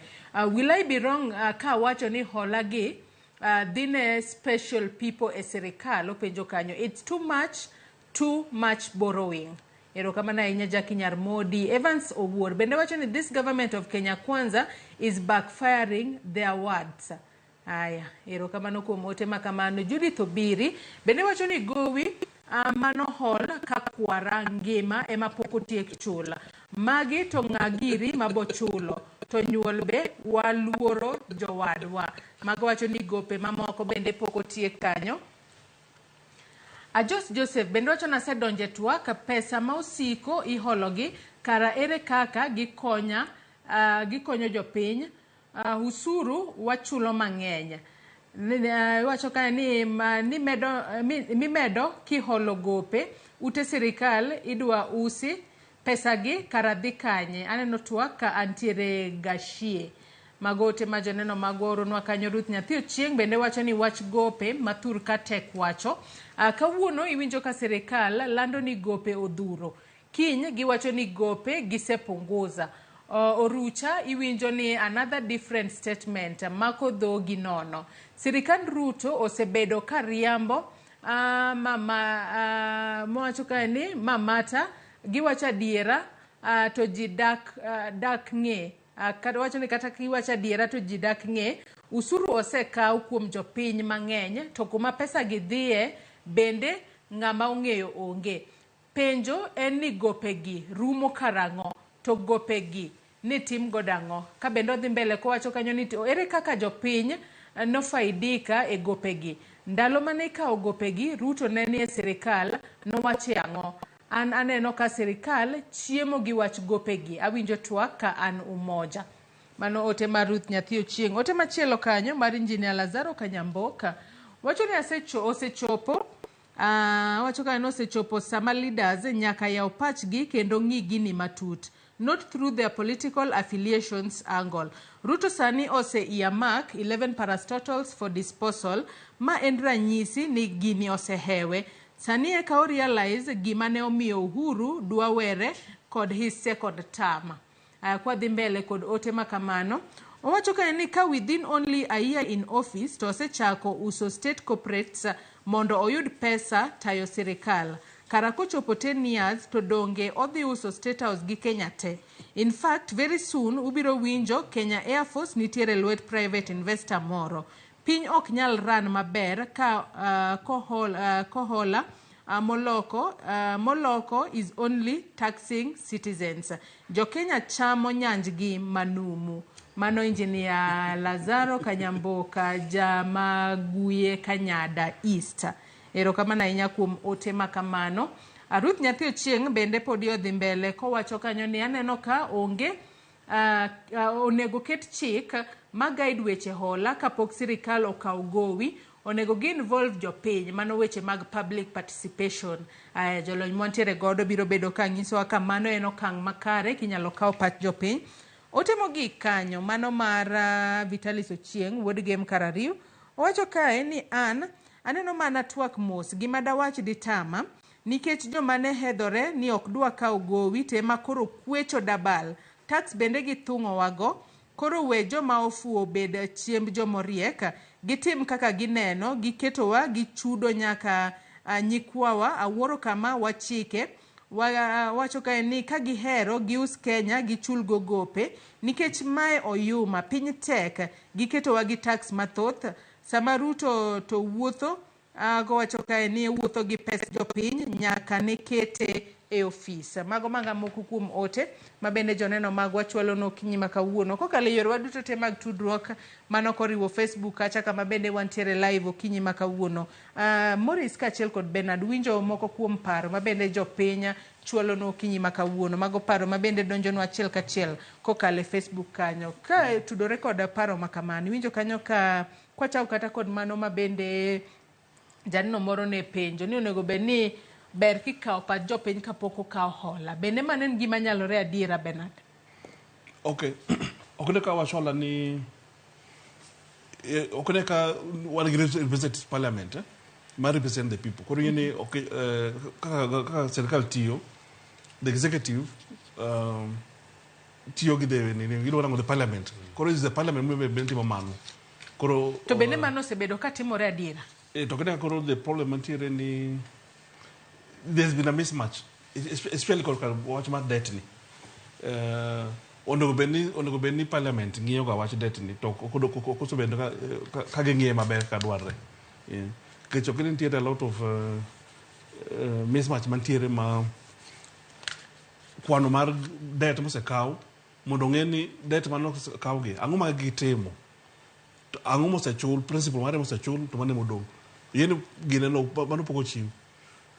Kata king'iyo statistics michiwo kata mag website mag Central Bank ibo nyiso ni debt gowi mokaw gowi makama osachul makama sasa na interest ma prodo to kwa ng'eyo ga ni ng'eny ji boko ng'eny nango no gowi no tim kod yango ogire kanye machida maduong' mantiere the lack of the accountability process mondo bende parliament matimo ngeje parliament ma represent the people to budgeting process and function of parliament.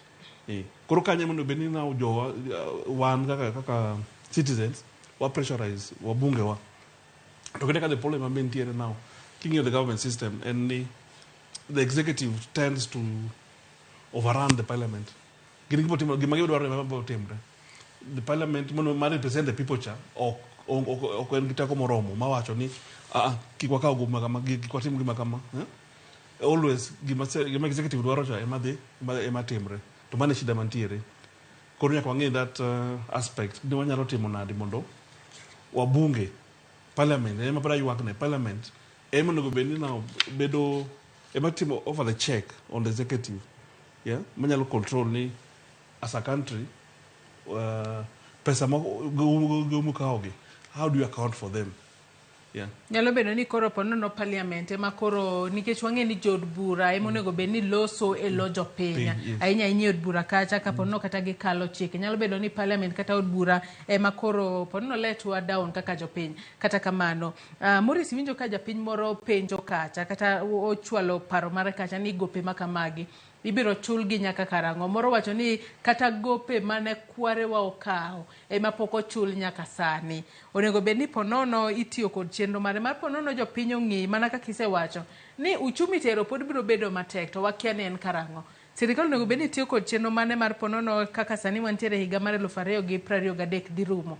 Ponono wach kata ni kochopo higa mar 2027 to koro gowi duto ma Kenya nitiere godo, bed mano mar Eurobond, bed mano mar IMF, bed mano mar World Bank, koro wabedo kwasetieko chulo gi mondo koro wabed kod fungro chenro mane kata lai mane ma ponono onego ket makare. Ang'eyo ni kaka jopiny owacho onego bed ni government bedo thuolo to nyisowa ni kae kama wantie. Go ma wan go rom kama to gima watimo go en magima.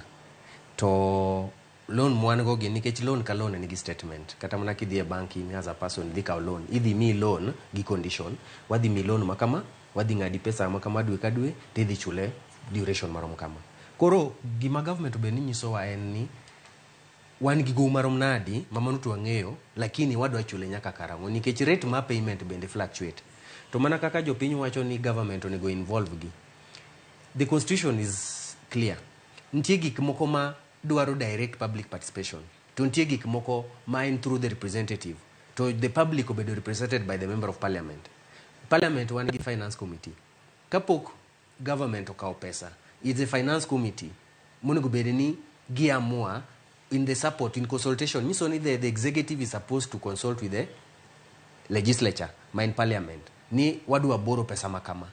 To because we have finance committee in parliament, gin mondo beni girango weche mag borrowing, niti are we heading the right direction? Koro as much as jopiny neno onego beni gibedo involved, to there is no law mawacho ni nyaka tim public participation before borrowing. There is a public participation before finance bill is brought. Finance bill kosebedo ringen, finance bill be ma determine amount you are going to borrow. Nikech ene monyiso the amount of money we are going to raise to plus what we are going to do. Koro with that, the jopiny bedo consulted through the parliament. Challenge mwan go as a country en ni seche mwabe wadhi yiero mwayiero jotendwa, obed jo parliament, obed the county assembly, seche moko okwarang gima ng'ato nyalo timonwa. Okwarang ni to ng'ani olonye weche machal nadi. En popularity. Koro en ae gima bwana ni bundo wacho ni judiciary, the legislature bedo overrun by the executive.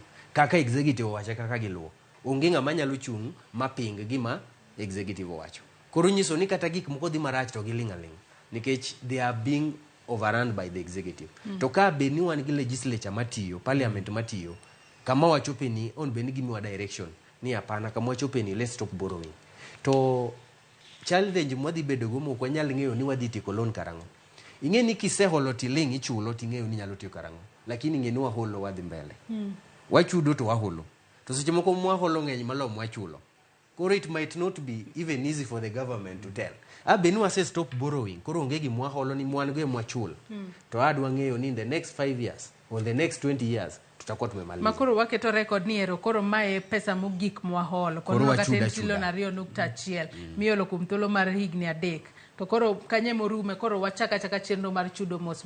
Kata kamano, Bernard, nyaka sani koro wang'eyo ni sirikal ma pacho kae kata piny Kenya nitiere kod limit mano mar omenda monego beni olo, mano trilion 10 monego beni ok kal ni ok onego beni ikalo omenda makamano. Mano kotudore kod gowi monego piny Kenya nyalo bedo god, mano kotudore kod migao mar omenda kata moket kod migao mar omenda. Kata kamano liekore ni omenda makamae gowi ma piny Kenya kao nyalo heo kata trilion 10. Ponono ko heo trilion 10 ma oket kanyo ni mae limit ni ni koro kochopo trilion 10 to koro nego beni uchungi kanyo. Kokalo trilion 10 ponono mano biro hinyo weyo machalo nade nikech holo to podi dhi mbele. Koro kene ka oluongo ni keto ceiling mano keto the debt ceiling ntiere yore mang'eny minyalo ng'iye ni in terms of absolute figure kano keto ni 10 trillion or in terms of a percentage mar GDP. I know there's gima osebedo ka ntiere a lot of debate which is the best approach to put an absolute figure, to say you get percentage but fluctuate based on the proportion of the GDP. But gimangeo at the end of the day whatever nini formula bot yugo kata kwa tiyo ne okaw ni figure ma 10 trillion kata wakaw ni ratio to nyaka bed warang an optimum level is manageable to the government. Adwa ni get pressure. Adwa ni mak parono matin Bernard kanyo kaka pile chendo man bakoromo. Bende waluwo gik matimore e kor gwenge mopogore opogore pacho ka gie thuolo ni adwa no adhi achiel kachiel nyaka e kaunti ma Kisumu wawinjane kaka jokanyo e sectors mopogore opogore obiro kanyakla ka gidwa bero sekta mar sukari. Wawinjane mondi.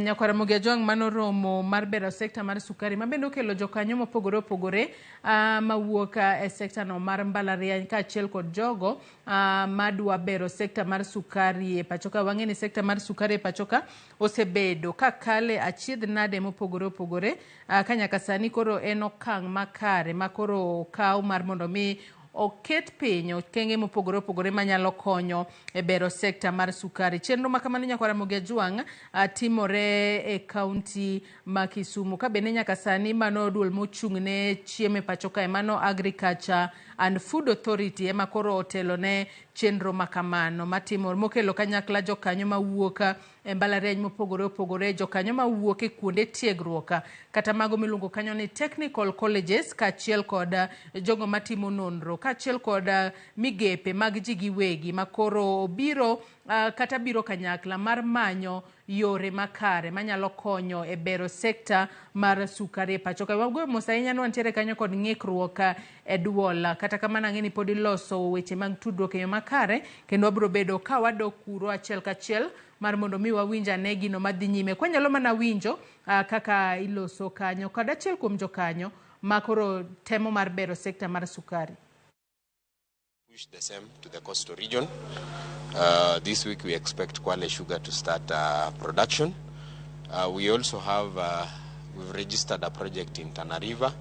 We are hoping the investors are going to come in place because the potential there is even much better than Kwale.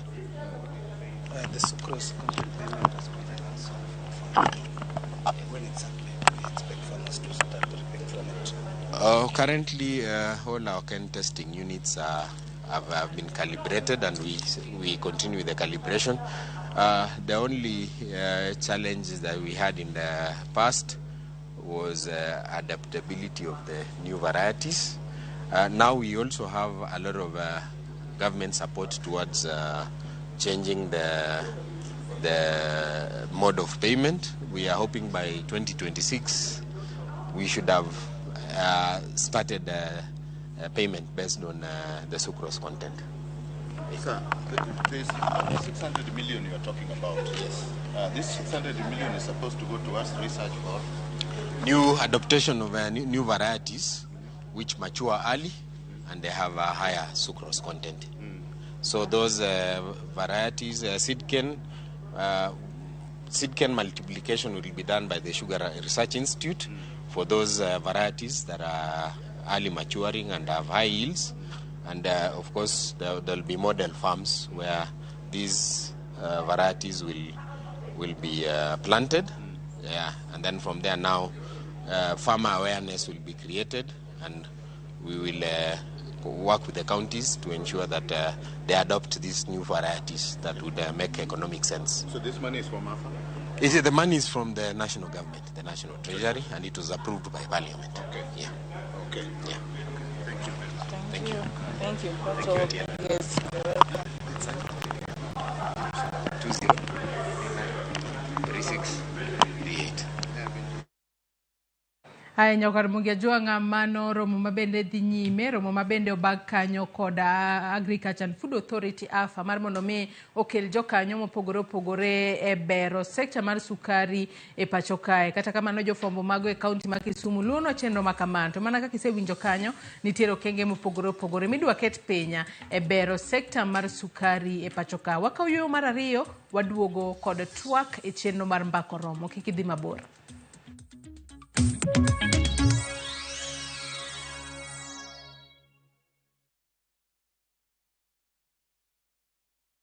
Pato, sikia wale mamdenge wako washa settle.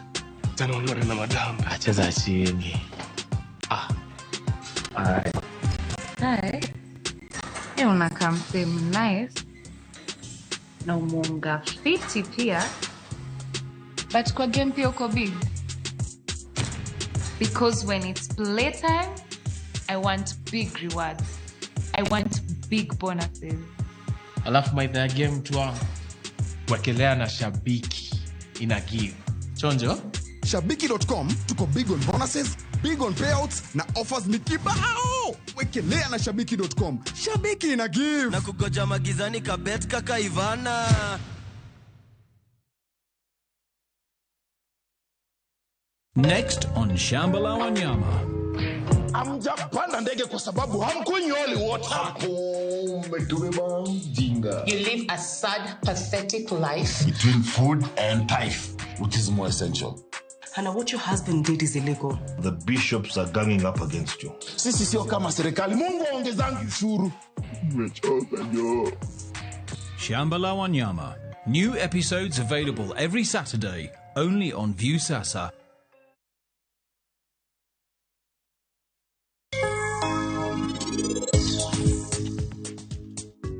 Timo kama bia go fungo go wadwa ya udodno ngona madam ingede ka wendo komi wa thuolo onge kaka wan wanyalo tero werumno mano e chik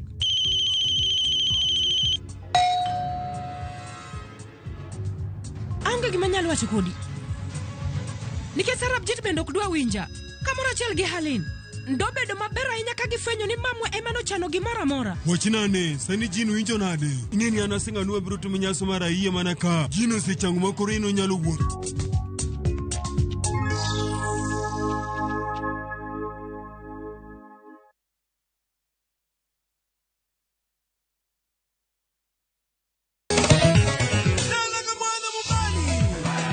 Ngoma Uwake en od jothum. Ngoma Uwake akelo ni mix mofwest. Reggae, ja, Rastafari. Always listen. Twak jothumbe nyakoro magonyo kamora magintie. People crave is the different. They crave the exotic. Yeni kila tumule kare. Kama nene edition. Benga kaluka Picha beach nyakura mangajuang sukus kamwati memana kama Kitemana ngoma wake Nyinga and Papa Vike Wukich Tichario Tichadek Tichangwen Tichabich Sapar Gida kapaga beach nyaka sapaga rio Warom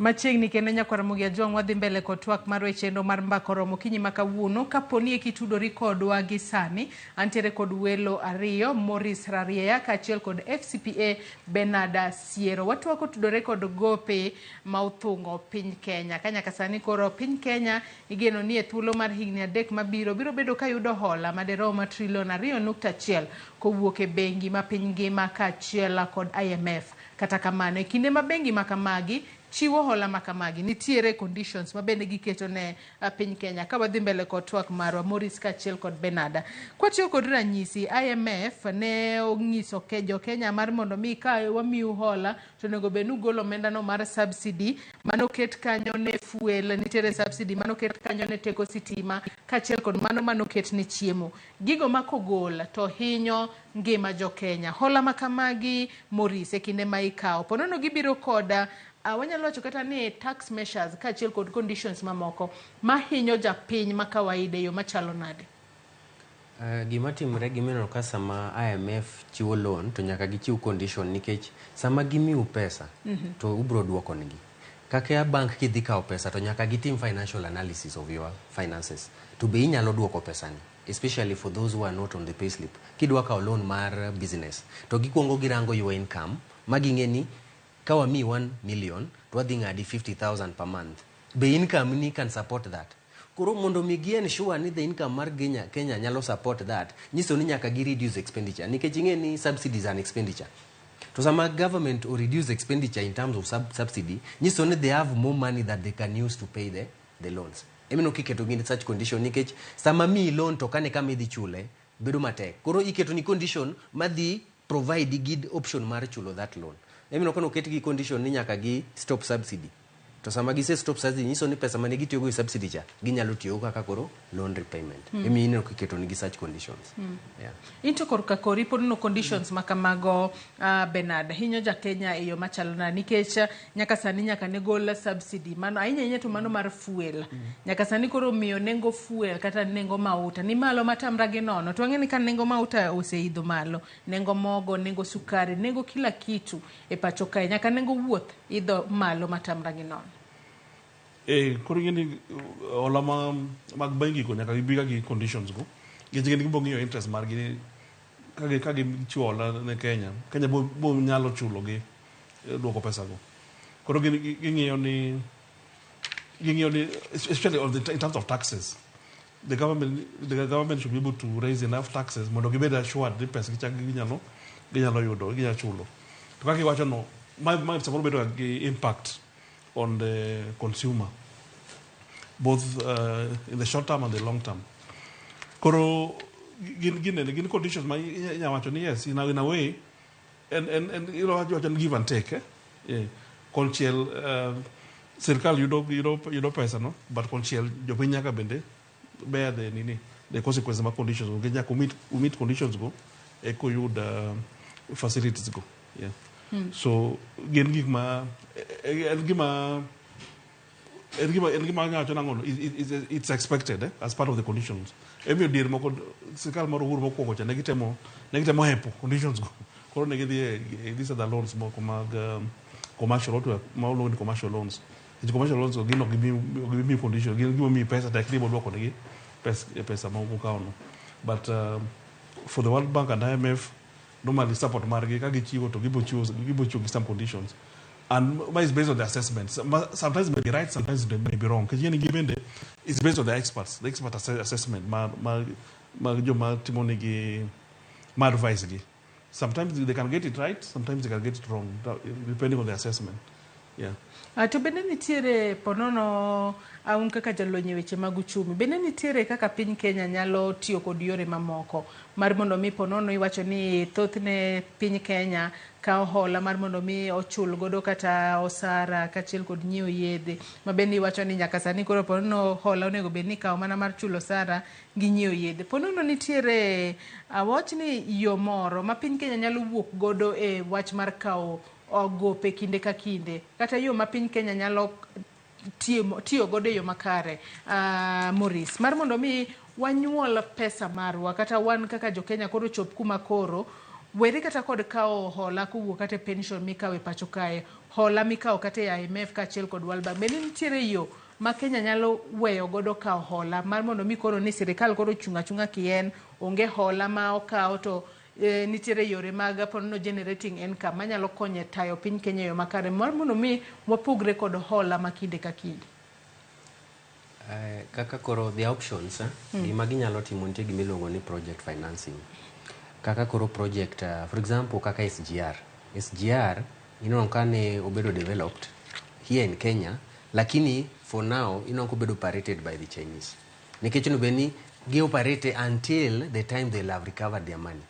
Project financing any wawinjire ni watimo nu project to we will collect mana ken project ma generate income kaka SGR. Tingen some of the projects mwatimo kugin ma generate income. For example project malos maru expressway. Inenoka it in itself it can generate income. Kuro government can look into more projects mar ma can generate income. Koro we go into projects financing. Ko wagibiro to gitimonwa projects to run that project nyaka chieng' ma pes gino yud bang' mano to giwenwa project. Ng'is sama girane no, as much as they are taking the profit, but at that time we are not paying them any debt because they are collecting it themselves, they repay themselves. Once they are clear with that, we now retain the project. Those are some of the alternatives way that they. Another way also to reduce debt is also to reduce expenditure. Let us avoid unnecessary expenditure. Manakaka wacho nini, there are things that are key, but there are things that can wait. If we do priority budgeting, mawarango ni ango manyalo wait, ango manyaka watim. Mondo wa go only for those things that cannot wait, to wa pause on those other things that are not necessarily. Then we also do policies that encourage investment, like FDI. Foreign direct investment. Foreign direct investment, the only way Mwanyalo promote go, this is a way other countries biro invest in Kenya. Tingeni jibiro mana invest in Kenya, ka the policies go in Kenya are favoring investment. For example, increase in tax, it's really affecting the private sectors also. When you talk of the house levy, the 3%, remember when the employer pay, you are deducted, but also employer tops up. And that has affected foreign direct investment. Because somebody imagine, if I go to Kenya, the cost of doing business in Kenya is very high, Sunny. There are a lot of levies, even Jokmo Bureau Invest have to pay. Samichu Lopez, a house levy in your employees. It's additional cost of doing business. What government can do, we should make the environment maritime or business in Kenya very conducive so that we can attract foreign investors. We may not be able to invest as a country. We don't have the capital. But if we make policies that are favorable, policies chike makare mamio ngato bedo gitama mar ya ohala ne Kenya. Nikech sama ngato wuok fuoko mar Kenya to biro ya ohala ne Kenya, inuango ka obiro employ jo Kenya. Pesa moyudo ochulo jogo salary, pesa no dhi in circulation in Kenya. Koro gima nyalo timo en ni waket policies mamiyo jok maoko neno ni Kenya en kama ber timo ohala. To ji dhi biro, sama gibiro timo ohala no to dhi konyo Kenya nikech at the end of the day what they produce to the export. Bernard Pondo ntiere gino midwa medo kalore kod yore mamoko ma wanyalo wuok godo e kawo gope asasa kata hola asasa kowuok e pinje maoko kata bigepe mopogore opogore. Okay. In fact, the more suggestions are very important. Environment, business environment, can make it conducive. More private businesses thrive. Through that, taxes, more the government they collect, they made malu, and is government they made the manage its expenditure. Mondo what in a level matter all the time. We make balance budget. We can generate enough revenues, support expenditure, government income. Mondo debt of the debt of the government at zero debt to the but obeyed more of a monetary tool, central bank, to control the inflation, control of supply of money. Yeah. In fact, money was normally the intention. Yeah? Mar central bank bedo that window man ginyalo timangono ginyalo issue papers one government papers kaka bonds go treasury bills to kale kasani trade magoro county okti kod as a monetary tool but gite kod as a source of revenue is a major source of revenue to support the government operations is not okay gimanyalo konyo in a long run okay sustainable. Koro, it's just an issue. Or dog back to the parliament, budgeting process. Marwa, wange aneni, angmanyalo fit within the budget, mondo, or budget within our means, as opposed to living beyond our means. Mane manyalo control issue mar debt. Adwa nasoma nemo kukum ote majoneno magwa podi medo chwalo nwa okinyi makawuni nyakora mugejo anyisi ni nyalo chwalo nwa penjo kata ote moramora kokale namba mararia deka uchiel nononono kachiel kod Facebook kama wantiere live okinyi makawuono ote mokwongo kanyo okoth jakapuonja wacho ni loan jogi holo to gichamo ok bed invested, accountability onge. Magi duto timore nikech oketo kanyen bracket the crop of leaders mawayiero anokoth jakapuonja. Erokamano ahinya kuom ote makamano. Ote machielo, Honorable Cosmas Odhiambo mar Kano Kabonyo Kapiyo wacho ni yawa gope ma sirikal holo mang'eny gi wabiro chulo gi nyaka karang'o yawa. Kalo ni jopiny bende winjo pek kamano mar chulo gope makamago. Ote mogik kanyo mano mar Ochieng Collins wacho ka ni Joyce Oyaore mosna awuot luogo iwinjo onge piny ma pod dongore mago developing countries wacho ni machalo kaka Kenya maonge kod gowi ma oko. Makmana ni mar Kenya ni to koro odwa kalo tong'. Tabu mantiere en ni Kenya one over ambitious on our budgeting kendo wach mibadhi mogoyo tach e piny Kenya bende chamowa.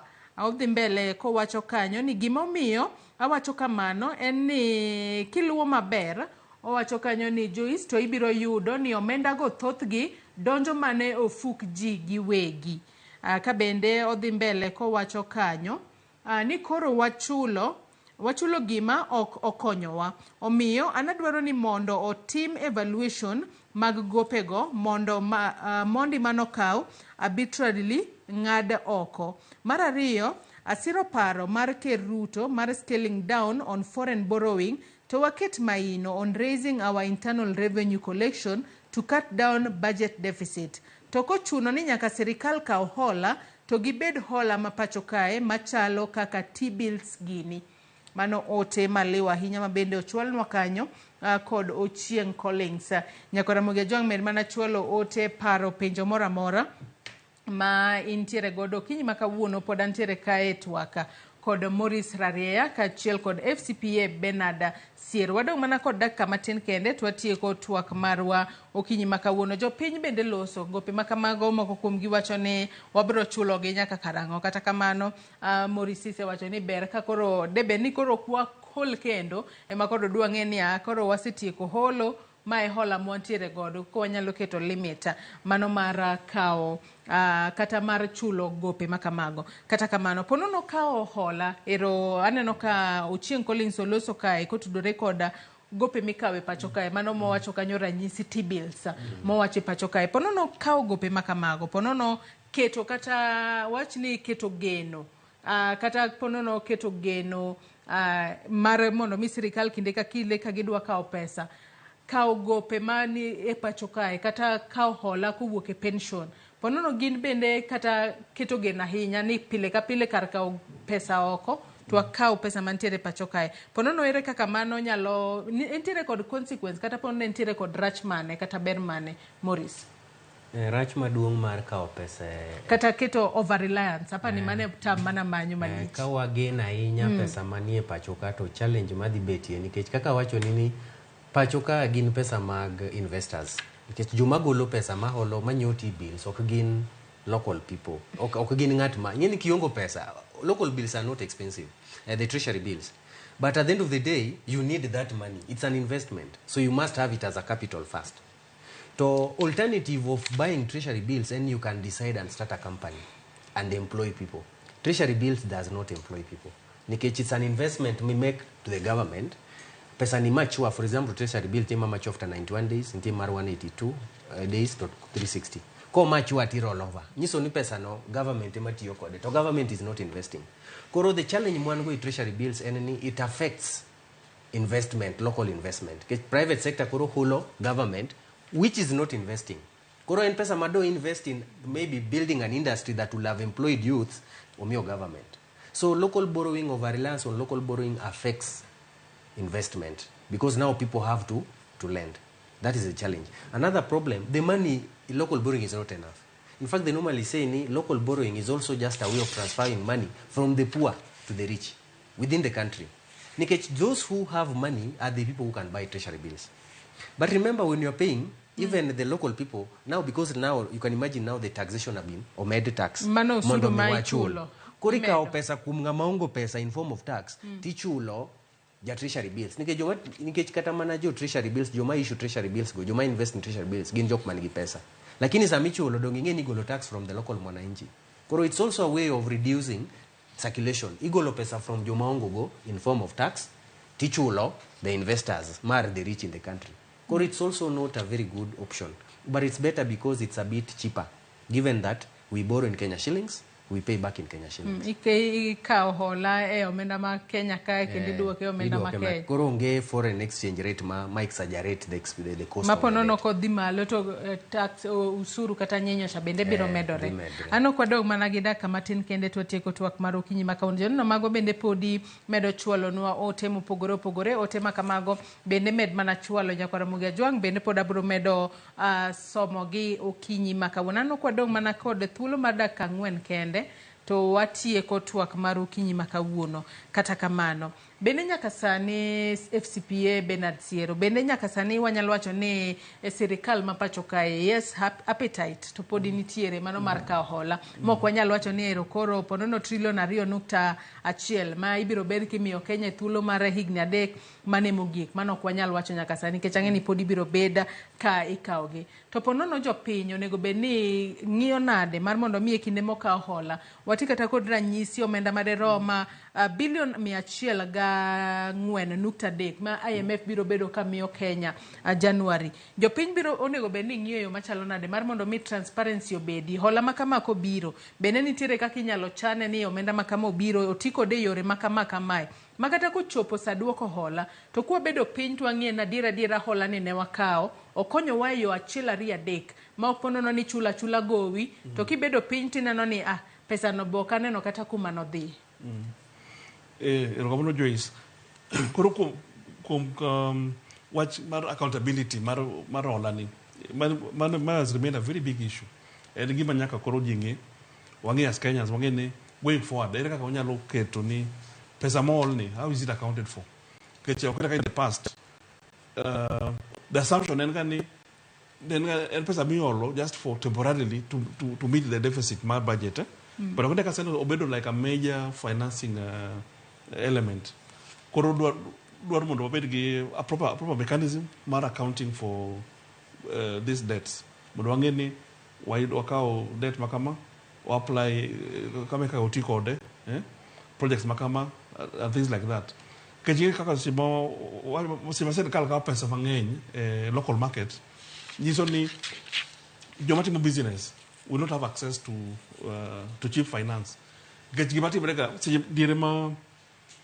ma the government borrow local market joma keto pesa kama ng'eny kanyo gin jomage gin ka the banks the banks and these financial institutions koro ibono nango kar mondo gi chiwo hola ne jo hola ma kawaida gi gibotero pesa no kar gibotero pesa no central bank kech magiluonga ni gin finance no gin risk free instruments treasury bills treasury bonds gin gimono wacho ni gin risk free in the sense ni you in assured ni kisetero nini ise invested ginego pesa nyako yudi and money is one area maido ka banks osebedo ka make a lot of money kichi banks yudo pesa nadi depositors funds in deposit pesa ni kacha mondo go bedo pesa no bedo used to chiwo hola mondo business makawaida gi o thrive in the economy to mondo go timre kicha ngono mondo wacho cha pesa no tejo banko tero kure banko tero hola ne government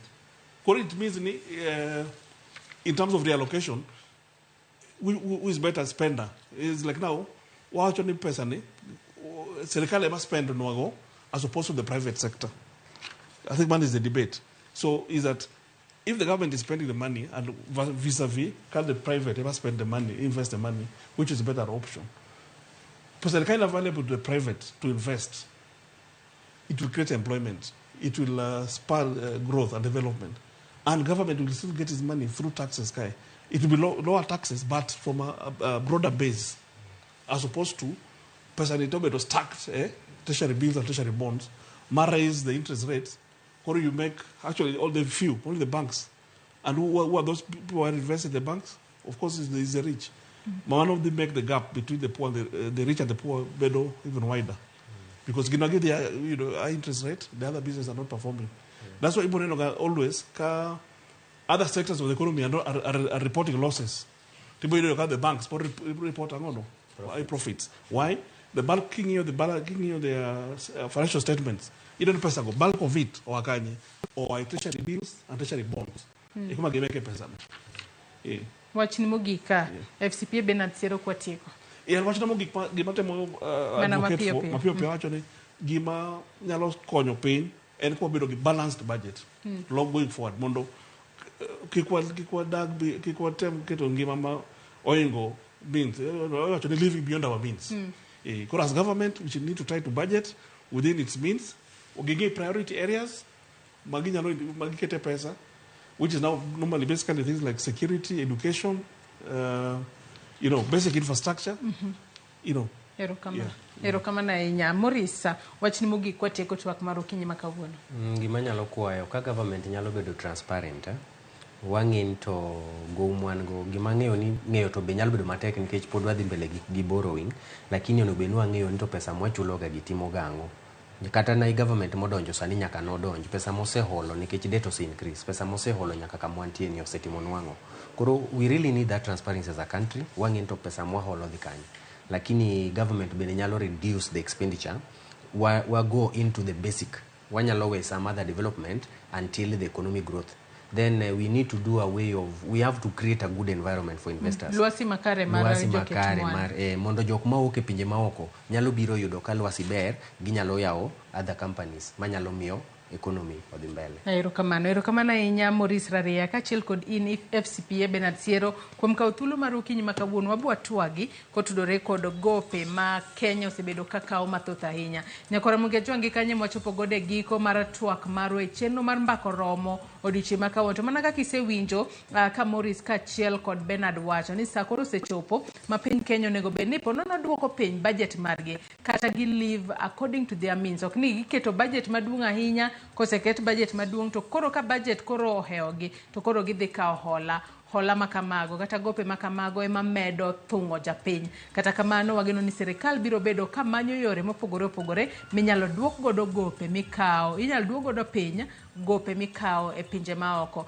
Nyakora Ramogi Tv erokamano ahinya kuom bedo kodwa nyaka ne wachak chenro mar okinyi ma kawuono kar saa 12 mar okinyi. Odiochieng' ma kawuono nantiere kanye kod jowetega mano Cleophas Oluoch kaachiel kod Sharon Ong'ao. Erokamano ahinya kuom neno ni chenro ni obiro ne Nyakwa Ramogi Tv e yo makare. Nyakwa Ramogi Tv ibed kod odiochieng' makare nyaka warom odiochieng' makiny. Oriti masani nyinga Joyce Odur.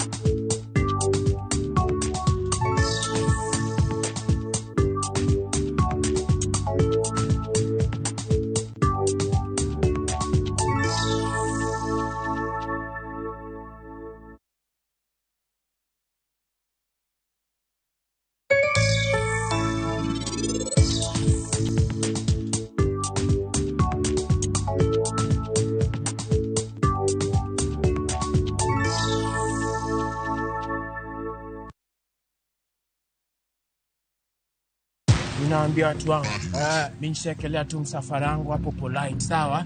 Leo nikuchapanisha mbaya sana. Formally kwa malotu one after the other, sawa? Tunatatu amelia mayo. Bazen. Rada gani mtiangu? Rada safi. Sasa hii kazi ni kulai. Maze. Sasa hapo kichwa wangu. Kabisa.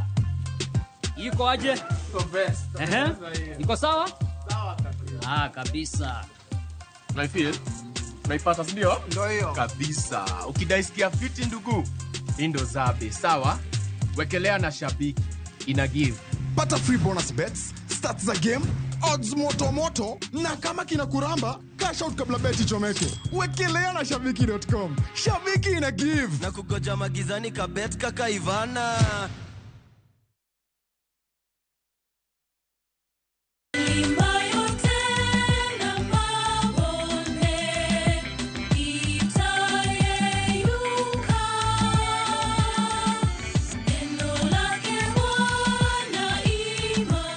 Hey guys, we are Team Family Voices. To get Simama Imara as your skiza tune, dial *811 *575 #.